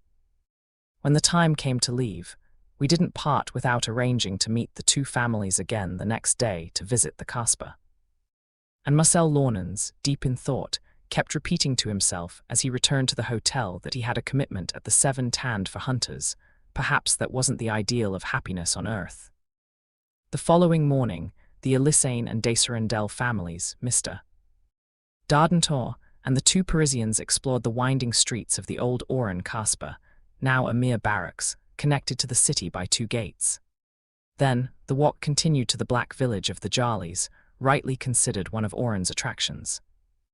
And, during this excursion, chance alone, meant that Louise Elisane had a lively conversation with Marcel Launens, 238 Mr.'s dissatisfaction me Desarendel. In the evening, dinner was offered to the entire company by Clovis Dardentor.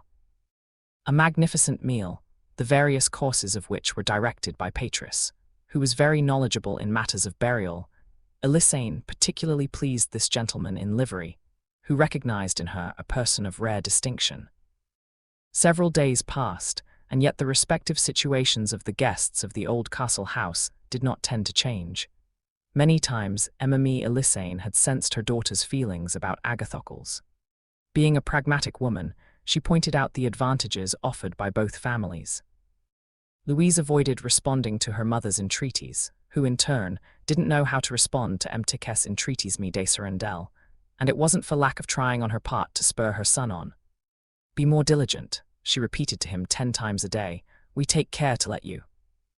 239 together, Louise and you, and I'm sure you're just standing there staring through the windows instead of offering some compliment.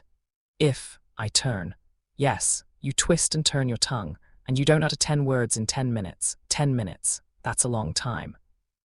But think of your future, my son," the mother exclaimed, distressed, shaking the sleeve of his jacket. "This marriage should go smoothly since both families agree, and it hasn't even started yet." "Yes, since I gave my consent," replied Agathocles naively. "No, since Louise didn't give hers," replied Emmeline Desarendel, "and things weren't progressing, and Mr. Dardentor, when he got involved, couldn't, to draw a spark from this boy. A wet pebble instead of a flint, always ready to fire, he thought. Yet he 240 all it would take is one opportunity, it's true, in this peaceful house. In short, they were going nowhere, but standing still doesn't lead to an assault. Besides, their supply of daily distractions was beginning to run dry. The city had been explored down to its furthest suburbs. Now, Mr. Dardentor knew as much as the learned president of the Oran Geographical Society, the most important in the Algerian region. And, just as the Desarendels were despairing, so too was Jean Takenat, in the midst of this well-established city, whose very unshakable ground enjoyed absolute peace, leaving nothing to be done. Fortunately, Clovis Dardentor had an idea, the kind of idea one would expect from such a man. The Algerian Railway Company had just advertised a circular journey at reduced prices in the south of the Oran province. It was enough to tempt even the most homebound. One would depart on one line and return on another. In between, 100 leagues to cross through the countryside, 241 superb. It would take about 2 weeks, curiously spent. The company's multicolored posters displayed a map of the region crossed by a thick red zigzag line. By train, one traveled to Tleilat, St. Denis-du-Sig, Périgord, Mascara and Saïda, the terminus. From there, by car or caravan, one visited Daya, Magenta, Sebdu, Tlemcen, La Mauricière and Sidi Bel Abs. Finally, one returned Sidi Bel Abs to Oran, by train from Well-then. This was the journey to which Clovis Dardentor devoted himself with the passion that characterized even the smallest actions of this extraordinary man. He had no difficulty getting the Desarendels to adopt this project. The chance encounters along the way, living together, the small favors to be done, what opportunities Agathocles would seize to please the charming Louise. Perhaps Emmeline Elisane needed a little persuading. This trip frightened her, and then this, and then that. But try resisting Mr. 242 Dardentor. Hadn't the excellent lady said that nothing could be refused him, and he reminded her of it at the opportune moment. Finally, his argument proved decisive. During this excursion, Agathocles would reveal himself in a new light. Emile Louise would appreciate it for what it was worth, and the marriage would be arranged upon her return. And ask Emily Elisane, will Messrs. Launans and Takenat be making the trip? No, unfortunately, replied Mr. Dardentor. They are due to enlist in a few days, and this would delay them too much. Emily Elisane seemed satisfied, but after that of her mother, it was necessary to obtain the consent of the young girl. Mr. Dardentor had his work cut out for him. She was clearly reluctant to make the trip, during which she would be in constant contact with the Desarendel family. At least in Oran, Agathocle's absences were frequent. He was hardly ever seen except at mealtimes, the only times he seriously opened the door. 243 mouth, and it wasn't for talking. By train, by car, by caravan, he would be there, always there. This prospect was not likely to cheer up Louise Elisane. This boy could only displease her, and perhaps she would have been wise to declare her mother had told her she would never marry him. But she knew this woman, resolute, tenacious, and unwilling to abandon her plans. In truth, it would be better if the good lady herself could acknowledge the invalidity of the supposed. Mr. Dardentor displayed irresistible eloquence. He was acting in good faith, moreover, in imagining that this trip would provide the Desarendel heir with some opportunity to make a name for himself. At his advantage, and he hoped that his old friend's wish would eventually come true. It would be such a heartbreak for them if they failed. Although it wasn't meant to move the young woman, he finally persuaded her to take charge of the departure preparations. "You'll thank me later," he kept repeating. "You'll thank me." Patris, having been informed, did not hide from his 244. The master said that this trip did not have his full approval. He had reservations. There would undoubtedly be other tourists, whoever they were, and, living together, this close quarters. His master ordered him to be ready to pack his suitcases on the evening of May 10th, in 48 hours. When Mr. Dardentor informed the two young people of the decision made by the Elisane and Desarendel families, as well as by himself, he hastened to express his deepest regrets. Oh, how heartfelt and sincere that they could not accompany him. It would have been wonderful and delightful to travel together, his word, for a few weeks through the Oran region.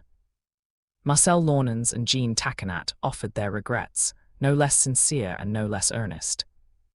But, having arrived in Oran some 10 days earlier, could they possibly delay any longer in regularizing their situation?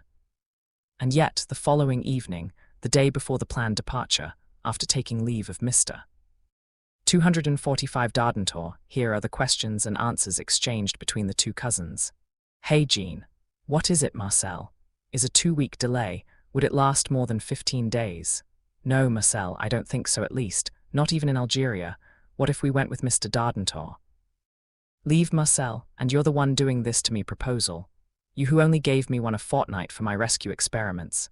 Yes, Jean, because, here, in Oran, this such a quiet town, you couldn't possibly succeed, while this circular journey, who knows?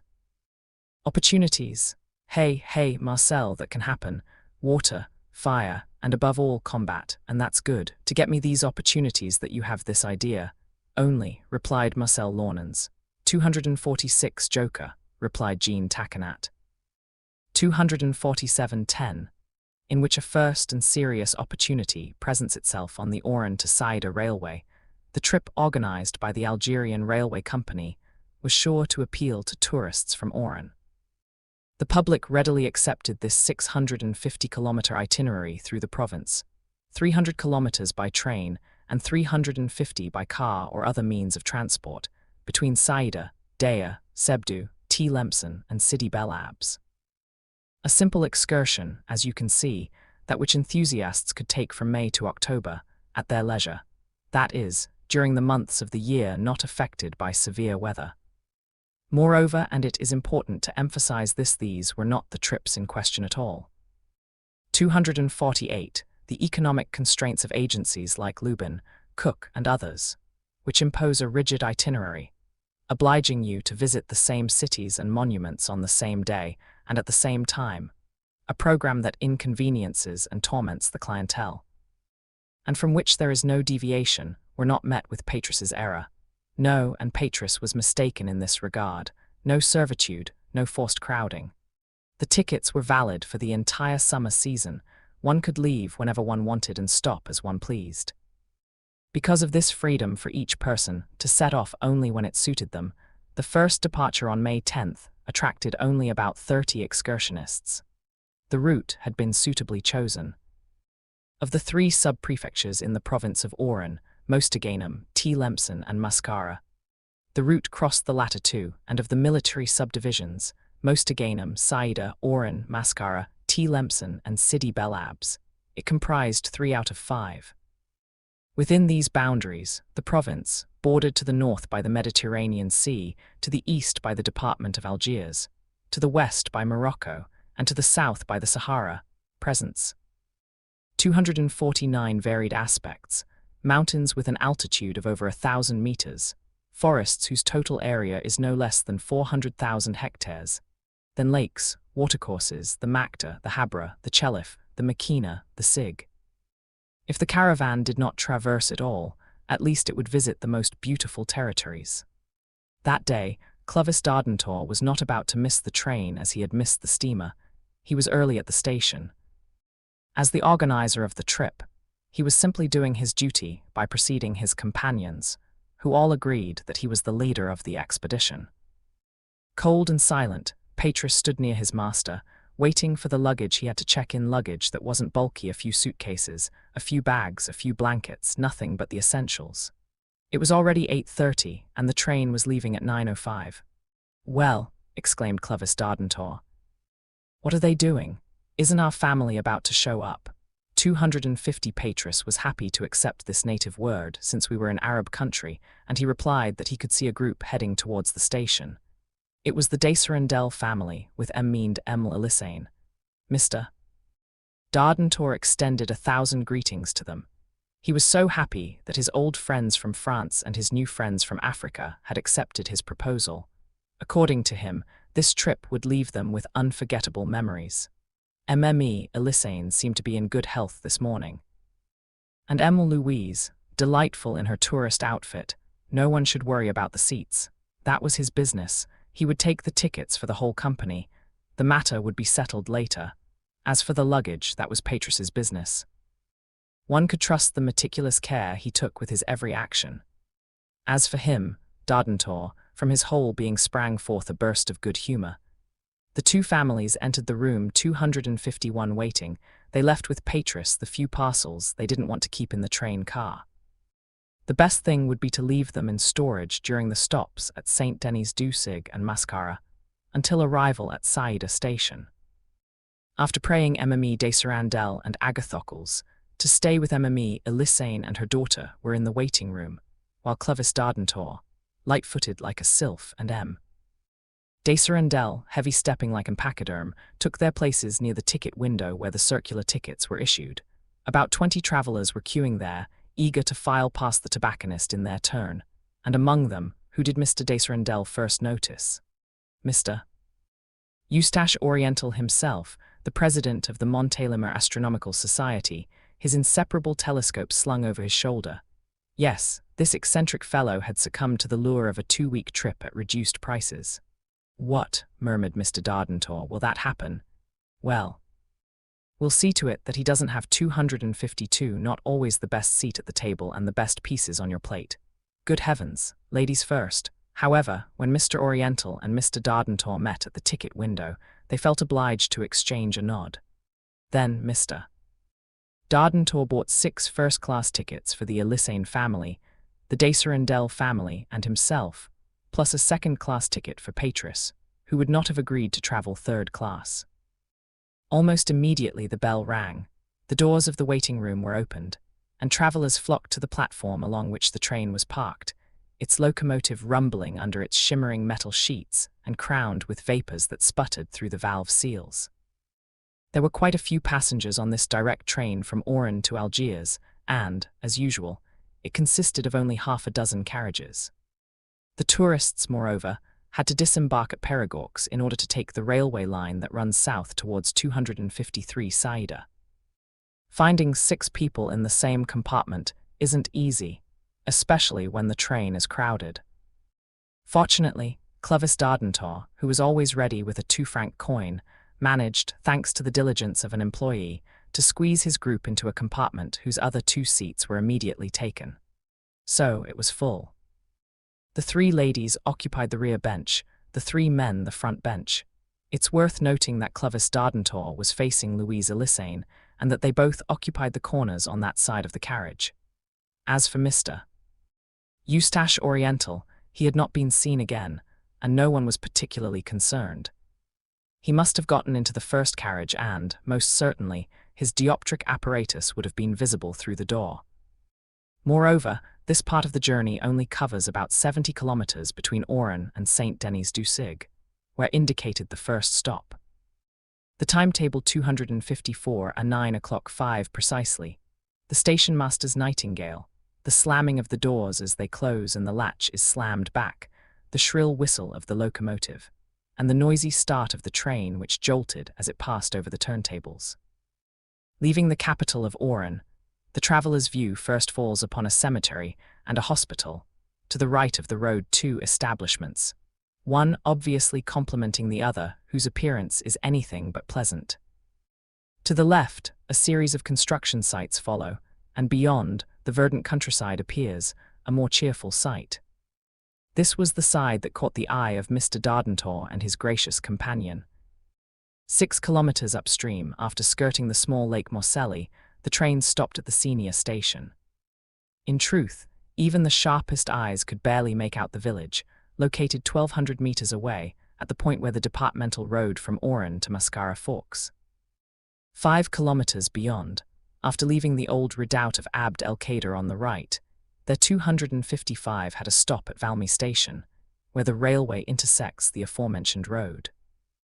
On the left, a large segment of the Great Salt Lake of Sebga develops, whose altitude already reaches nearly 92 meters above the Mediterranean level. From the angles they occupied in their compartment, Clovis Dardentor and Louise Elissane only caught a glimpse of the lake. In any case, however vast it might be, it would have only garnered a disdainful glance from Jean Taconat, for its waters were already very low at that time, and it would soon dry up completely under the heat of the summer season.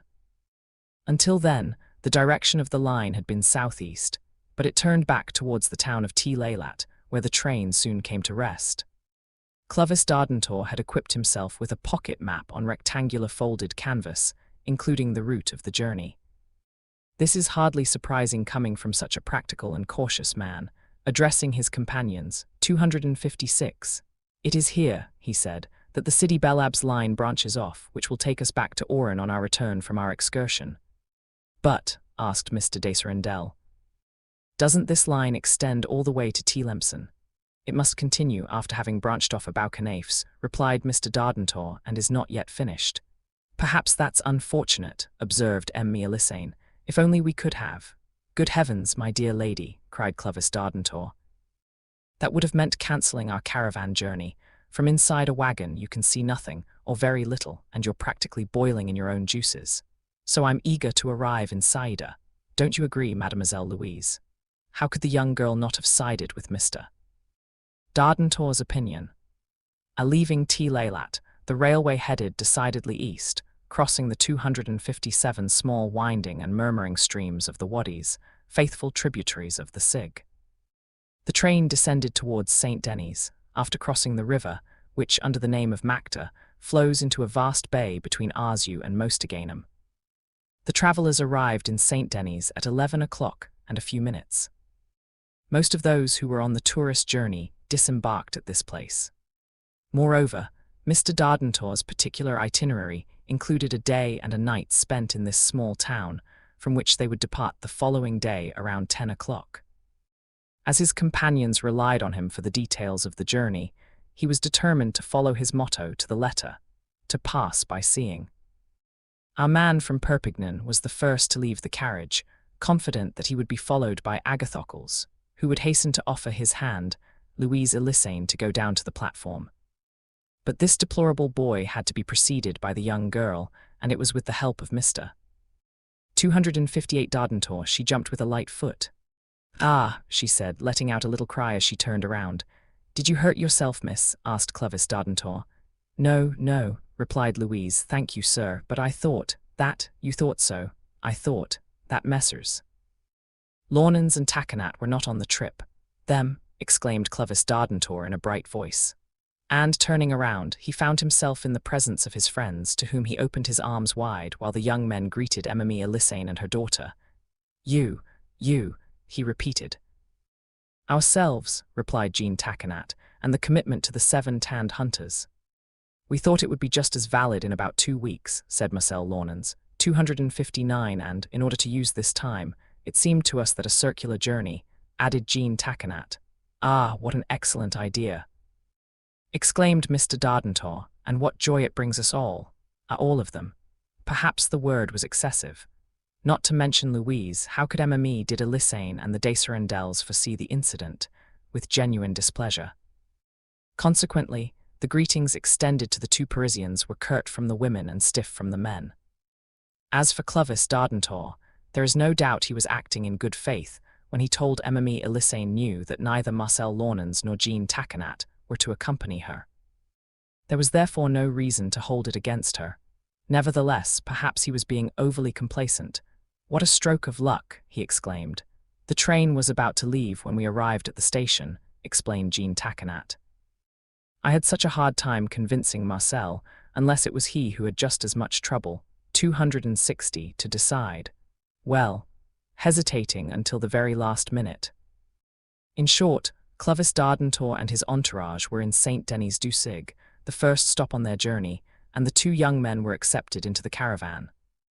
Now, they needed to find a hotel where they could have lunch, dinner, and a proper night's sleep.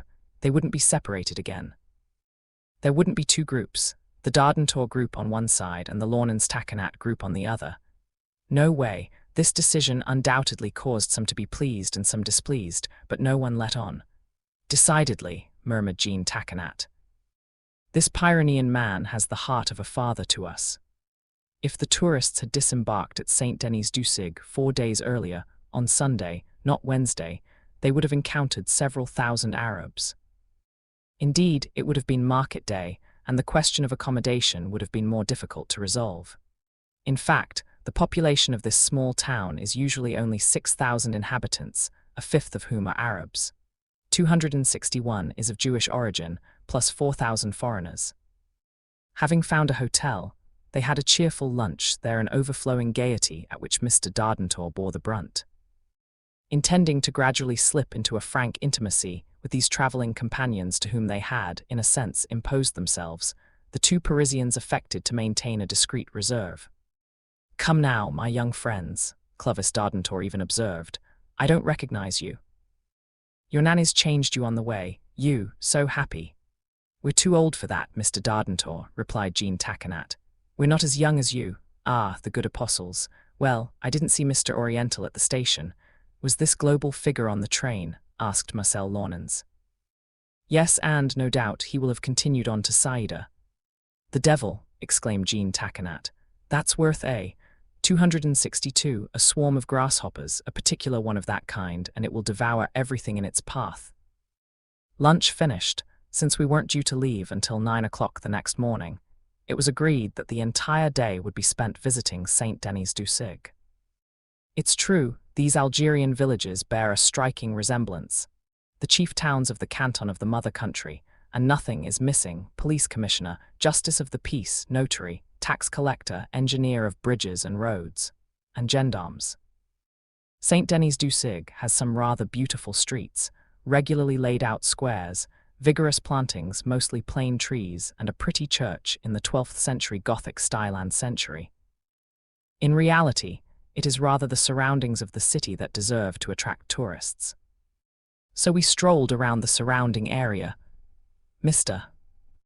Dardentor showed off to the ladies, who were hardly interested, and to the 2 cousins, whose minds were elsewhere, probably lost in the fog of the future. Some lands belonging to a 263 exceptional fertility, superb vineyards that carpeted the isolated massif against which the town leans. A kind of natural fortress, easily defensible. Our Perpignan native belonged to that category of people who admire only because they are no longer at home, and to whom one should not entrust the writing of a traveller's guide. This afternoon stroll was made all the more enjoyable by the perfect weather. We walked upstream from the town, along the banks of the Sig River, to the dam that forces the waters to flow back up 4 kilometers. The dam has a capacity of 14 million cubic meters, intended for irrigating industrial crops. This dam has indeed broken several times, and it will undoubtedly break again. But the engineers are keeping a watchful eye, and as long as the representatives of this learned body are on duty, there's nothing to fear, if you believe them. After this extended excursion, the excuse of fatigue was quite valid. Therefore, when Clovis Dardentor spoke of a visit that would require a journey of several hours, MME 264 Elysane and MME de Serendel, whom her husband felt compelled to join, begged for mercy. Louise had to accompany them to the hotel under Agathocle's protection. What an opportunity for this would-be suitor to offer his arm to his would-be bride. If he hadn't been crippled by both, morally speaking, of course. Marcel Launens and Jean Taquinat would have been more than happy to return with these ladies, if they had not had to resign themselves to following Mr. Dardentor. He had decided to go and visit. 8 kilometers away lay a 2,000-hectare farm, the Union du Sig, whose Phalansterian origins date back to 1844. Fortunately, the journey could be made on muleback, without too much delay or fatigue. And, crossing this rich and tranquil countryside, Jean Taquinat thought to himself, "It's disheartening, some 64 years ago, perhaps, when they were fighting through the bush to take possession of the Oran province. Perhaps I could have." 265 in short, no opportunity for rescue had presented itself when the three of them returned to the hotel for dinner. The evening was short. Each went back to their room by 9 o'clock. Agathocles, who never dreamed, did not dream of Louise, and Louise, whose sleep was always graced with pleasant dreams, did not dream of Agathocles. The next day, at 8 o'clock, Patris knocked discreetly on all the doors. We obeyed the signal of this punctual servant, had our first breakfast of coffee or chocolate, each according to their taste, settled the hotel bills, and walked to the station. This time, Mr. Dardentor and his companions occupied all 8 seats in the compartment. Moreover, it was only for a very short journey between Saint Denis du Sig and the Périgord station. After a short stop at Moctedus, a European hamlet located 17 kilometers from Saint Denis, the train stopped 8 kilometers further on. Périgord, a simple village of 3,266, the town, with its inhabitants, including 1,600 natives, is watered by the Habra River in the center of a remarkably fertile plain of 36,000 hectares. It is here that the railway from Oran to Algiers intersects with the railway from Azou, a port on the northern coast, which runs down to Saïda. Running from north to south through the province, serving the vast territories where esparto grass is harvested, it will extend as far as Ain Safra, almost at the Moroccan border. The tourists therefore had to change trains at this small station and, 21 kilometers further on, stop at the Crèvecoeur halt. Indeed, the Azou to Saïda line leaves Mascara to the left, now burning. As they say, this district capital might have been in keeping with Jean Taquinat's state of mind, as he was always looking to start fires. But Clovis Dardentor would have protested vehemently, since the circular route included Mascara. Therefore, for the 20 kilometers that needed to be covered, vehicles requisitioned by the company were stationed in front of the station, at the disposal of its customers.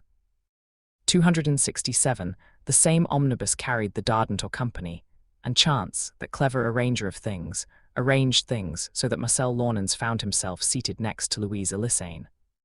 No, never had 20 kilometers seemed so short to him. And yet, the omnibus had traveled slowly, waiting for the road to climb to a height of 135 meters above sea level. Finally, short or not, the last kilometer ended around 3:30. According to the adopted plan, we were to spend the evening of the 11th in Mascara, then the night, then the day of the 12th, and leave for Saïda. "Why don't we take the train this evening?" asked Emmeline Elysane. "Oh, dear excellent lady," replied Mr. Dardentor. "You would not want it, and if you did want it, if I were weak enough to obey you, you would reproach me for it all my life." "Mother," said Louise, laughing, "can you explain Dardentor to incur such lengthy reproaches, and if justified?" Added Marcel Launens, whose 268 the intervention seemed to please Mr. Lillesane. Yes, justified, Mr. Dardentor continued, because Mascara is one of the prettiest cities in Algeria, and the time we spend there will not be wasted. I want the wolf to devour me from the nape of my neck to my spine. Said Patris. Do you have a cold? Said his master. No, I simply wanted to chase the wolf away from Monsieur in time. Animal. In short, the small group complied with the wishes of their leader, which bore a striking resemblance to orders. Mascara is a fortified city. Nestled on the southern slope of the first range of the Atlas Mountains at the foot of Cherbourg, it overlooks the vast plain of Egris. 3 rivers converge there, the Oud Taudman, the Ain Baïda, and the Benarach. Captured in 1835 by the Duke of Orleans and Marshal Clausel, then abandoned almost immediately, it was not recaptured until 1841 by the 269 generals Bugeaud and Lamoricière. Before dinner, the tourists could see that Mr. Dardentor hadn't exaggerated. Mascara is in a delightful location, nestled on the 2 hills between which the Oud Taudman flows. The walk took them through its 5 districts, 4 of which are encircled by a tree-lined boulevard, this rampart pierced by 6 gates and defended by 10 towers and 8 bastions. Finally, the walkers stopped in the parade ground. What a phenomenon! Exclaimed Mr. Dardentor, when he stood with his legs apart and his arms raised to the sky in front of an enormous tree, 200 or 300 years old. A forest unto itself, replied Marcel Launens. It was a mulberry tree, which deserved to have its own legend, and on which several centuries passed without being cut down. Clovis Dardentor wanted to pick a leaf. 270. This first dress with a train, worn by the elegant women of the Garden of Eden, said Jean Taquinat. And which is made without seamstresses, retorted Mr. Dardentor. Finally, an excellent and copious dinner restored the guests' strength. They didn't skimp on the Mascara wine, which occupies a prominent place in the cellars of gourmets from overseas. Then, as the day before, the ladies retired in good spirits. No one would expect them to be up at the crack of dawn. De Serendel, father and son, could even sleep in. They would meet again at lunchtime. The afternoon would be devoted to the city's main buildings on a joint tour. As a result of this arrangement, the next day, at 8 o'clock, the 3 inseparable friends were spotted in the commercial district. His old instincts as a merchant and industrialist had drawn the former cooper from Perpignan there. That vile flatterer, Jean Taquinat, was stirring them up, much to the annoyance of Marcel Launens, who had no interest whatsoever in oil and flour mills or local factories. 271 No way. If Emma Lillesane would have been entrusted to the paternal care of Mr. Dardentor. But she was not there, and, at that hour, her pretty eyes barely opened their fine eyelids. During his walk along the streets of this neighbourhood, Clovis Dardentor made a few purchases, among them a pair of those black burnouses known as zerdanis, which he planned to wear on occasion, just like the Arabs of North Africa do. Around noon, the entire visiting party reassembled. They proceeded to the city's 3 mosques. The first, the Ain Baïda Mosque, dating from 1761, where Abd el-Qaeda preached holy war. The second, transformed into a church for the making of the bread of the soul. And the third, a grain store for the making of the bread of the body. Literal text, according to Jean Taquinat.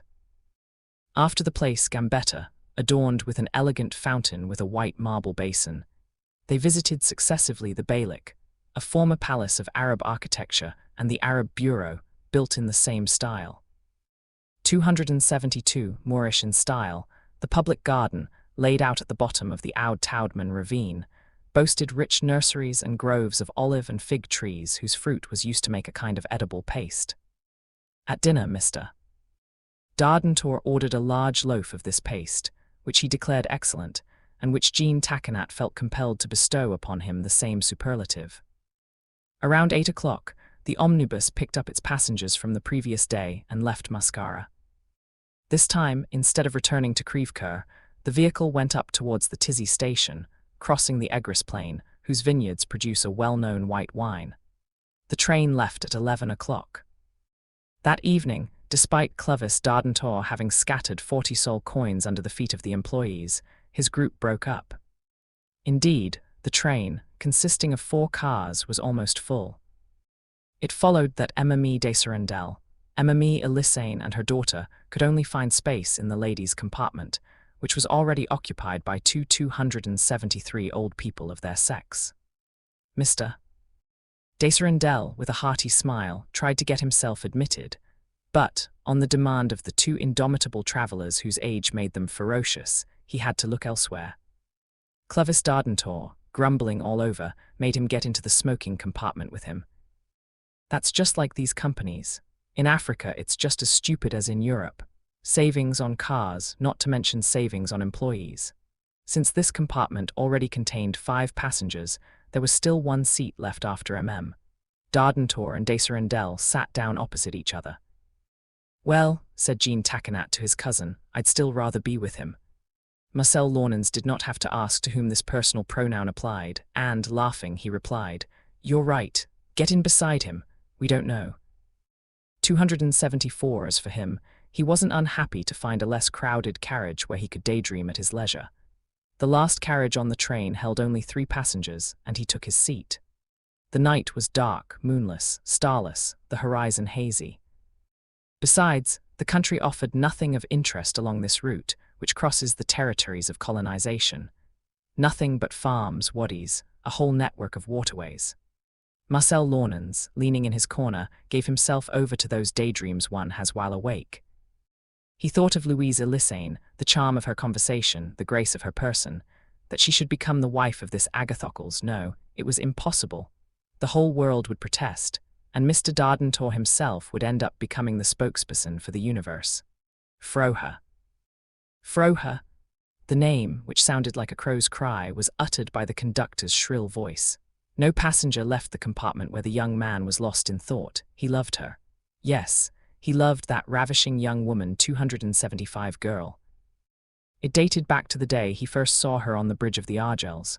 It was that famous thunderbolt that strikes even when the sky is cloudless. Thiersville, Thiersville, was shouted 20 minutes later. The name of this statesman, given to this lost station, a hamlet of a few Arab houses, did not pull Marcel Launens from his reverie. And Louise Elissane totally eclipsed the illustrious liberator of the territory.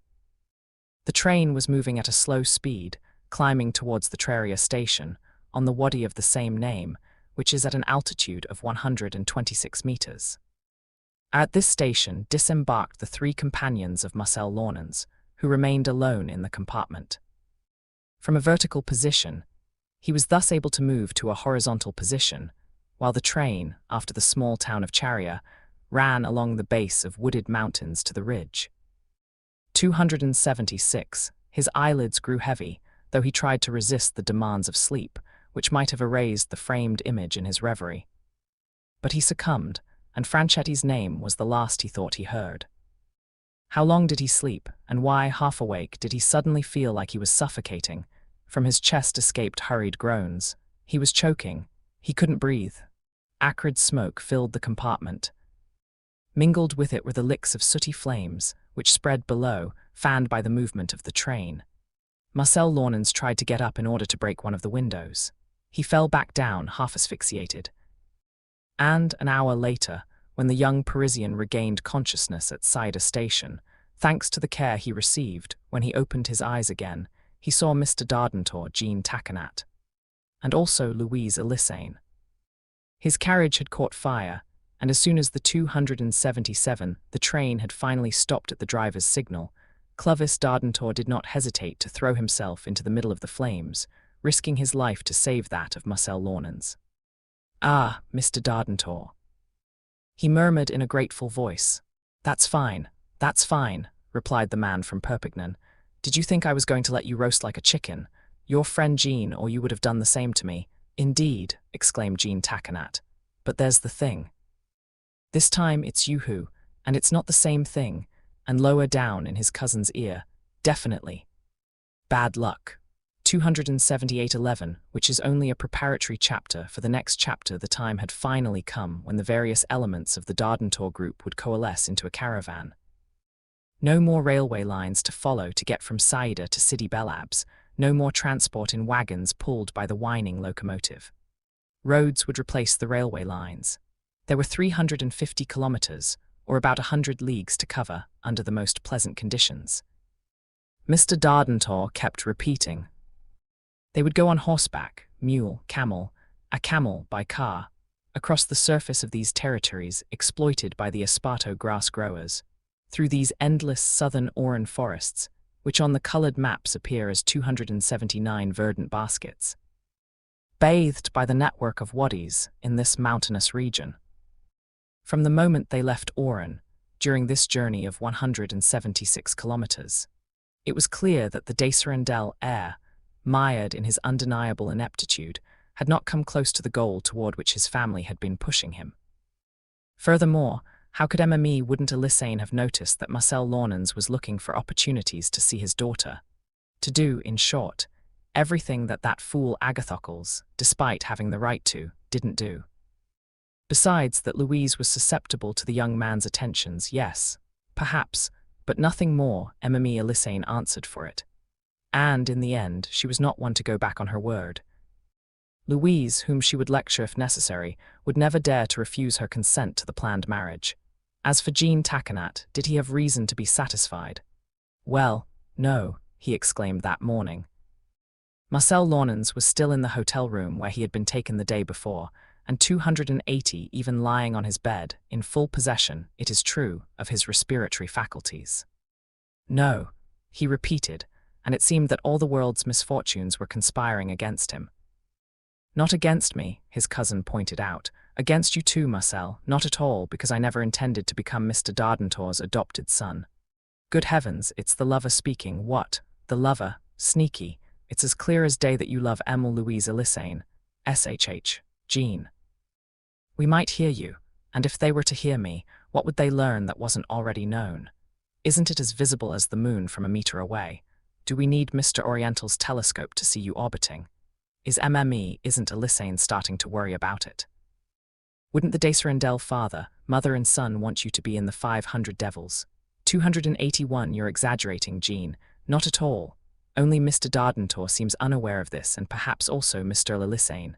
Her, you think so? Asked Marcel Launens sharply. Okay. Calm down, you suffocating man from yesterday. Can a young girl make a mistake? Are those little heartbeats that stir his little heart? Jean. As for the disdain she feels for this masterpiece of the Desirandel family, which goes by the name of Agathocles. Do you know, my poor friend Jean, that I've gone mad with Emile Louise? Crazy, that's the word, because where will it lead you? What Emile Elysane is ravishing, that much is obvious, and I would have adored her just as much as you. But she is betrothed, and, if there is no inclination in this marriage, there are proprieties and also money, and the desires of the parents on both sides. 282, it's a structure whose foundations were laid during the betrothed couple's childhood, and you imagine you're going to topple it with a single breath.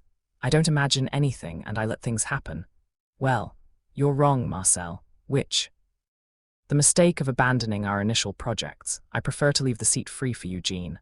And yet, Marcel, think about it. If you manage to get yourself adopted, me, yes, you, and do you see yourself courting Emile Elysane?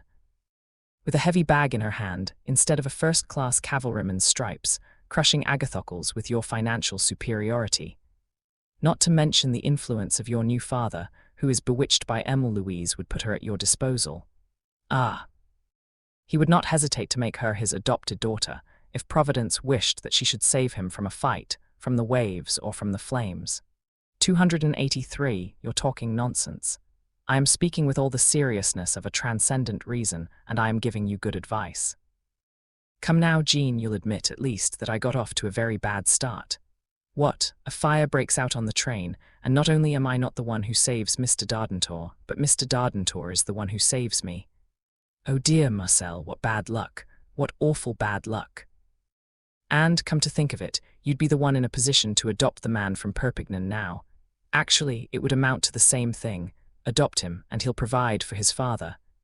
Impossible, declares Marcel Launens, laughing. For what? Because in all cases, the adoptive parent must be older than the adoptee, even if only by a few days.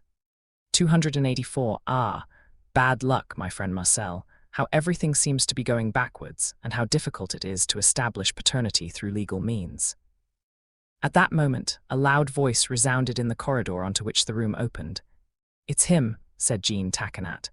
Clovis Dardentor appeared, his speech joyful, his gesture demonstrative, and made only a leap from the threshold to Marcel Launen's bed. "What?" he exclaimed, "not even up yet? Is he ill?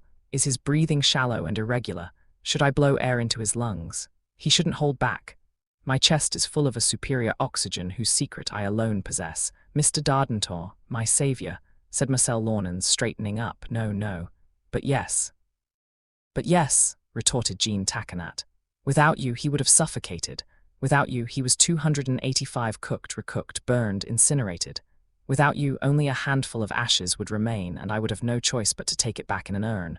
Poor boy, poor boy." He repeated him. Dardentor raised his hands to the sky. Then he added, "But it's true that I saved him."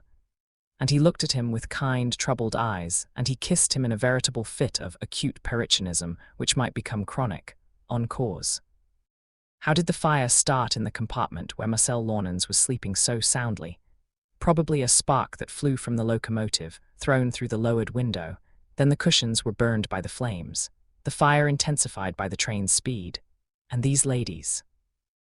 asks Marcel Launens. "They are well and have recovered from their ordeal, my dear Marcel." 286 already, my dear Marcel, Jean Takenat seemed to say, nodding his head, "because you are like my child." "Now," insisted Clovis Dardentor. "His child," murmured the cousin. "And," continued this worthy man, "if you had seen Mr. Lillisane when the train finally stopped, rushing towards the carriage with the swirling flames." "Yes, as fast as I did." "And when I set you down on the track, if you had seen her take her handkerchief, pour a few drops from a bottle of smelling salts onto it, and moisten your lips. Ah, you gave her quite a fright, and I thought she was going to faint." Marcel Launens, more moved than he would have liked to appear, took Mr. Dardentor's hands and thanked him for everything he had done for him. For his care, for Mr. Names' handkerchief for Louise. Good, here's our Perpignan native getting sentimental, his eyes becoming moist. "A raindrop between two rays of 287, sun," said Jean Takenat, who was contemplating this touching scene with a slightly mocking air. "Finally, my dear Marcel, aren't you going to start from your bed?" asked Mr. Dardentor. "I was getting up when you came in, if I can help you." Thank you. Jean is here. You mustn't spare me," he continued. Dardentor, you belong to me now. I absolutely have the right to surround you with care." "Fatherly," Jean whispered. "Fatherly as can be, and may the devil's tail tighten around my throat." Luckily Patris wasn't there. "Come now, my friends, let's hurry. We're both waiting for you in the dining room. A cup of coffee, and we'll go to the station where I want to see for myself if anything is missing. 288, the caravan organization. Then we'll tour the city." "Oh. That will be quick then, the surrounding area. And tomorrow, between 8 and 9, off we go, Arab style. Off we go, tourists. Off we go, day trippers. You'll see how well dressed I look when I'm draped in my zurbani. A sheikh. A true sheikh of the Chaikhadi." Finally, after giving Marcel Launens such a vigorous handshake that it pulled him out of bed, he went out humming a refrain from the Pyrenees mountains. When he was outside, "Hey," said Jean Takenat, "where would you find his equal, and her equal, one with his African zurbani, the other with her delicately scented handkerchief?" "Jean," said Marcel Launens, a little annoyed, "you seem excessively jovial to me." "It was you who wanted me to be cheerful, and so I am," replied Jean Takenat, doing a pirouette. Marcel Launens began to get dressed. 289, still a little pale, but it would recover. "And, besides," his cousin asserted, "won't we be exposed to many other things? Adventures when we figurines at 7 and hunters. What a prospect.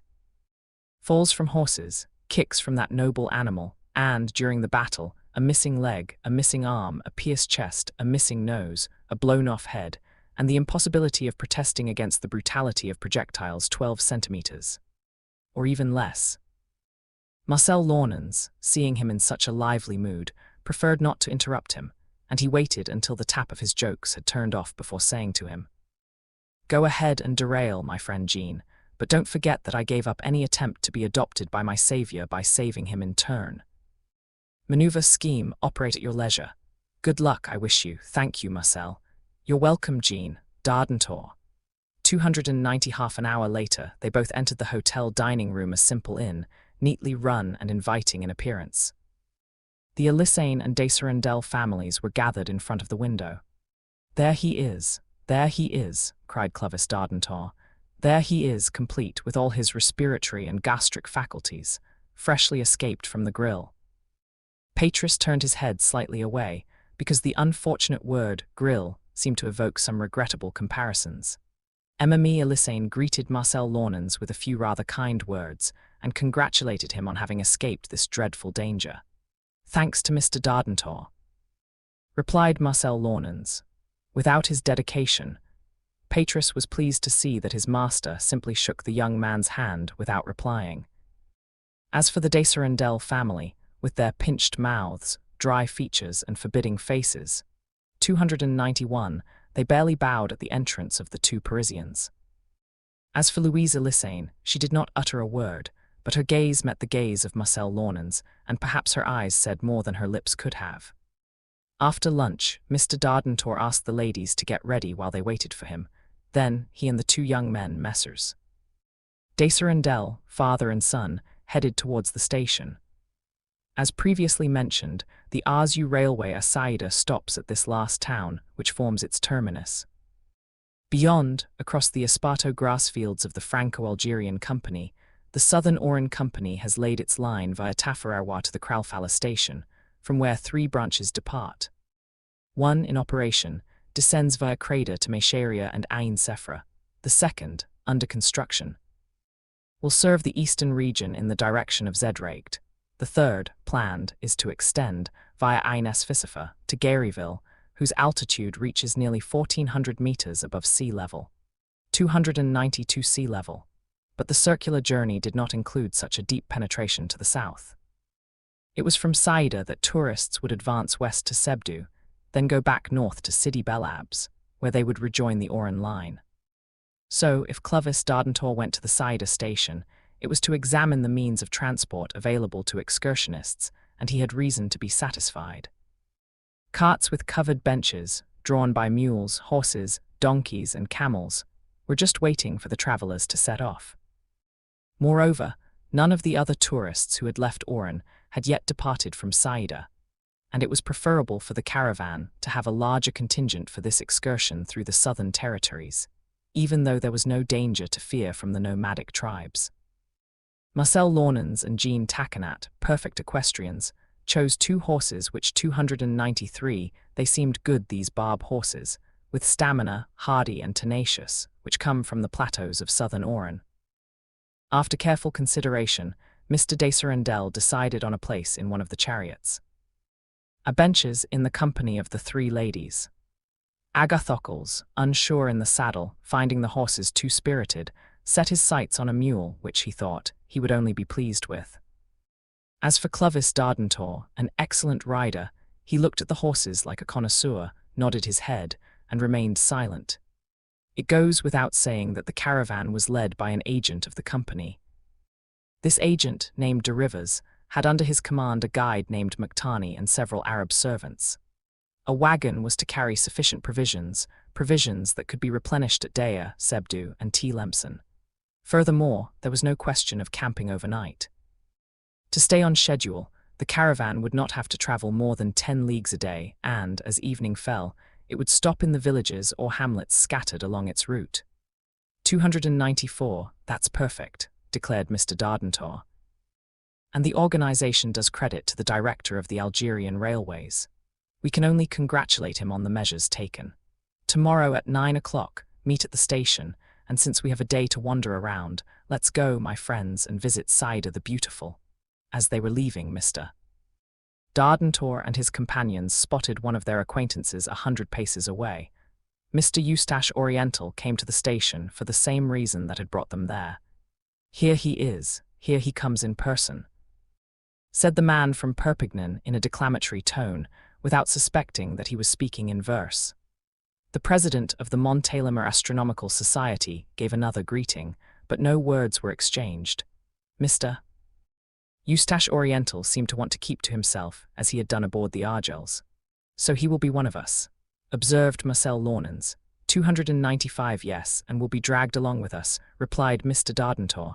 I think, added Jean Takenat, that the company will have taken precautions with extra provisions. Joke, Mr. Takenat, joke, replied Clovis Dardentor. And yet, who knows if this astronomer won't be useful to us on our journey? Suppose the caravan gets lost, wouldn't he be able to put it back on the right track? Just by consulting the stars. Finally, we would see about taking advantage of this scholar's presence if circumstances required it. As Mr. Dardentor had suggested, the morning and afternoon were devoted to walks in and out of the city. The population of Saïda is around 3,000 inhabitants, a mixed population, composed of 1/6 French, 1/12 Jews, and, for the rest, natives. The commune, originally from a circle of the 296, the military subdivision of Mascara, was founded in 1854. However, 10 years earlier, only ruins remained of the old city, captured and destroyed by the French. This walled quadrilateral formed one of Abd el-Qaida's strongholds. Since then, the new city has been rebuilt 2 kilometers to the southeast, near the ridge between the Tell and the high plateaus, at an altitude of 900 meters. It is watered by the Meniran River, which emerges from a deep gorge. Admittedly, Saïda la Belle offered tourists little more than a carbon copy of Saint Denis du Sig and Mascara, with its modern organization mixed with indigenous customs. Always the inevitable justice of the peace, the registrar of lands and taxes, the forest ranger, the traditional Arab bureau. And not a monument, nothing artistic to report, no remnants of local color, which is not surprising, since it is a relatively recently founded city. Mr. Dardentor didn't even think of complaining. His 297, his curiosity was satisfied, or rather, his industrial instincts seized him once more before the mills and sawmills, whose sharp clatter and piercing shrieks charmed his ears. His only regret was not having arrived in Saïda on a Wednesday, the day of the major Arab market for wool. Moreover, his inclinations towards Stowe admire so manner should not weaken during the excursion, and as he appeared at the beginning, so he would appear at the end of the journey. The area around Saïda, fortunately, offers beautiful scenery, landscapes designed to enchant the eye, picturesque viewpoints that would tempt a painter's palette. There, too, flourish opulent vineyards and rich nurseries thrive, where all the varieties of Algerian flora flourish. In short, as in the 3 provinces of the French colony, the Saïda countryside revealed its productive qualities. 500,000 hectares are devoted to the cultivation of esparto grass. The land is of prime quality, and the Oudmanieren Dam provides it with the necessary water. Thus, superb results are assured for this soil. 298 that nature has, on the other hand, endowed with rich marble quarries with yellowish veins. Hence, this reflection by Mr. Dardentor, which has occurred to so many good minds. How is it that Algeria, with its natural resources, cannot be self-sufficient? There are too many civil servants, replied Jean Takenat, and not enough settlers who would be stifled there anyway. It's a question of weeding. The walk continued for 2 kilometers northwest of Saïda. There, on a slope at the base of which the Meniran River flows 300 feet deep, stood the ancient city. Nothing but ruins of the fortress of the famous Arab conqueror, who met the same fate as all conquerors. The Dardentor group returned to the hotel for dinner time, and after the meal, each went to their respective room to complete their preparations for departure. 299, while Jean Takenat had to write off the day as a loss, Marcel Launens was able to add a successful article to his record. He had, in fact, had the opportunity to speak with Louisa Lissane and thank her for her care. "Ah, sir," the young woman replied, "when I saw you lying lifeless, barely breathing, I thought, no, I will never forget." Admittedly, these few words were far more significant than the beautiful fear that Mr. Dardentor had spoken of. 312, in which the caravan leaves Saïda and arrives in Deir the next day, an hour before departure, the caravan's staff and equipment were waiting. At the train station was bustling with tourists arriving. Agent de Rivers was giving his final orders. The Arab Mktani was finishing saddling his horse. 3 horse-drawn carriages and a wagon, lined up at the back of the courtyard, their drivers seated, were ready to gallop off. A dozen horses and mules were shaking and pawing the ground, while 2 peaceful, richly harnessed camels lay on the ground. 5 natives, hired for the duration of the excursion, crouched in a corner, arms crossed, motionless beneath their white burnouses, awaiting the chief's signal. 301 with the Dardentor group, represented by 9 people, the caravan was to consist of 16 excursionists. 7 travelers who had departed from Oran, including Mr. Oriental, and had arrived in Saida 2 days earlier, were to undertake this circular tour, organized under the best possible conditions. No female travelers had joined the Mind Elisane. Emma de Serendel would be the only ones to represent the female contingent. Clovis Dardentor, his companions and his female companions whom Patris had preceded, arrived first at the station. Gradually, the other tourists appeared, mostly from Oran, some of whom knew Emmy Elisane. Mr. Eustache Oriental, with his telescope on his back and his bag in his hand, greeted the former passengers of the Argeless who returned his greeting. This time, Mr. Dardentor went to him frankly, with an open hand and a smiling mouth. "Are you in?" he asked. "I am," replied the president of the Astronomical Society of Montélimar. 302, and I see you haven't forgotten your spotting scope. Good thing, because we'd need to keep our eyes peeled if our guides were to lead us astray. Patris turned away his stern face, while the man from Perpignan and the man from Montélimar shook their forearms vigorously. Meanwhile, Marcel Launens was clearing out Mind Elisane, the small objects they were holding, with his hand. Mr. de Serendel ensured that the luggage was carefully placed in the cart. Agathocles made silly jokes at the mule of his choice, whose long ears prickled frantically. Jean Taconat, pensive, questioned this future of about 15 days, to which the journey through the southern Oran territories was limited. The caravan was quickly formed. The first wagon with benches, equipped with soft cushions and sheltered under the curtains of its roof, received Emma Elisane and her daughter, Mr. de Serendel and his wife. The second and third men took 5 of the tourists, who preferred the tranquility of this 303 mode of transport to the agitation of the mounts. The 2 Parisians, in a single bound, mounted their horses like riders for whom horsemanship held no secrets.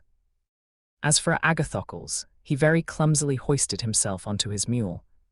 "You'd better get in our horse-drawn carriage where your father could give you his seat," M shouted at him de Serendel, and Mr. de Serendel was ready to support this arrangement, which would have had the advantage of placing his son near Louise Elisane. Naturally, Agathocles refused to listen and stubbornly continued riding his horse, which, no less stubborn, was no doubt planning to play some nasty trick on him.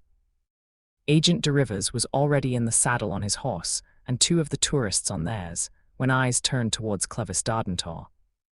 This astonishing character, aided by his servant, had just thrown the African zurbani over his shoulders.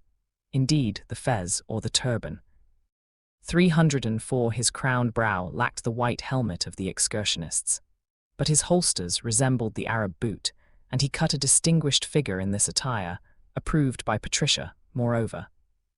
Perhaps the servant hoped that his master would henceforth speak only in refined terms, and with a distinctly oriental elegance. Then Mr. Dardentor went to his death against the hump of one of the 2 reclining camels, while the guide McTarney positioned himself on the back of the other. Then the 2 camels rose majestically, and the man from Perpignan greeted his travelling companions with a graceful gesture. "He never makes any more," said Emma de Serendel. "I hope nothing happens to him," murmured the young girl. "What man?" Jean Taconat kept repeating to his cousin. "Who wouldn't be honored to be his son, at the same time as having him as a father," replied Marcel Launens, whose magnificent pleonasm was met with a burst of laughter from his 305 cousin. Patris, very dignifiedly, had mounted his mule, and Agent de Rivers gave the signal to start. The caravan was formed in the following order.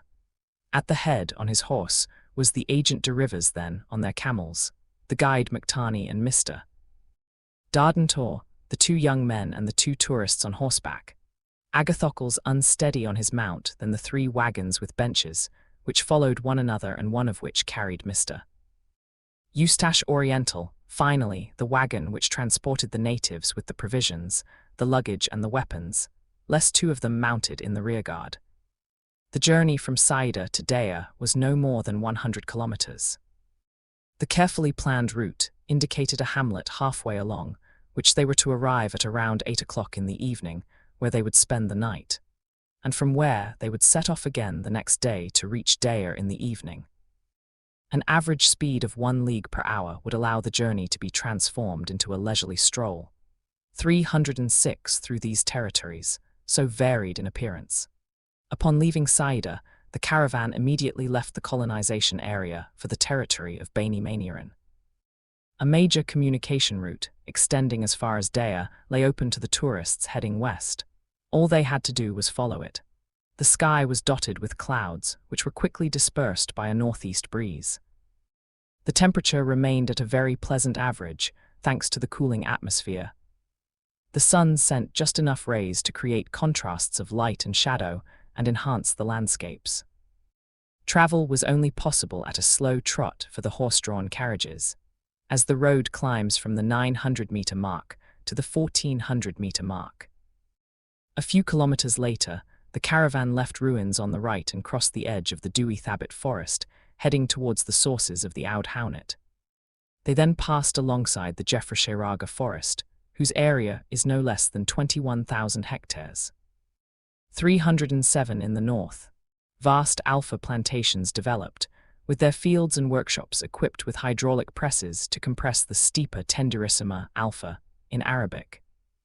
This grass, which resists drought and heat, is used as food for horses and cattle, and its round leaves are used to make esparto grass, mats, ropes, carpets, shoes, and a very strong paper. Moreover, the agent pointed out to Mr. Dardentor, immense plains of esparto grass, immense forests, mountains from which iron ore is extracted, quarries which supply stone and marble, will follow one another along our route. And we won't even think about complaining, replied Clovis Dardentor. Especially if the views are picturesque, added Marcel Launens, thinking of something else entirely. Are there many waterways in this part of the province? Asked Jean Takanat. 308 there are more wadis, replied the guide Mactani, than veins in the human body. Too many veins, in the plural, murmured Jean Takanat, and not enough in the singular. The region traversed by the route belongs to the name given to this strip sloping towards the Mediterranean.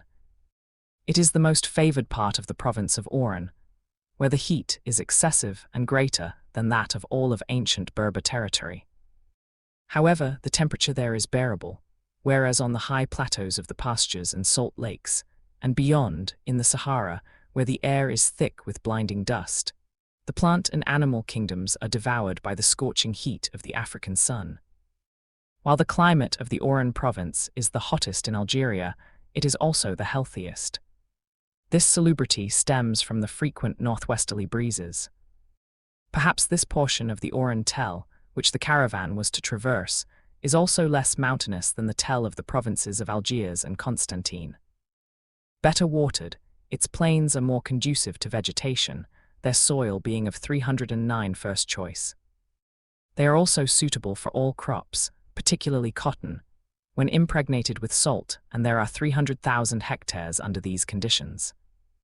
Moreover, under the cover of these immense forests, the caravan was to travel without fear of the summer heat, already oppressive in May. And what varied, powerful, luxuriant vegetation lay before the eyes. What fresh air one breathed, mingled with the perfumes of so many fragrant plants. Everywhere in thickets were jujube trees, carob trees, strawberry trees, mastic trees, and dwarf palms, in clumps thyme, myrtle, and lavender. In stands, the whole series of oaks of such great forest value, cork oaks, zine oaks, sweet acorn oaks, home oaks, then thugers, cedars, elms. Ash trees, wild olive trees, pistachio trees, juniper trees, lemon trees, eucalyptus trees, so prosperous in Algeria. Thousands of these Aleppo pines, not to mention so many other ricinus species.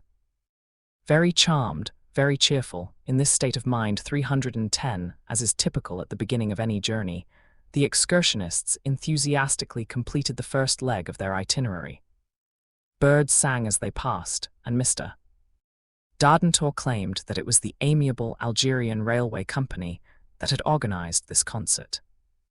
His camel carried him with the consideration due to such a high-ranking personage, and, although sometimes a faster trot jolted him against the animal's two humps, he asserted that he had never found a smoother and more steady mount. "It's far superior to a horse," he asserted.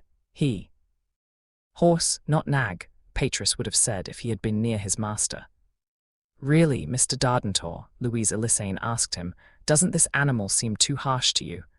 "No, my dear young lady, and it's me he should find so hard, like Pyrenean marble, you know." Has this cavalier's had moment? The 311 they approached the horse-drawn carriages and exchanged various remarks. Marcel Launens and Jean Taquinat were able to speak with Mme Elissane and her daughter, to the great annoyance of the Desarendel family, who kept a constant eye on Agathocles, sometimes in conversation with his mule. "Be careful not to fall." His mother warned him when the mule suddenly veered off to the side. "If he falls, he'll get back up," replied Mr. Dardentor. "Come on, Agathocles, try not to get knocked down." "I would have preferred to see him get in the car," Mr. Desarendel repeated. "Well, where is he going then?" exclaimed our man from Perpignan suddenly. "Is he going back to Saïda? Hey, Agathocles, you're barking up the wrong tree, my boy." Indeed, despite the efforts of its rider, the mule, running off with a bouncy and repulsive step, turned back, refusing to listen to anything. We had to stop for a few minutes, and Petrus 312 was dispatched by his master with orders to bring back the beast. "To whom does this qualification apply?" Jean Taquinat asked in a low voice to the rider or his mount. "To both of them," murmured Marcel Launens. Gentlemen, a little indulgence," replied Mr. Dardentor, who was barely suppressing his urge to laugh. But most certainly, Louise heard the remark, and it is not impossible that a slight smile appeared on her lips. Finally, Mr. Concernsme Desarendel calmed down. Petrus had promptly rejoined Agathocles and brought back the recalcitrant animal. "It's not my fault," said the fool. "No matter how hard I tried to pull." "You weren't getting away with it," retorted Mr. Dardentor, whose resounding outbursts of voice scattered the winged guests of a thick mastic bush. Around 10:30, the caravan had 313 they crossed the border separating the Beni Maniaran from the Jaffa Ben Jaffa. The ford across a small tributary of the Haunet, which feeds the wadis of the northern region, was accomplished without difficulty. The same was true, a few kilometers beyond, of the Fainwan, whose first waters spring forth in the thickest part of the Sheraga forest. The teams barely had to wade through the water up to their pasterns. 20 minutes remained before the sun reached its midday culmination, when McTarney gave the signal to stop. A pleasant spot for a lunch break, on the edge of the trees, in the shade of those home oaks that the most ardent rays could not pierce, on the banks of the Oud Fainwan with its cool and clear waters. The riders dismounted from their horses and mules, since these animals are not accustomed to lying on the ground. The two camels, bending their knees, stretched their long heads onto the grass that carpeted the road. Clovis Dardentor and the guide took to the ground, a rather apt expression, since the camel, according to the Arabs, is the 314 desert ship. These various animals went to graze a few steps further, under the supervision of the natives. Their meal was plentiful, alpha, dis, chi, near a mass of terebinth trees, magnificent examples of the forest species of the tell. The cart was unloaded with the provisions brought from Saïda. Various preserves, cold meats, fresh bread, appetizing fruits in their baskets of greenery, bananas, guavas, figs, loquats, pears, tremolias, and dates. And what an appetite in general, so keenly whetted by the fresh air. "This time," observed Jean Taquinat, "there won't be a Captain Bugarach to put his boat in the trough of the waves at lunchtime." "What, the captain of the Argels would have dared?" asked Mr. Desarendel. "Yes, indeed, my excellent friend, he dared, Mr. Dardentor. And in the interest of the shareholders of 315 the company. Dividends first, right, and it's the passengers who pay the price. So much the better for those whose hearts are steadfast at their posts, and who couldn't care less about the marine swing, like a porpoise about a sea storm." Petrus's nose had straightened 3 times. "But here," Mr. Dardentor continued, "the floor doesn't move and we don't need a roll table." Petrus's ear drooped. The table had been set on the grass.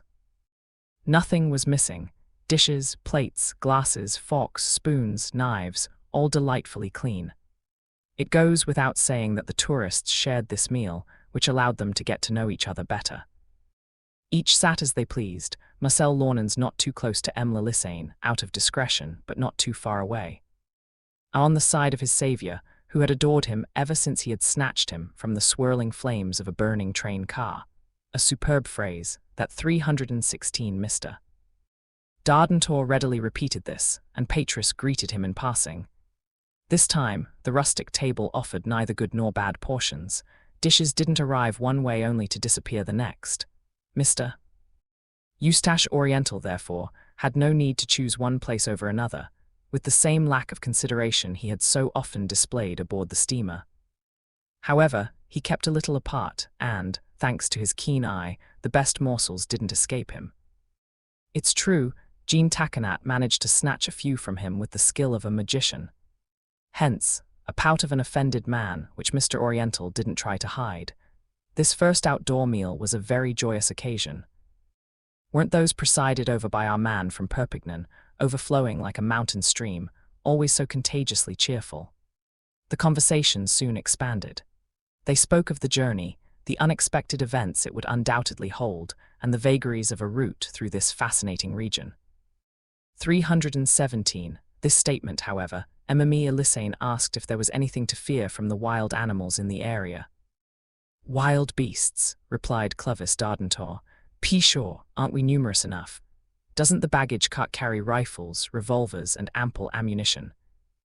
Aren't my young friends Jean Taconat and Marcel Launens accustomed to firearms, having served in the army? And among our companions, aren't there some who have already won shooting prizes? As for me, without boasting, I wouldn't hesitate to send a bullet, conical or not, 400 meters deep into the back of my ear flaps. Said Patris, who did not much like this way of referring to a hat. Ladies, said Officer de Rivers, you can rest assured about the wild animals. There is no attack to fear, since we only travel during the day. It is only at night that lions, panthers, cheetahs, and hyenas leave their dens. Now, when evening comes, 318 our caravan will always be safe in some European or Arab village. Bast, Clovis Dardentor retorted. I couldn't care less about your panthers or a dead cat, and as for your lions, he added, aiming his outstretched arm at an imaginary beast like a rifle, bang, bang, right into the sausage box. Patris hurried to fetch a plate that no one had asked him for. Moreover, the agent was right. Attacks by wild beasts were little to fear during the day. As for the other inhabitants of these forests, jackals, monkeys with or without tails, foxes, mouflons, gazelles, ostriches, there was no need to worry about them, nor even about scorpions and horned vipers, which were rare in the tell. It would be superfluous to mention that this meal was accompanied by fine Algerian wines, mainly the white wine from Mascara, not to mention the coffee and liqueurs for dessert. At 1:30, the march began again, 319 in the same order. The road then penetrated deeper into the Tenfeld forest, and the extensive Esparto grass mines disappeared from view. To the right, the heights known as the Iron Mountains, from which excellent ore is extracted, came into view. Nearby, moreover, are shafts of Roman origin, which were used for its extraction. These paths, which cut through the province's forested area, were frequented by workers employed in the mines or on the Esparto grass plantations.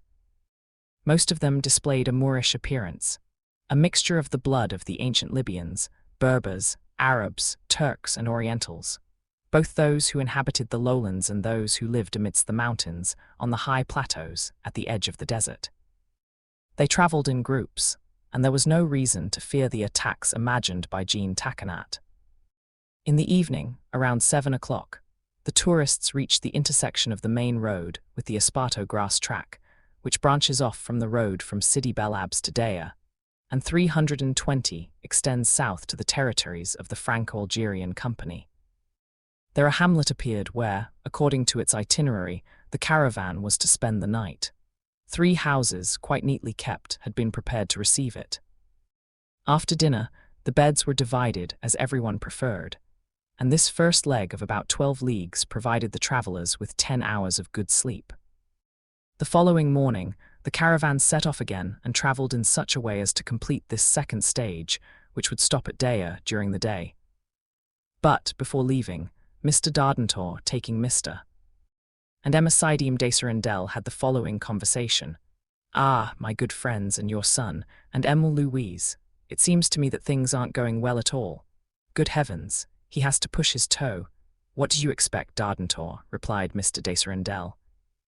"He's such a discreet boy, in the 321 reserve of whom—" "In the reserve," cried the man from Perpignan, seizing the opportunity.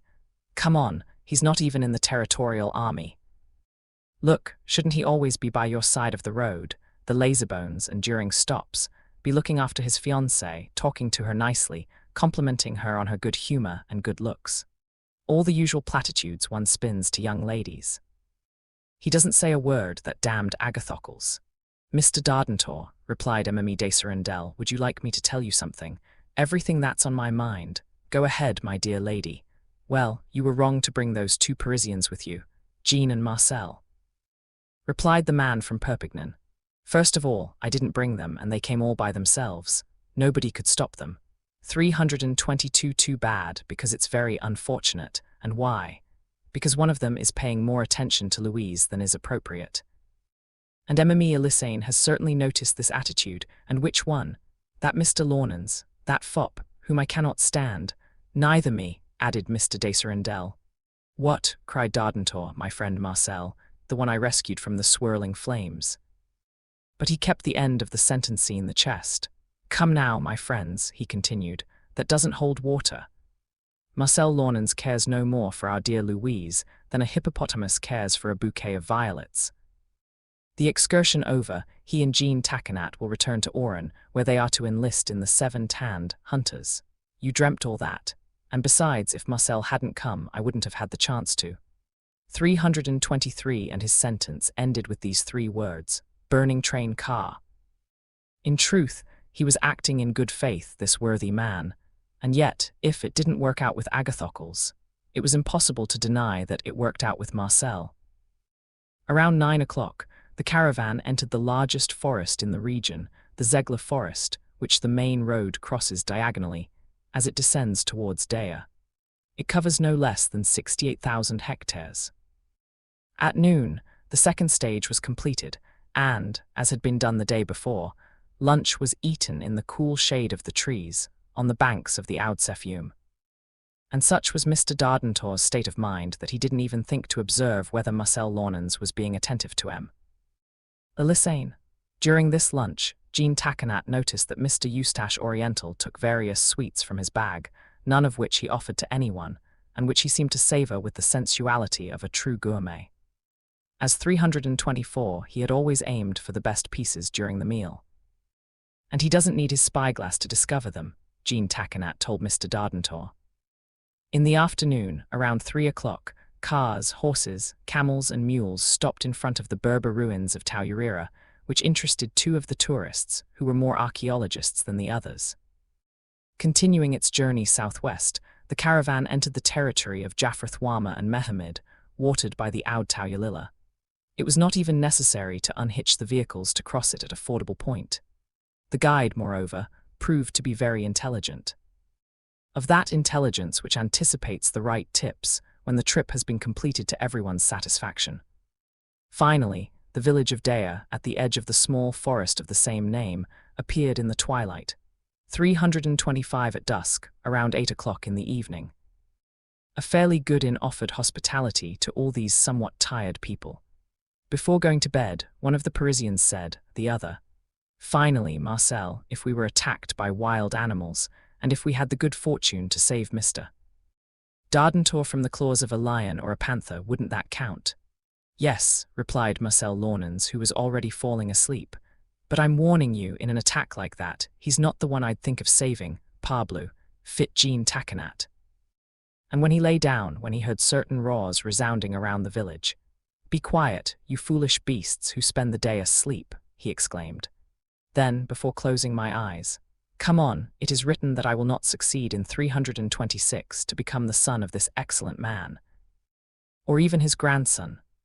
327:13, in which Jean Takenat's gratitude and disappointment are mixed in equal measure. Dea, the ancient Sidi Bel Kairaji of the Arabs, now a city surrounded by a crenellated wall, defended by 4 bastions, commands this entrance to the Oran Highlands. To allow the tourists to recover from the fatigue of the first 2 days, the program included a 24-hour stopover in this annex capital. The caravan was therefore not scheduled to depart until the following day. Moreover, there would have been no harm in prolonging the stay, for the climate of this small town, at nearly 1,400 meters altitude, on the slopes of wooded mountains, in the middle of a forest of pines and oaks of 14,000 hectares, enjoys exceptional health, which is rightly highly sought after by Europeans. In this town of 16 to 1,700 inhabitants, almost all of whom were natives, the French were limited to the officers and soldiers of this military post. There is no need to dwell on the stop the excursionists made at Daya. The ladies did not walk outside the town. The men ventured a little further, up the mountain slopes into beautiful forests. Some even descended to the plain, to those marshy woods that bear the same name as the village, and in which grow batoum trees, pistachio trees, and wild jujube trees. Always attractive, always admiring, it was Mr. Dardentor who led his companions throughout the day. Perhaps Marcel Launens would have preferred to stay with Mr. M. Elisane, even if it meant enduring the unbearable presence of the Desarandels. But the saviour could not separate himself from the one saved. 329, as for Jean Taconat, wasn't his place perfectly suited to be near the Perpignan native, from whom he never strayed an inch? Only one person did not take part in this excursion, namely Agathocles, thanks to the intervention of Clovis Dardentor, who lectured M. and Emmy Desarandel. Their son had to stay near Louise Elisane, since the ladies were not accompanying them. A frank discussion would clarify the situation of the 2 fiancés. The time had come to provoke this discussion, etc. And, by order, Agathocles had stayed. Did this explanation take place? We don't know. Nevertheless, that same evening, Mr. Dardentor, taking Louise aside, asked her if she was well rested, so as to be able to leave the next day. From the very first hour, Mr. Dardentor, replied the young girl, whose face still reflected an indefinable boredom. Agathocles kept you company all day, my dear young lady. You could have talked more comfortably. It is to me that you 330 you must. Ah, it's your turn, Mr. Dardentor. Yes, I had this excellent idea, and I have no doubt that you will be satisfied. Oh, Monsieur Dardentor, that ah and that oh spoke volumes, so much so that a 2-hour conversation wouldn't have revealed anything more. However, our man from Perpignan didn't stop there. He pressed Louise and extracted the admission that she couldn't stand Agathocles. Damn it, he muttered as he walked away. It's not going to be easy. Bah, the last word hasn't been spoken yet. Unfathomable, the hearts of young girls, and how right I was not to take a dip in one of those wells. This was Clovis Dardentor's reasoning, but it never occurred to him that Marcel Launens could have harmed Desarandel's son. In his opinion, the blatant incompetence and unconscious foolishness of her suitor were enough to explain Louise Elisane's disdain. 331 the next day, the small town of Daya was left behind by 7 o'clock. Animals and people alike were all fresh and alert. The weather was most favorable, the sky misty at dawn, but it would soon clear. Moreover, no rain was in sight. Clouds so rarely condense over the Oran region that in 20 years the average rainfall has not reached 1 meter, half that of other provinces of Algeria. Fortunately, if the water doesn't come from the sky, it comes from the ground, thanks to the numerous tributaries of the wadis. The distance between Daya and Sebdu is approximately 74 kilometers, following the road that leads from Ras El Mar to Sebdu via El Ghor. This distance is extended by 5 leagues from Daya to Ras El Mar. However, it is better to accept this extra distance rather than venture directly through the esparto grass plantations of the west and the indigenous crops. This rugged terrain no longer offers travelers the welcome shade of the bordering forests to the south. 332 from Daya, the road descends towards Sebdu. Setting off early in the morning, with the teams of horses moving at a faster pace, the caravan hoped to reach El Ghor by evening. A long day's journey, no doubt, broken only by lunch, and one about which only the camels, horses, and mules might have complained, but they wouldn't. So the usual order was maintained amidst a region teeming Ain Bahiri, with Ain Sissa, springs, Ain Sba, tributaries of the Oud Mesolan, and also Berber, Roman, and Arab, marabout ruins. In the first 2 hours, the tourists covered the 20 kilometers to Ras El Mar, a railway station under construction that Sidi Bel Abs was branching off towards the high plateau region. This was the southernmost point they were to reach during this circular journey. All that remained was to follow the long curve which connects Ras El Mar to El Ghor, which should not be confused with a station on the said railway. A brief stop at this place, where they worked 333, then the railway workers which, from the Magenta station, runs along the left bank of the Oud Hakaiba, going up from the 955 mark to the 1114 mark. We first entered a small forest of 4,000 hectares, the Hakaiba forest, which this wadi separates from the Deir Wood, and whose waters are held back by a dam upstream of Magenta. At 11:30, there was a stop on the opposite edge of the forest. "Gentlemen," said Agent de Rivers after conferring with the guide Mactani, "I suggest we have lunch here." "A proposal that is always well received when one is dying of hunger," replied Jean Takenat, "and we're dying from it," added Mr. Dardentor. "My coffers are empty." "This is precisely a river that will provide us with clear, fresh water," Marcel observed, 334 launans, and provided the place suits these ladies. "Mactani's proposal," continued Mr. de Rivers, "must be accepted all the more because, up to the Ergla forest, that is to say for 12 to 15 kilometers through the Esparto grass plantations, we will lack shade." "We accept," replied Mr. Dardentor, his companions nodding in agreement. "But these ladies shouldn't be alarmed by a stretch of road in the blazing sun. They'll be sheltered in their carriages. As for us, we need only look directly at the sun to make it lower its gaze. Stronger than eagles," added Jean Takenat. We had lunch as the day before, with the provisions from the cart, part of which had been renewed at Deir, and which ensured the journey to Sebdu. A greater degree of intimacy already existed between the various members of the caravan, with the exception of 335 Mr.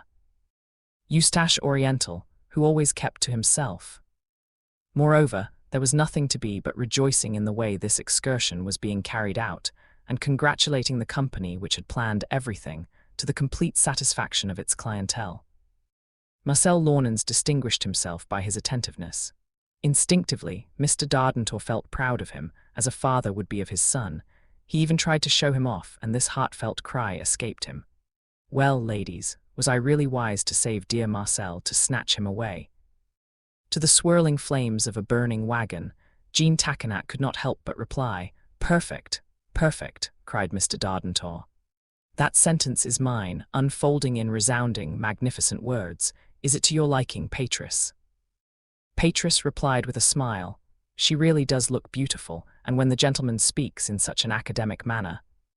336, "Come on, gentlemen," said the man from Perpignan, raising his glass to the health of these ladies, "and to ours too.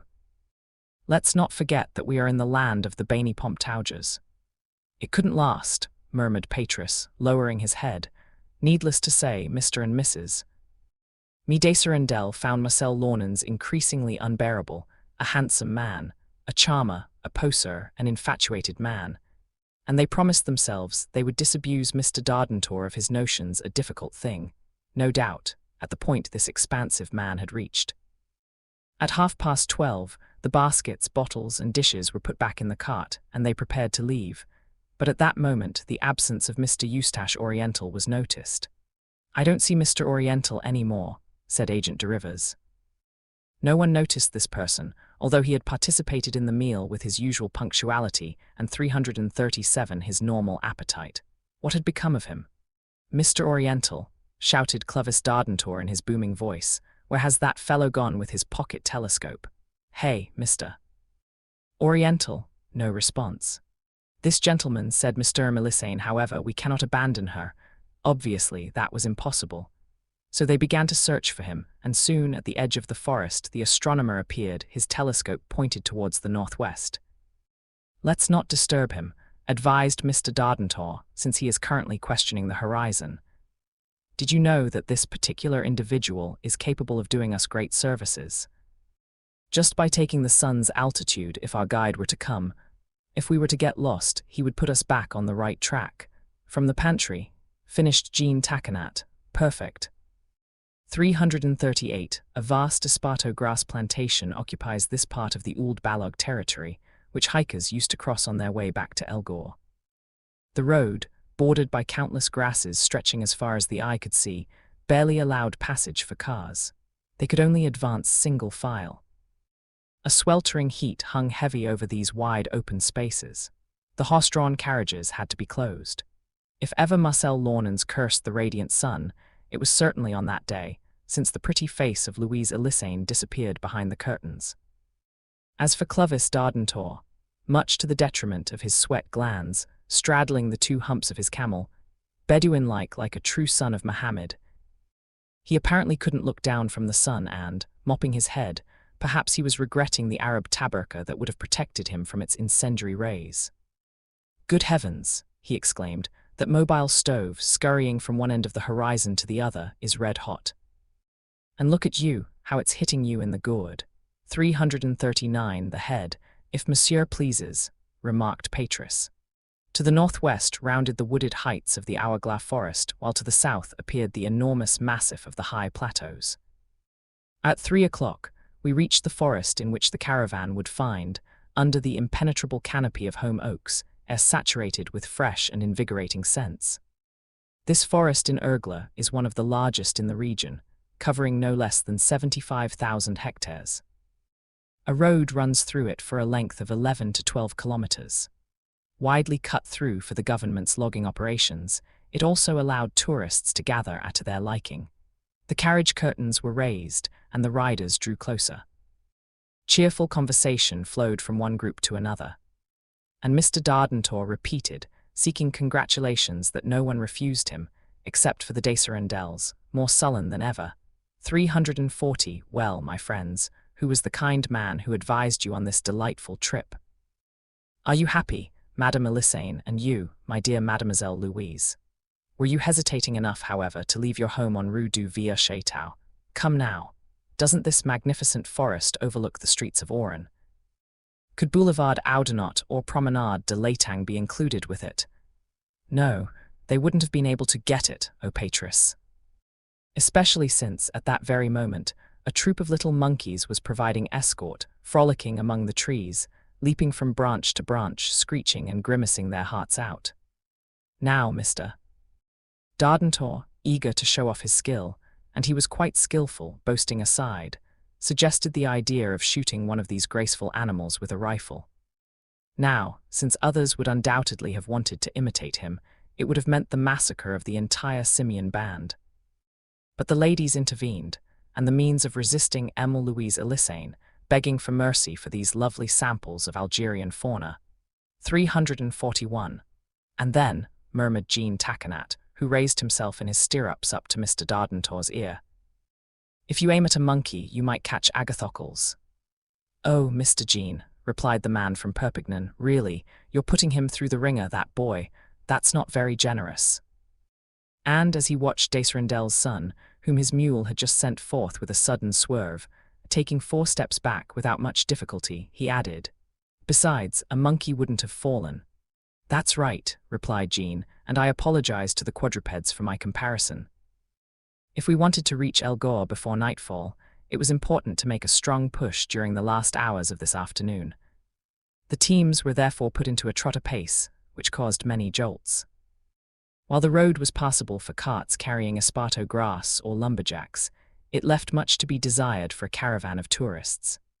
However, despite the jolts of the vehicles and the missteps of the 342 mounts on ground cut with ruts or bumpy with roots, no complaints were heard. The ladies, in particular, were eager to reach El Gore, a place of safety. The thought of trekking through the forest after sunset held little appeal. Encountering troops of monkeys, herds of antelopes, or gazelles had been delightful. But sometimes, distant howls rang out, and when the dens unleashed their beasts into the darkness. Ladies, said Clovis Dardentor, trying to reassure them, don't be frightened by what isn't frightening at all. If we were caught in the dark deep in the woods, what a terrible misfortune that would be. I would set up a camp for you away from the cars and we would sleep under the stars. I'm sure you wouldn't be afraid, Mademoiselle Louise. With you. No, Mr. Dardentor, do you see that? With Mr. Dardentor, ladies. This dear child trusts me, and she's right. 343. Whatever confidence one might have in your worth, replied Mme de Serendel, we prefer not to be forced to put her to the test. And Agathocle's mother uttered these words in a dry tone, which had the tacit approval of her husband. Have no fear, ladies, said Marcel Launens. If necessary, Mr. Dardentor could count on all of us, and we would sacrifice our lives before. A good lead indeed, replied Mr. de Serendel, if we were to lose ours afterwards. Too much logic, my old friend, exclaimed Clovis Dardentor. In short, I can't imagine what danger. The danger of being attacked by a gang of criminals, replied Mme de Serendel. I believe there is nothing to fear from this leader. Stated Agent de Rivers. What do you know about it? The lady retorted, unwilling to give up. Besides, these wild beasts who, 344, run at night. Nothing to fear either, cried Mr. Dardentor. We would guard ourselves with sentries posted at the corners of the camp, fires kept burning until daybreak. We would give Castibles's rifle to Agathocles and place him. Please leave Agathocles where he is, retorted him. Sharply me de Serendel. Fine, let him stay, but Mr. Marcel and Mr. Jean would put up a good fight. Although we had no doubt about it, concluded Mme Elisane, the best thing to do is to reach Elgor. So, forward, horses, mules, and camels, cried Clovis Dardentor. Let them open their compasses and knit their legs. That man can never end in a proper way, thought Patris. And he lashed his mule with a blow from his riding crop, which he would not have been displeased to bestow upon his master. Finally, the caravan moved at such a good trot that, around 6:30, it stopped on the 345 opposite edge of the Hourglass forest. Only 5 to 6 kilometers separated her from Elgor, where she would arrive before nightfall. At this point, there was a river crossing, a little less easy than the previous ones. A fairly wide wadi crossed the road. The Saar, a tributary of the Oudslissen, had flooded, undoubtedly due to the overflow from a dam built a few kilometers upstream. The fords that the caravan had already crossed between Saïda and Dea Berli wet the legs of the horse-drawn carts and were practically dry. This time, there were 80 and 90 centimeters of water, but this was not to embarrass the guide, who knew this ford. McTarney therefore chose a spot where the slope of the riverbank allowed the horse-drawn carts and wagons to cross the wadi bed. Since the water was unlikely to rise above the wheel hubs, the crates would not be damaged, and the passengers were assured of being transported safely to the left bank, 100 meters away. 346 approximately meters. The guide took the lead, followed by Agent de Rivers and Clovis Dardentor. From atop his gigantic mount, the latter dominated the surface of the river, resembling an aquatic monster from the antediluvian era. On either side of the horse-drawn carriage in which the ladies were seated, rode Marcel Launens on the left and Jean Taquinat on the right. Following them were the two other carriages, which the tourists had not yet left. The locals, riding in the carriage, formed the rear of the caravan. It must be said that, at his mother's express wish, Agathocles had to abandon his mule and climb into the cart. Mme de Serendel did not want her son to be exposed to the unpleasantness of a forced bath in the Saar, in case the recalcitrant animal had indulged in some capering whim, of which her rider would certainly have been the victim. Things went smoothly in the direction McTarney was heading. As the bed 347, the river gradually deepened, and the teams sank deeper and deeper.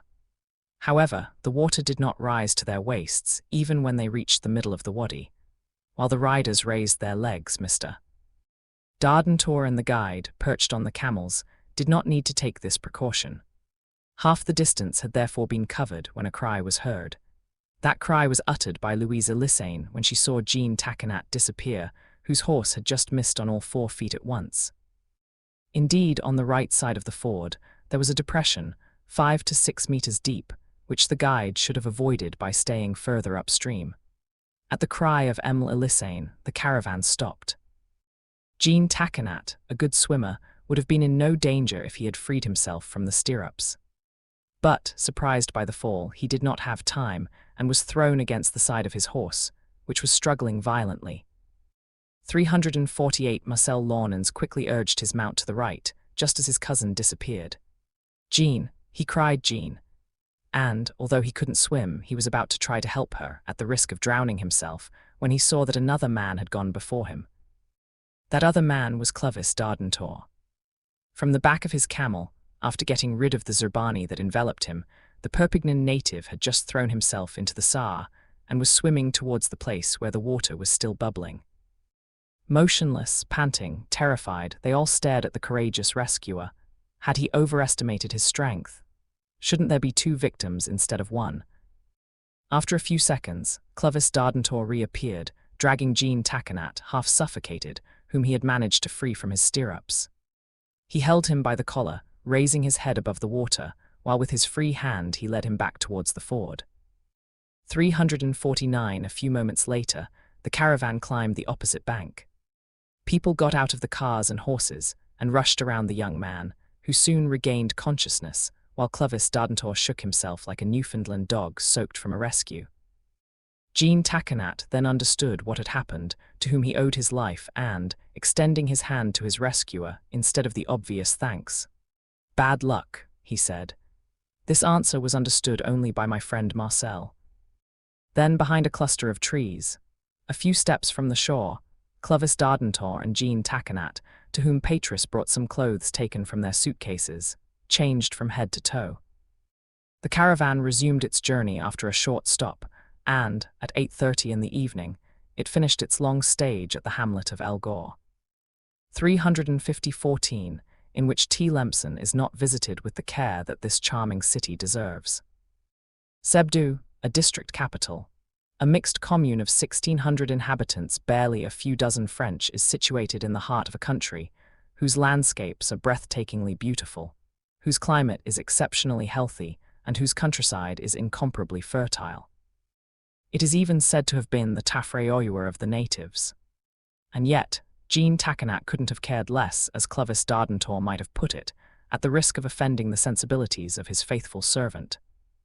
Indeed, poor Jean hadn't calmed down since arriving in El Gore, nor since arriving in Sebdu. For the rest of the day the caravan spent in that small town, he didn't 351, it was impossible to get him out of his room. Marcel Launens had to leave him to his own devices. He didn't want to see or receive anyone. This gratitude that he owed, in short, to the courageous man from Perpignan, he felt incapable of feeling, much less expressing. If he had thrown his arms around his saviour, what a ferocious urge he would have had to strangle him. As a result, only Mr.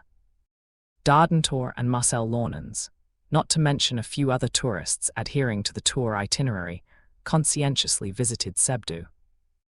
The ladies, still recovering from their excitement and fatigue, had resolved to dedicate the day to rest, a resolution that greatly disappointed Marcel Launens, as he only saw Louise Elissane at lunch and dinner. Moreover, Sebdu offered nothing particularly interesting, and an hour would have been enough to explore this small town. However, Clovis Dardentor found there the usual array of lime kilns, tile works, and mills that operate in almost every town in the Oran province. 352, he and his companions walked around the fortified wall that encircled the town, which for a few years had been an outpost of the French colony. But, as there was a large Arab market that day, Thursday, our man from Perpignan took a keen interest in this commercial activity.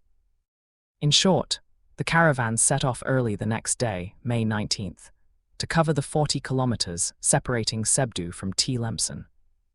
Upon leaving the Oude Merge, a tributary of the Tafna, it passed alongside a large esparto grass plantation, crossed streams with clear waters, traversed medium-sized forests, and stopped for lunch at a caravanserai located a 1,500 meters altitude then.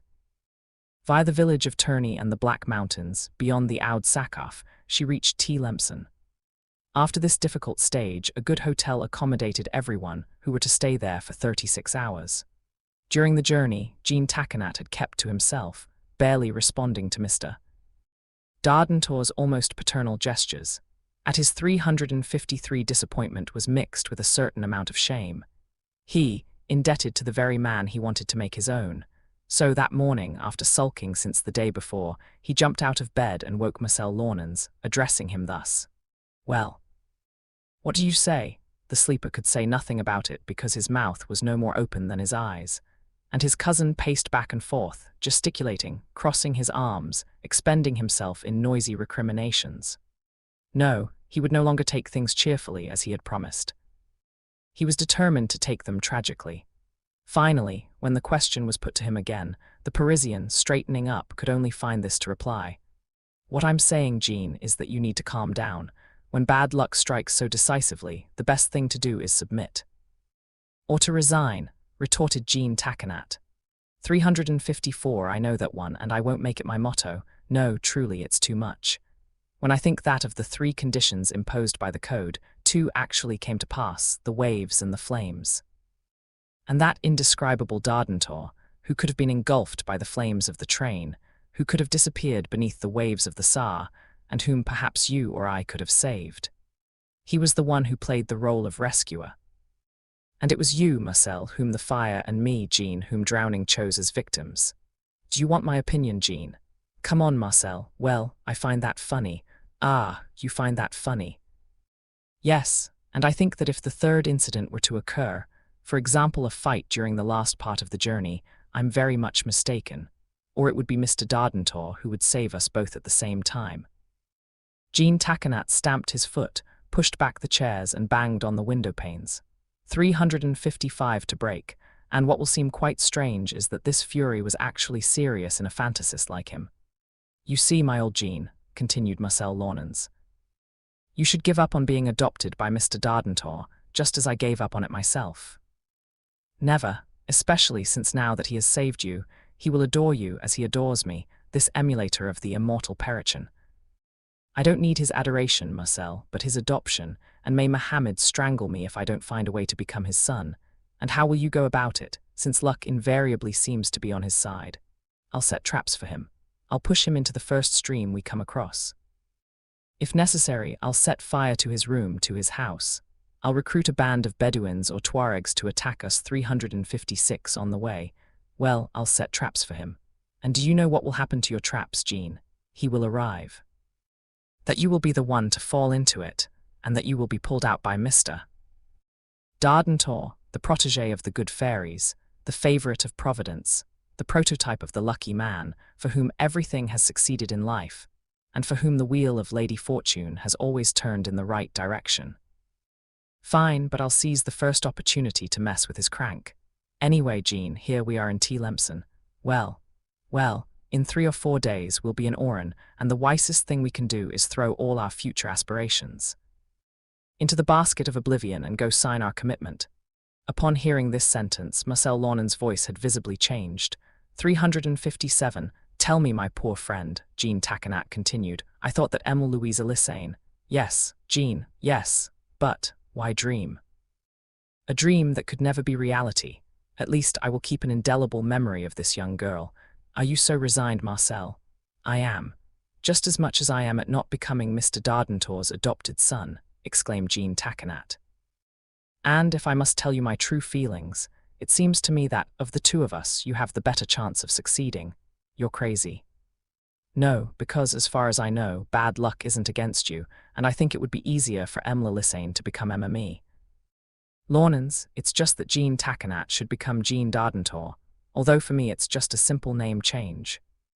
While the 2 young people indulged in a conversation that lasted 358 until lunchtime, Clovis Dardentor, assisted by Patris, attended to his toilette. The visit to Tlemcen and the surrounding area was not to begin until the afternoon. "Well, Patris," the master asked the servant, "what do you think of these 2 young men, Mr. Jean and Mr. Marcel?" "Yes.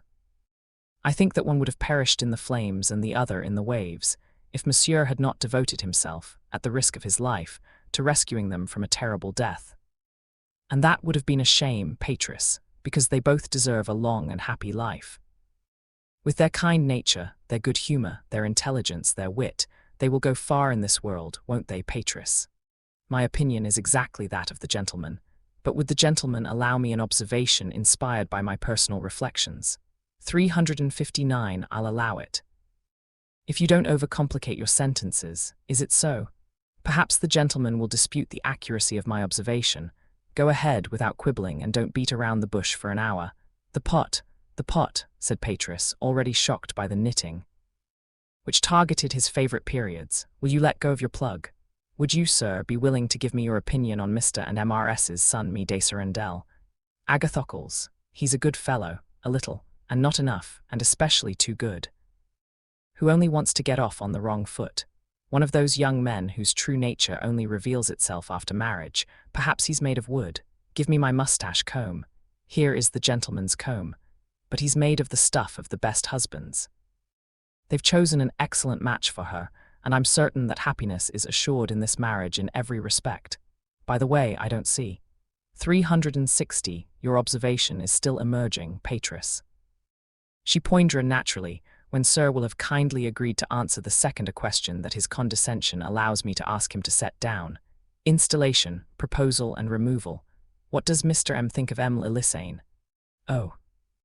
Charming, delightful and good and well-made and witty and intelligent, both laughing and serious. Words fail me, like my hairbrush. Where did I put my hairbrush? Here is the gentleman's brush head, and if I were married I would want one just like it. Brush. No, you triple fool, a woman like dear Louise. And I repeat, Agathocles can boast of having had the luck to draw a famous number. Thus, the gentleman believes he can assert that 361 this marriage. Is it a done deal? It's as if the mayor's sash had bound them together. Besides, that's the only reason we came to Oran. No doubt, I was hoping the two would have grown closer during this trip. Oh well, things will work out, Patris. Young women are a bit hesitant, it's just their nature. Remember what I told you, in 3 weeks we'll be dancing at the wedding, and if I don't catch them with a handsome solo partner with a bit of a sway to his hips. Patris could not stomach this hip swaying in such a solemn ceremony without visible repulsion. Come now, I am ready, declared Mr. Dardentor, and I know nothing yet of your observation inspired by personal reflections. Personal, and I am surprised that this observation could have escaped the perspicacity of Monsieur. 362 but, damn it, go on, let it go, your observation. It's so true that the gentleman will do it himself. After a third question, a third one, if the gentleman does not wish, hey, get to the point, you animal. It seems like you're trying to make me furious. Sir knows very well that I am incapable of any such attempt against him. Do you want to unpack it, yes or no, your third question? Hasn't the gentleman noticed Mr. Marcel Launen's behaviour since leaving Oran? Dear Marcel. Indeed, he seemed very grateful for the small favour I was fortunate enough to do for him, and also for his cousin. Less demonstrative. This is Mr. Marcel Launen's, and not Mr. 363 Jean Taconat, replied Patris. Hasn't the gentleman noticed that Mr.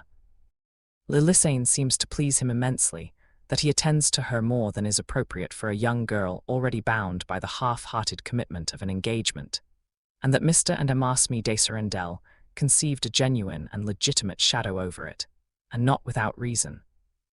Did you see that, Patris? No offence to the gentleman. Yes, I've already been told, about this good Mrs. de Surrendell. I think so. Bah, that's pure imagination. I dare say to Sir that Mrs. de Surrendell is not the only one who has noticed. Neither of you knows what you're saying, exclaimed Clovis Dardentor. And besides, even if that were the case, what would be the point? No, I promised to pull strings for Agathocles and Louise's marriage, and I will pull strings, and it will happen. Although I regret to contradict the gentleman, I must persist in my approach 364 duty, keep going, and play a clarinet tune over it. He who accuses people of being blind, Patris remarked sharply. But that makes no sense, you fools. Marcel. A boy I rescued from the swirling flames, looking for Louise. That's as stupid as if you were claiming that that gluttonous Oriental man was thinking of asking for her hand in marriage. I didn't mention Mr. Eustache Oriental, replied Patris, and Mr. Eustache Oriental has nothing to do with it. A C in this matter very special to Mr. Marcel Launen's. Where's my tube? Mr.'s tube? Yes, my hat. This is the gentleman's hat, not his, replied Patris indignantly. And remember this well, Patris, you don't 365. You know what you're saying, you don't know the first thing about it, and you're sticking your index finger up to your elbow. Then, Mr. Dardentor, taking off his hat, let Patris remove as best he could the finger that he had inserted to such a depth. However, perhaps our Perpignan native felt a little shaken, that old nag Agathocles who made no progress. The de Serindels who dared to give him the cold shoulder, as if he were responsible for Marcel Launen's ideas, assuming they were such. Certain minor events that came back to his memory. Finally, he promised himself to keep his eyes peeled. That morning, during lunch, Clovis Dardentor noticed nothing suspicious. Somewhat neglecting Marcel Launens, he transferred all his pleasantries to Jean Taquinat, his last rescue, who responded listlessly. As for Louisa Lysane, she showed herself to be very affectionate towards him, and perhaps he finally suspected that she was far too charming for him. 366 naive girl whom she wanted to marry, and whom they seemed to get along like sugar and salt. Mr. Dardentor, said Mme de Serindel when we got to dessert. Excellent friend, replied Mr. Dardentor, there's no railway between Tlemcen and Sidi Bel Abs. Yes, but it's under construction, that's regrettable, and why? Because Mr. de Serindel and I would have preferred to take it back to Oran. For example, exclaimed Clovis Dardentor. The road to Sidi Bel Abs is superb, no fatigue to fear, nor any danger, for no one.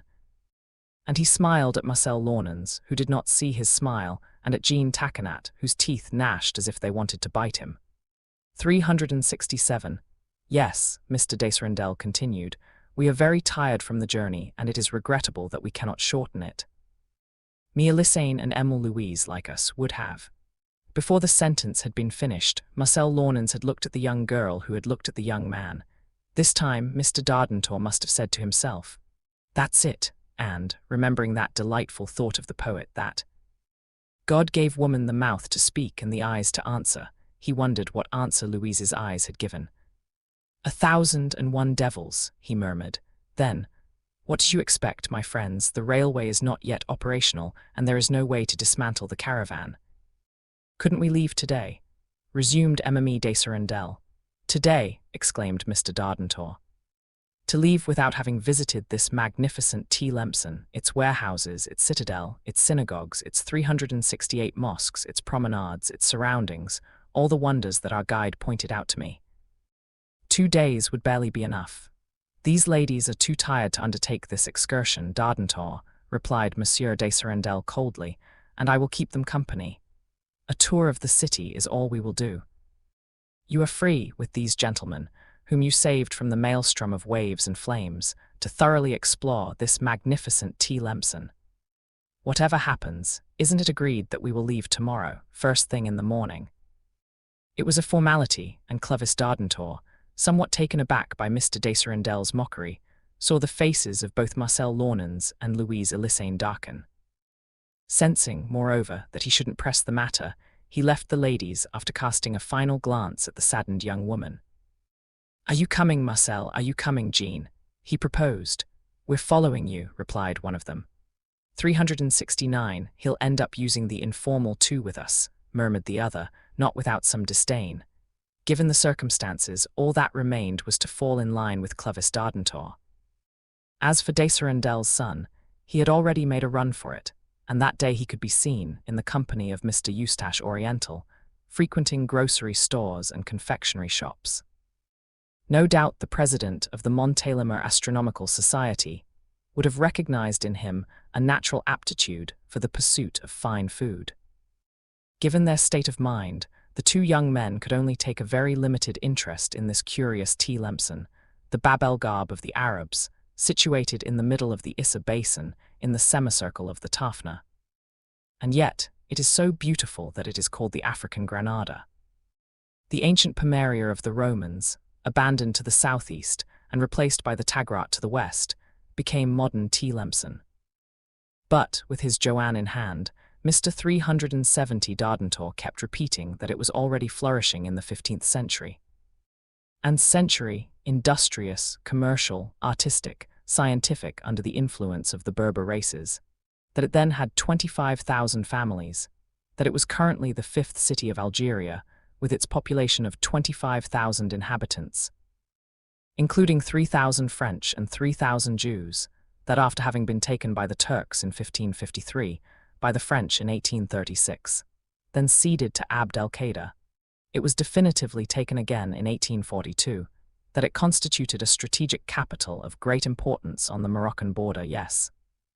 Despite all his efforts, he was hardly listened to and obtained only vague answers. And the worthy man wondered if he wouldn't have done better to leave those two grumpy ones in their corner to mope around. But no, he loved them and forbade himself from showing any bad mood. Indeed, more than once, Mr. Dardentor felt like questioning Marcel Launens, pinning him against the wall, shouting at him, 371, is it true? Is it serious? Well, open your favorite book for me so I can read it. He didn't do it. What would be the point? This penniless young man, whom the self-serving and practical M would never accept, me a Lysane. And then, him, the friend of the de Serendels. As a result of all this, our Perpignan native did not get what he expected from this city. Situated in a truly admirable position, on a terrace at 800 meters altitude, on the side of the steep cuts of Mount Turney, which detaches itself from the Nador massifs.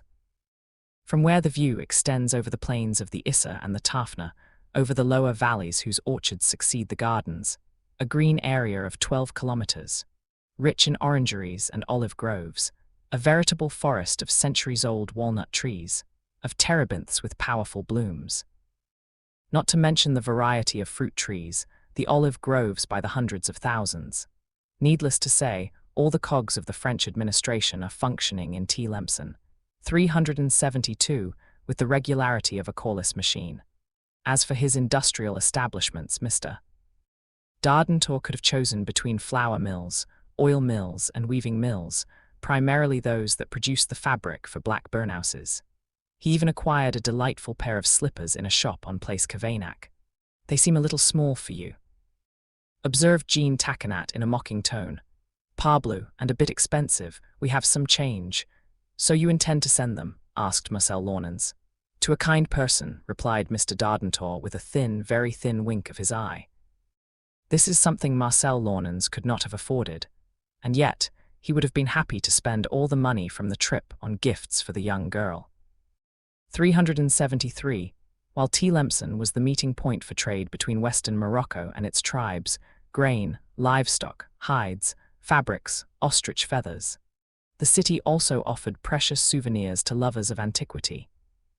Here and there, numerous remnants of Arab architecture. The ruins of its 3 old city walls replaced by a modern 4-kilometer wall pierced by 9 gates, Moorish quarters with vaulted alleyways, and a few examples of the 60 mosques it once possessed. The two young people couldn't help but glance at the venerable citadel, the Mechwara, a former 12th century palace and also this Caesarea, which became a barracks for Sparhis, where Genos, Pisan, and Provençal merchants gathered. Then the mosques with their profusion of white minarets, their mosaic columns, their paintings and their earthenware, the Mosque of Gemmakabia, that of Abdul Hassim, whose 3 bays rest on onyx pillars, and in which Arab children learn reading, writing, and arithmetic. In the very place where Boabdil, the last of the kings of Granada, died. 374. Then the trio crossed streets and regularly laid out squares, a hybrid district where indigenous and European houses contrasted with other modern neighborhoods. And everywhere there were fountains, the prettiest being the one in Place St. Michel. Finally, there was the Mechwara Esplanade, shaded by 4 rows of trees, which offered the tourists, until it was time to return to the hotel, an incomparable view of the surrounding countryside. As for the surroundings of Tlemcen, its agricultural hamlets, the kubas of Sidi Daoudi and Sidi Abdi's Salam, the resounding El Aourit waterfall, through which the Saf plunges 80 meters, and so many other attractions. Clovis Dardentor had to limit himself to admiring them in the official text of his Joanne. Yes, it would have taken several days to study Tlemcen and its surroundings, but suggesting this extension to people who only wanted to leave as quickly and easily as possible would have been pointless. Whatever authority our man from Perpignan might have had over his travelling companions, 375 diminished authority, moreover he did not dare. Now, my dear Marcel and my dear Jean, what did you think of Tlemcen? A beautiful city, the first one simply replied distractedly. Beautiful. Yes, added the second one almost under his breath. Well, my fellows, was I right to grab you, Marcel, by the collar and you, Jean, by the seat of your trousers? What magnificent things you would never have seen. You risked your life, Mr. Dardentor, said Marcel Launens. And believe us our gratitude. "Ah, Mr. Dardentor," interrupted Jean Taconat, "is it your habit to save? Hey, that's happened to me more than once, and I could plaster a nice patch of medals all over my chest. That's why, despite my desire to become an adoptive father, as you know, I've never been able to adopt. 376 person. You were even the ones in the right conditions," Jean Taconat observed, "to be, as you say, my baby," retorted Clovis Dardentor. "But it's a matter of pulling each other's toes." We returned to the hotel. Dinner was dreary. The guests looked like people who had packed their suitcases and were waiting for their train. At dessert, the man from Perpignan decided to give the pretty little slippers to their intended recipient. "In memory of Tlemcen, dear young lady," he said. Emma Lysane could only acquiesce with a smile to Mr. Dardentor's gracious attention, while in the Desarandel group, Madame pursed her lips and Monsieur shrugged his shoulders. As for Louise, her face calmed, a flash of contentment shone in her eyes, and she said, "Thank you, Mr. Dardentor. Would you like to? 377, may I kiss you?" "Good heavens, that's the only reason I bought them, a kiss on each slipper." And the young girl kissed Mr. with gusto. Dardentor. 378-15, in which one of the three conditions imposed by Article 345 of the Civil Code is finally met. To be honest, it was perhaps time to end this trip, so well organized by the Algerian Railway Company. Having started well, it threatened to end badly, at least for the Dardentor group. Upon leaving Tlemcen, the caravan was reduced by half. Several of the tourists had wished to extend their stay for a few days in a city that deserved their attention. Agent de Rivers remained with them, while Mr. Dardentor and his family, led by the guide McTarney, had set off alone towards Sidi Bel Abs at dawn on May 21st. It is also worth mentioning the presence of Mr. Eustache Oriental, who was eager. 379, no doubt he was returning to Oran. If his intention was to write a scientific report on this excursion, it would certainly surprise Mr. Dardentor and the others. Indeed, he had only ever used his telescope to record positions, and his other instruments had remained at the bottom of his suitcase. The caravan was now reduced to just 2 wagons. The first carried the ladies and Monsieur Desarandel. The second contained Monsieur Oriental, Agathocles, weary of his uncooperative mule, 2 local servants, the luggage, and the reserve provisions. In short, it was now simply a matter of lunch between Tlemcen and the village of Lamoricière, where they would stop for the night, and the following day, lunch between Lamoricière and Sidi Bel Abs, where the guide expected to arrive around 8 o'clock in the evening. There the caravan journey would end, and the railway would bring the vanguard of the excursionists back to Oran. It goes without saying that Mr. Dardentor and McTarney had not left their camels, 380 excellent animals of which they had no complaints, nor did the 2 Parisians have any complaints about their horses, which they would not leave without regrets. Between Tlemcen and Sidi Bel Abs, a national highway crosses this part of the district and joins at Tlaylat, the highway that connects Oran with Algiers. From Tlemcen to Sidi Bel Abs, the distance is 92 kilometers, which can easily be covered in 2 days. The caravan thus traveled through a more varied landscape than the southern Oran region from Saïda to Sebdu. Fewer forests, but vast agricultural estates, lands for colonization, and the capricious network of tributaries of the Chouli and the Issa. The latter, one of Algeria's great rivers, is the lifeblood whose 200-kilometer course continues to the sea, following a valley where cotton plants thrive, thanks to runoff from the high plateaus and the Tell. But what a change in the morale of these tourists, so united at the start in Oran on their way to 381 Iron, and departing from Saïda by caravan. A palpable coldness chilled their relationship. The Desarandels and Mme. Elysane and Louise were talking to each other in their horse-drawn carriage, and Louise must have heard things that were unlikely to please her. Marcel Launens and Jean Taconat, lost in their gloomy thoughts, walked behind the man from Perpignan, barely answering him when he stopped to wait for them. Unfortunate Dardentor. Everyone seemed to be against him now. The Desarandels, because he didn't beg Louise to accept Agathocles, Mme. Elysane, because he didn't persuade his daughter to go through with this long-arranged marriage. Marcel Launens. because he should have intervened on behalf of the man he had saved, Jean Takenat, because he had saved him instead of giving birth to him. Our rescue, finally, Clovis Dardentor was nothing more than a scapegoat, mounted on a camel. Only his faithful patroness remained, who seemed to be saying, "Yes, that's where things stand, and your humble servant was not mistaken." But he did not formulate this thought. He did not 382, did not give it a literary consistency, for fear of a Dardentorian retort which would have offended him to his whole being. Well, Clovis Dardentor would definitely end up sending them all to the bear. "Come now, Clovis," he said to himself, "do you owe those clowns anything? Are you going to get all worked up about it because things aren't going their way?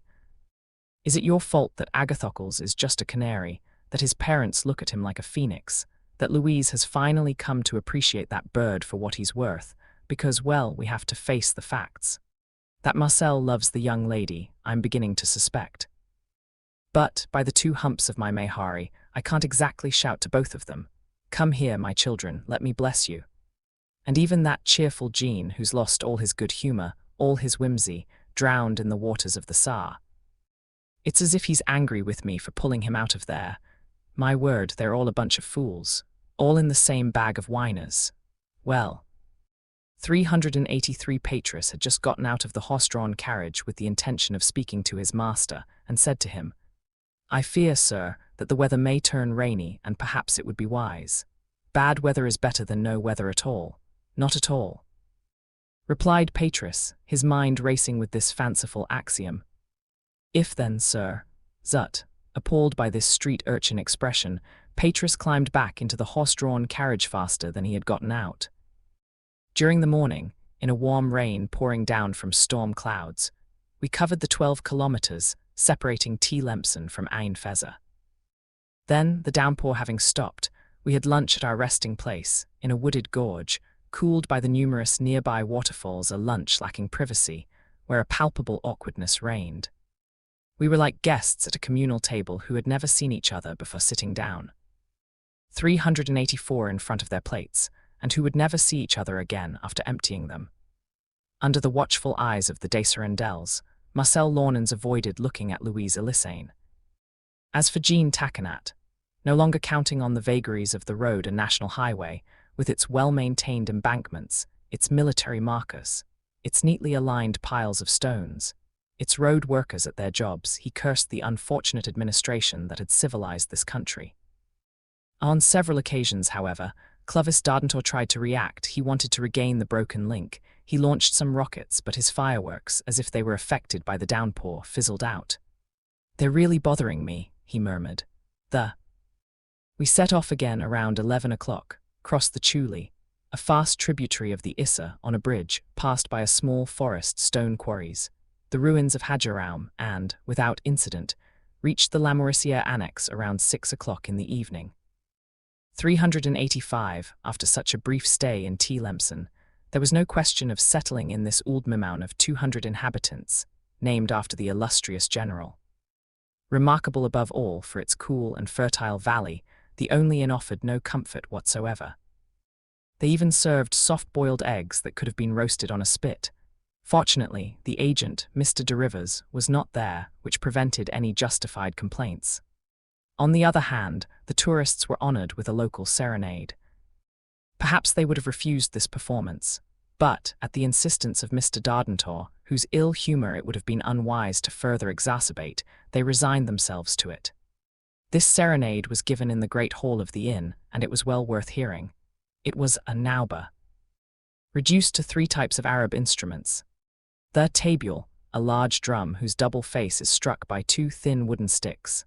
The reita, a flute partly made of metal, whose sound is comparable to 386 that of the biniou, the nwara, made of 2 half-goods covered with a dry skin. Usually, while this nauber is accompanied by graceful dances, the dances were not on the program that evening. When the small party had ended, "Pleased to meet you. I am delighted," declared Mr. Dardentor in a gruff voice. And, since no one dared to express a contrary opinion, he had Mactani compliment these native musicians, whom he rewarded with a very suitable tip. Was our man from Perpignan as satisfied as he claimed? That's the question. In any case, there was one listener whose satisfaction was complete. We can say that for certain. Yes. During this revelry, one of the two cousins, we can guess which one might have positioned himself near Emil Elisane. And who knows if he didn't then reveal to her the 3 words engraved deep in his heart, which found an echo in that of the young girl. The next day, early in the morning, departure of 387 tourists, eager to reach the end of their journey. After La Mauricière and as far as Ain Tellout, we followed the planned railway line for about 10 kilometers. At this point, the road abandons it and heads directly northeast, where, a few kilometers from Sidi Bel Abs, it intersects the railway under construction, which descends towards southern Oran. First, they had to cross vast esparto grass plantations and extensive cultivated fields stretching to the horizon.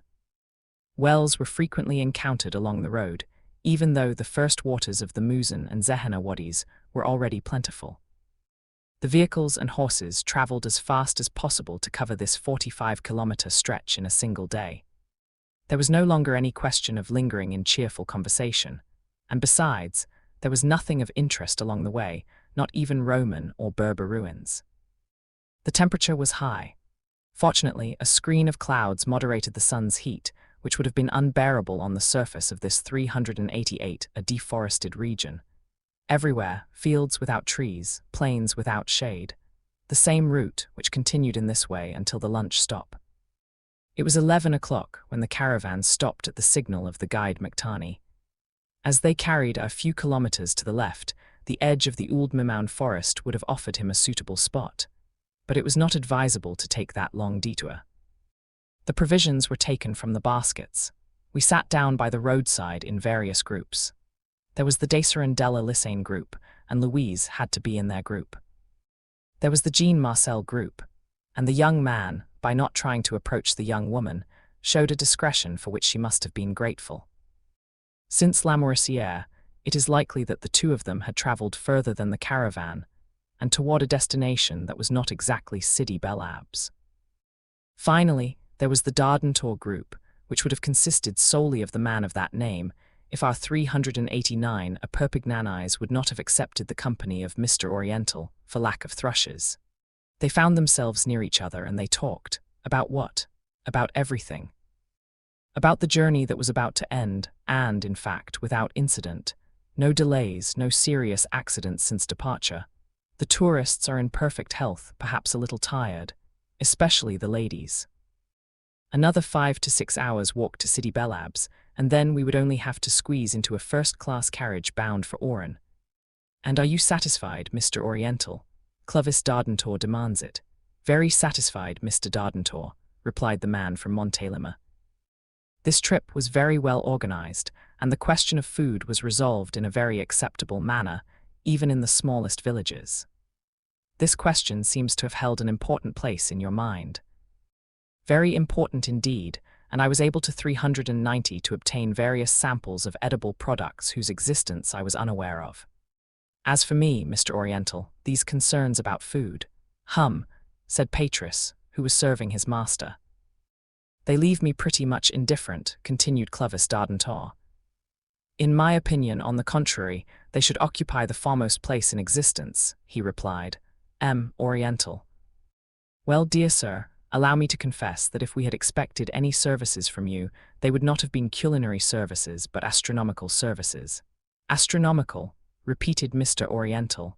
Yes, for example, if our guide had gotten lost. If we had had to rely on observations to find our way back, thanks to you who would have taken the altitude of the sun, I would have reached the altitude of the sun, 391 no doubt, during the day, or that of the stars during the night, you know, the declinations. What variations? Rosa the rose. Ah, charming, exclaimed Mr. Dardentor, and he burst into a loud laugh which had no ripple effect on the other groups. Finally, he continued, I mean that with your instruments, your sextant, like sailors, the sextant that's in your suitcase. I have a sextant in my suitcase, that's likely, because a telescope is good for landscapes, but what about when it comes to the sun's passage across the meridian? I don't understand. Finally, aren't you the president of the Astronomical Society of Montélimar? Gastronomic, my dear sir. Gastronomic Society, replied Mr. Oriental proudly. And this answer, which explained many things, 392 things that had been inexplicable until then, managed to cheer up Jean Takenat after Mr. Dardentor had repeated it. But it was Patris's animal that told us, aboard the Argels, he exclaimed. What, sir, isn't an astronomer? Asked the worthy servant. No, gastronome. We're telling you getronome. I must have misunderstood the head waiter, replied Patris. And misunderstandings can happen to anyone. And I was able to believe, exclaimed our man from Perpignan, I was able to mistake Mr. Oriental for, while it was a real one, it's hilarious. Hey, pack your bags, Patris, and get the hell out of here. Patris left, utterly confused by his mistake, and even more humiliated by the inappropriate altercation it had earned him in such vulgar terms. Laughing his head off. It was the first time 393 that his master used such an expression in his presence. That would be the last time, or Patris would leave his service and seek a position with a member of the French Academy, with refined language, not with Mr. Zola, for example, if ever. Jean Takenat approached. You will forgive him, Mr. Dardentor, he said. And why? Because there's no reason to hang a man. After all, a gastronome is an astronomer adorned with the feathers of Theg. And Clovis Dardentor laughed so hard at this nonsense that he nearly ruined his digestion. Ah, those Parisians, they really take the cake. What they find for you. He exclaimed, no, you'd never find that in Perpignan, and yet the people of Perpignan aren't stupid. Oh no, okay, he said to himself in the chest Jean Takenat, but they're too good at rescues. 394 carts and mounts set off again. The Esparto grass plantations had given way to settlement plots. Around 2 o'clock, at a trot, the hamlet of Lambta was reached precisely at the junction of a small branch road that connects the main road from Ain Temouchant to the national road from Sidi Bel Abs. At 3 o'clock, they arrived at the Mouzon Bridge, at the point where the wadi of that name joins one of its tributaries. And then, at 4 o'clock, at the crossroads where the two aforementioned roads meet a little below Sidi Krailed, just a few kilometers from Sidi Larsen. After having followed the course of the Mekera, the name given to the Sig in this region. Sidi Larsen is only an annex of about 600 inhabitants, mostly Germans and natives, and there was no question of stopping there. Suddenly it was 4:30 for the guide, who was walking in front, was abruptly stopped by his camel veering off course. He urged it on vocally in vain. The animal refused to move forward and bucked back. 395 almost immediately, the horses of the two young men shook themselves, reared up, uttered a whinny of fear and, despite the spur, despite the bridle, retreated towards the wagons whose team gave identical signs of terror. What is it then? Asked Clovis Dardentor. His mount, snorting and sniffing some distant emanation, had just crouched down. This question was answered by two tremendous roars, the nature of which was unmistakable. These roars had resounded about 100 paces away, in the pine wood. Lions, exclaimed the guide. One can easily imagine the all-too-justifiable terror that gripped the caravan. These wild beasts in the neighborhood, in broad daylight, these wild beasts that were undoubtedly about to pounce. Emmeline Elisane, Emmeline Desirandel and Louise, terrified, jumped out of their car, whose 396 the mules were trying to break the lines in order to escape. The first idea purely instinctive that came to the two ladies, to Messrs. Desirandel father and son, and to Mr. Eustache Oriental, was to turn back and take refuge in the last hamlet, several kilometers away. All of you stay, shouted Clovis Dardentor, in such an imperious voice that it obtained passive obedience. Moreover, Mr. Desirandel had just lost consciousness. As for the horses and camels, the driver and the natives had quickly tied them up so that they could not escape across the countryside. Marcel Launens, for his part, had rushed towards the second wagon with benches. Then, with the help of Patris, he brought back the weapons, rifles and revolvers, which were immediately loaded. Mr. Dardentor and Marcel Launens took the rifles, Jean Takenat and Mactani seized the revolvers. They all stood grouped together at the foot of a 397, a clump of terebinth trees, on the embankment to the left of the road. In this deserted countryside, no help can be expected.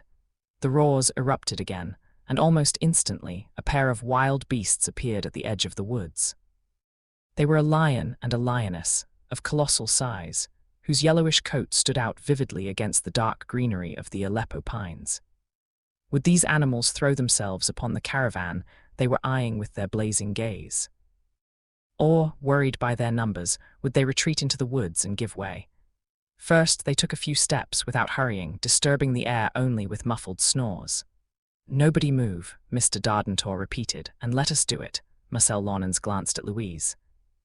The young girl, pale-faced with drawn features, 398 but possessing himself, tried to reassure his mother.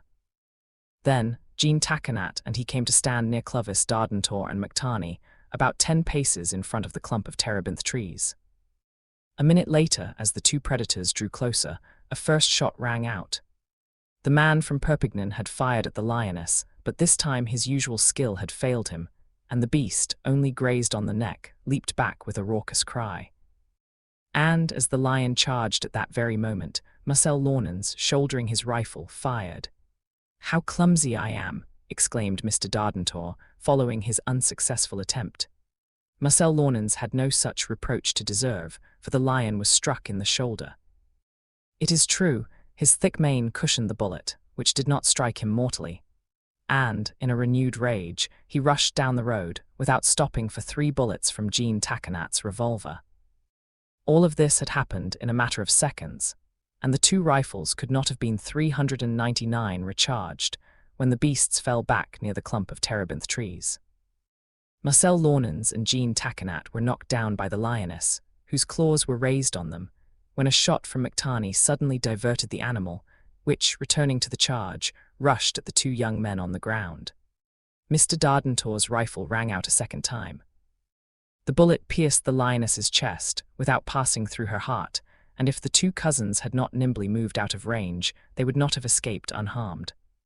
However, the lioness, although seriously wounded, was still formidable. The lion, who had just joined her, rushed with her towards the group, where the fright of the horses and teams added to the disorder and terror. McTarney, seized by the lion, was dragged for about 10 paces, covered in blood. Jean Taconat, his revolver in hand, and Marcel Launens, his rifle reloaded, returned to the embankment. But at that moment, 2 shots fired almost point-blank finished off the lioness, who 400 she fell lifeless again after a final spasm. The lion, in the final stages of its fury, carried by a leap of 20 feet, came to fall upon Clovis Dardentor, who, unable to use his weapon, rolled to the ground, risked being crushed under the weight of the beast. Jean Taconat ran towards him, 3 paces from the lion and, rest assured, he hardly gave a thought to the conditions imposed by the civil code for adoption. He squeezed the trigger of his revolver, the last shot of which missed. At that moment, the horses and carriages, in a state of heightened terror, broke free from their chains and fled across the countryside. McTarney, unable to use his weapon, had dragged himself to the embankment, while Monsieur de Serendel, Monsieur Oriental, and Agathocles stood before the ladies. Clovis Dardentor was unable to get up, and the lion's paw was about to strike his chest when a gunshot rang out. The enormous beast, its skull pierced, threw back its head 401 backwards and fell dead next to the man from Perpignan. It was Louisa Lysane who, after to have picked up McTarney's revolver, had fired at point-blank range relating to the animal. "Saved, saved by her," cried Mr. Dardentor, "and they weren't made of sheepskin, and they didn't have wheels on their paws, those lions." Then he sprang to his feet with a leap that would not have been disavowed by the king of the animals lying on the ground. Thus, what neither Jean Taconat nor Marcel Launens could do, this young girl had just done. It is true, her strength suddenly abandoned her and, overcome by weakness, she would have fallen if Marcel Launens had not taken her in his arms to bring her back to her mother. All danger had disappeared, and what more could Mr. Dardentor have said than the first words that had come from his heart to Louisa Lysane? Also, with the help of the natives, our Perpignan native 402, he and Patris set about catching the fleeing mules and horses. He succeeded in a short time, as these animals, calmed after the death of the wild beasts, returned to the road of their own accord. McTarney, quite seriously wounded in the hip and arm, was placed in one of the wagons, and Patris had to take his place between the 2 camel humps of his Mahari, where he showed himself to be no less distinguished a sportsman than if he had been riding an Arabian thoroughbred. When Marcel Launens and Jean Taquinat were back on their horses, the latter said to the former, "Well, he saved us both again, that Newfoundland from the Pyrenees Orientales. Clearly, there's nothing you can do with a man like that." "Nothing," replied Marcel Launens. The caravan set off again. Half an hour later, it reached Sidi Larsen and, at 7 o'clock, stopped at the best hotel in Sidi Bel Abs. 403 first, a doctor was called to McTarney to provide care, and he acknowledged that the guide's injuries would not have serious consequences. At 8 o'clock, we dined together a silent dinner, during which, as if by tacit agreement, the guests made no allusion to the attack by the wild animals. But, at dessert, Mr. Dardentor, getting up, and addressing Louise in a serious tone that was hardly known of him. "My dear young lady," he said, "you have saved me." "Oh, Mr. Dardentor," replied the young girl, whose cheeks turned a bright red, "yes, saved, and saved in a fight where, without your intervention, I would have lost my life. Therefore, with your mother's permission, since you meet the conditions required by Article 345 of the Civil Code, my greatest desire would be to adopt you." 404, sir, replied Mme. Elissane, was quite taken aback by this proposal. "No objection," replied the man from Perpignan.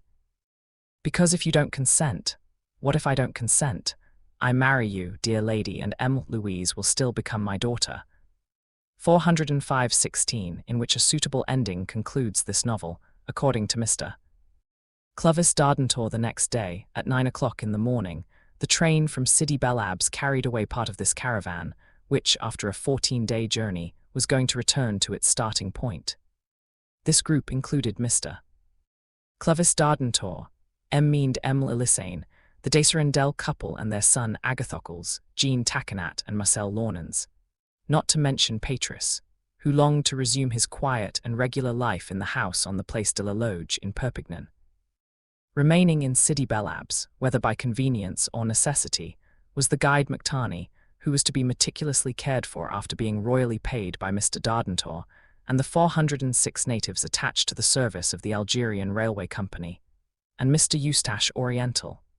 Well, the president of the Montelima Gastronomic Society was not the kind of man to leave Sidi Bel Abs without having studied, from an edible point of view, a city which has been nicknamed Biscuitville. It is an important town of 17,000 inhabitants, including 4,000 French, 1,500 Jews, and the remainder indigenous. This district capital, which nearly became the capital of the Oran province, is the former domain of the Baniama, who were forced to cross the border again and take refuge in Morocco. As for the modern town, dating from 1843, it is attractive and prosperous, with its fertile surroundings irrigated by the Mekara River. It is built on a slope of the Tessala mountain and nestles in the greenery at an altitude of 472 meters. In any case, and despite so many attractive reasons, it was Mr. Dardentor this time who showed the most eagerness to leave. No, he never. 407 had felt so eager to return to Oran. Indeed, it should come as no surprise if the request he had made to Mr. Elissane's adoption of her daughter would have been accepted in principle, without this excellent lady being obligated to become Mr. Dardentor's wife. An adoptive father, 2 million rich, resolved to remain a bachelor, that's something one doesn't refuse in any corner of our sublunar world. No doubt there had been some resistance from Mme. Elissane for appearances and out of discretion, but it hadn't lasted. As for the young girl, she could say what she wanted. "Think about it, Mr. Dardentor." "That's all been thought through, my dear child," came the reply. "You cannot sacrifice like that. I can and I want to, little girl. You will repent." "Never, you daddy's little girl."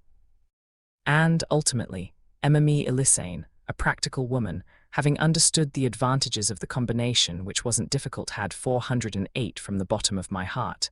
I thanked Mr. Dardentor. Moreover, the Desarendels were beside themselves with joy. What a large dowry Louise would bring to her husband! What a fortune she would one day possess! What an heiress! And all this for Agathocles, for now they had no doubt their friend, their fellow countryman, Clovis Dardentor, would have no choice but to use his paternal influence to help this good young man. It must have been his secret thought. and their son would become the son-in-law of the wealthy Perpignan native. So, everyone agreed to return to Oran as soon as possible. Regarding Jean Taquinat and Marcel Launens, here's what needed to be said.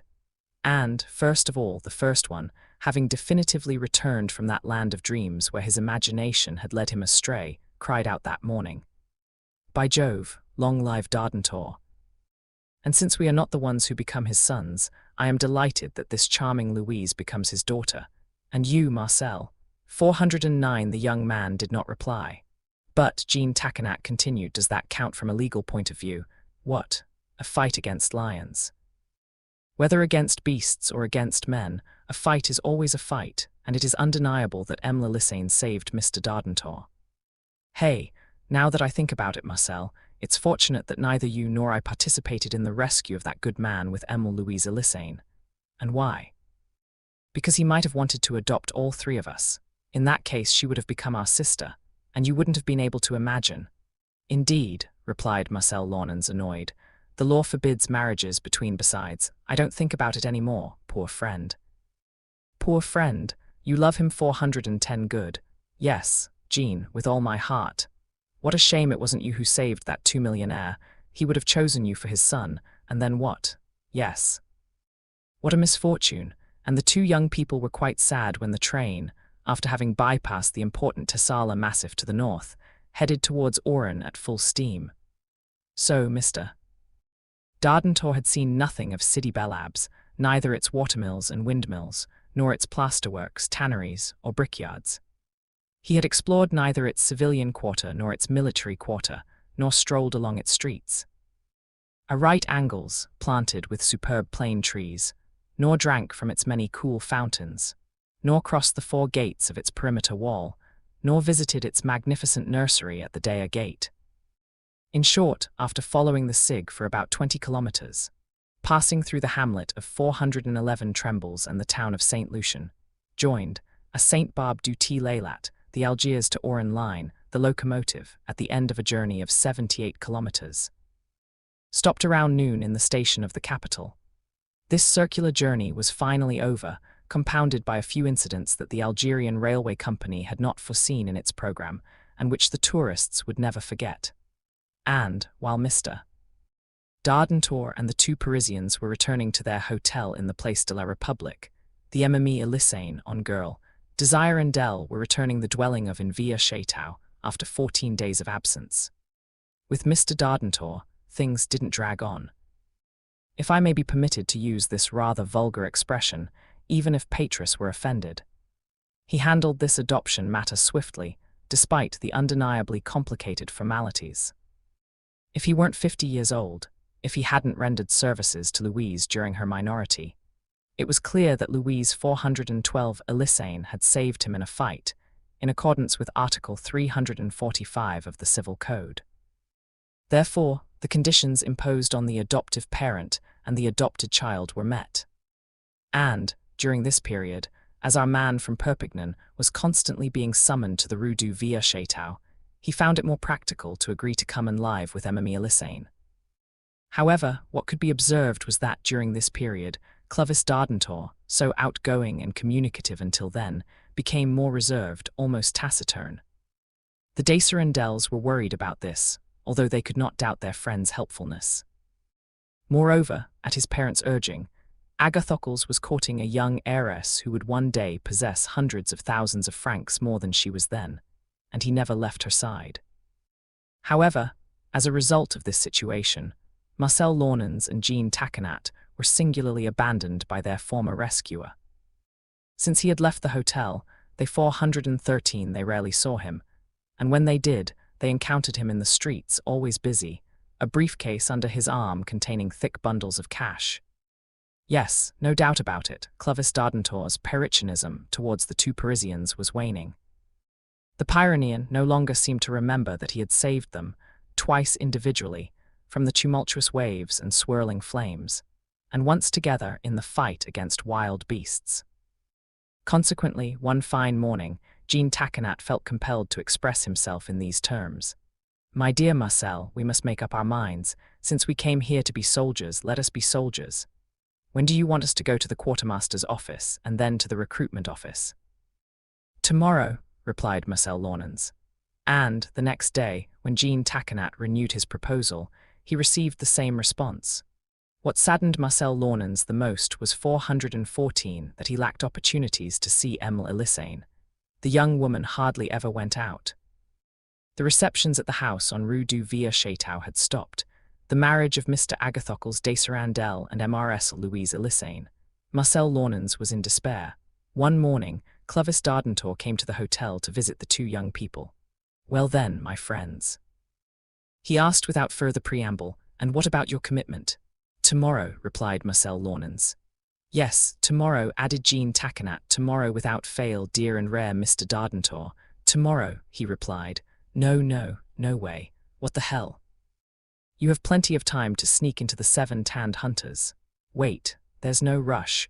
I want you both to come to the party I'm throwing, for the marriage of Mr. de Sarandel and Mrs. Elissane, asks Marcel Launens, whose figure changes visibly. 415 no, replied Mr. Dardentor. The adoption celebration before the wedding. I'm counting on you. Good evening. And he left them with that word, so hurried was he. Indeed, our man from Perpignan had to take up residence in the canton of Oran, where the justice of the peace was to draw up the deed of adoption. Then the parties appeared before the said judge. Mr. Emile Elissane, on the one hand, and Mr. Clovis Dardentor on the other, provided with their birth certificates and documents relating to the fulfillment of the conditions required for the adoptive parent and for the adopted child. The justice of the peace, after receiving the consents, drew up the contract. Within 10 days, a copy was prepared by the clerk of the justice of the peace. The birth certificates, the consent forms, and the related certificates were attached, and finally the file reached the public prosecutor through a solicitor. So much coming and going, so much trifle, so much fuss, Dardentor kept repeating. It's enough to make you 416. To curl up one's spleen. Then, after reviewing the documents, the court of first instance ruled that the adoption was in order. The judgment and the case file were then sent to the court in Algiers, whose ruling also declared the adoption in order, and all of this took weeks and weeks. And the two Parisians passed by the military office every morning without going in. Come now, Mr. Dardentor would often repeat to himself, the quickest way to have a child is still to get married. Finally, the adoption being accepted, the court's decision was posted in certain designated places, and in such number of copies as the said decision indicated, by the most diligent party Clovis Dardentor in this case, who carried out this publication by copies on printed placards, bearing the tax stamp. Finally, the decree was sent to the civil registrar of the municipality of Oran, who registered it in the birth register on the date of its presentation, a formality which must be 417 completed within 3 months. Otherwise, the adoption will be considered null and void. We didn't wait 3 months, or even 3 days, believe me. That's it, exclaimed Mr. Dardentor. The whole thing required an outlay of about 300 francs, and Mr. Dardentor would have agreed to pay double or triple that amount to speed things up. In short, the day of the ceremony arrived, and the announced celebration took place in the hotel's grand salon. Mr. Names's dining room, Elissane, could not have contained the guests. There were Jean Taquinat, Marcel Launens, friends, acquaintances, and even Mr. Eustache Oriental, back in Oran, to whom our Perpignan native had sent a funeral invitation, which was received as it deserved. But, to the extreme surprise of some and the extreme satisfaction of others, the de Sarandels were not among the guests. No.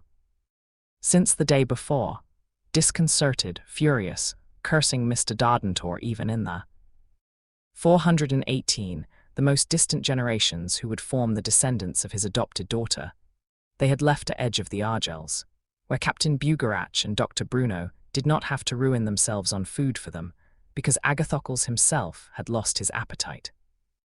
Is it necessary to say that the meal was magnificent, full of enthusiasm and good humor, that Marcel Launens found Louise Elissane there in all the splendor of her beauty, that Jean Taquinat had made a lament on the departure of the little Gagathocle, but that he did not dare to sing it out of propriety, that Mr. Eustache Oriental, seated up to his ears at the table, ate everything but in moderation, and that he drank everything but discreetly. Yes, it was splendid and remarkable, Mr. Dardentor's speech before dessert.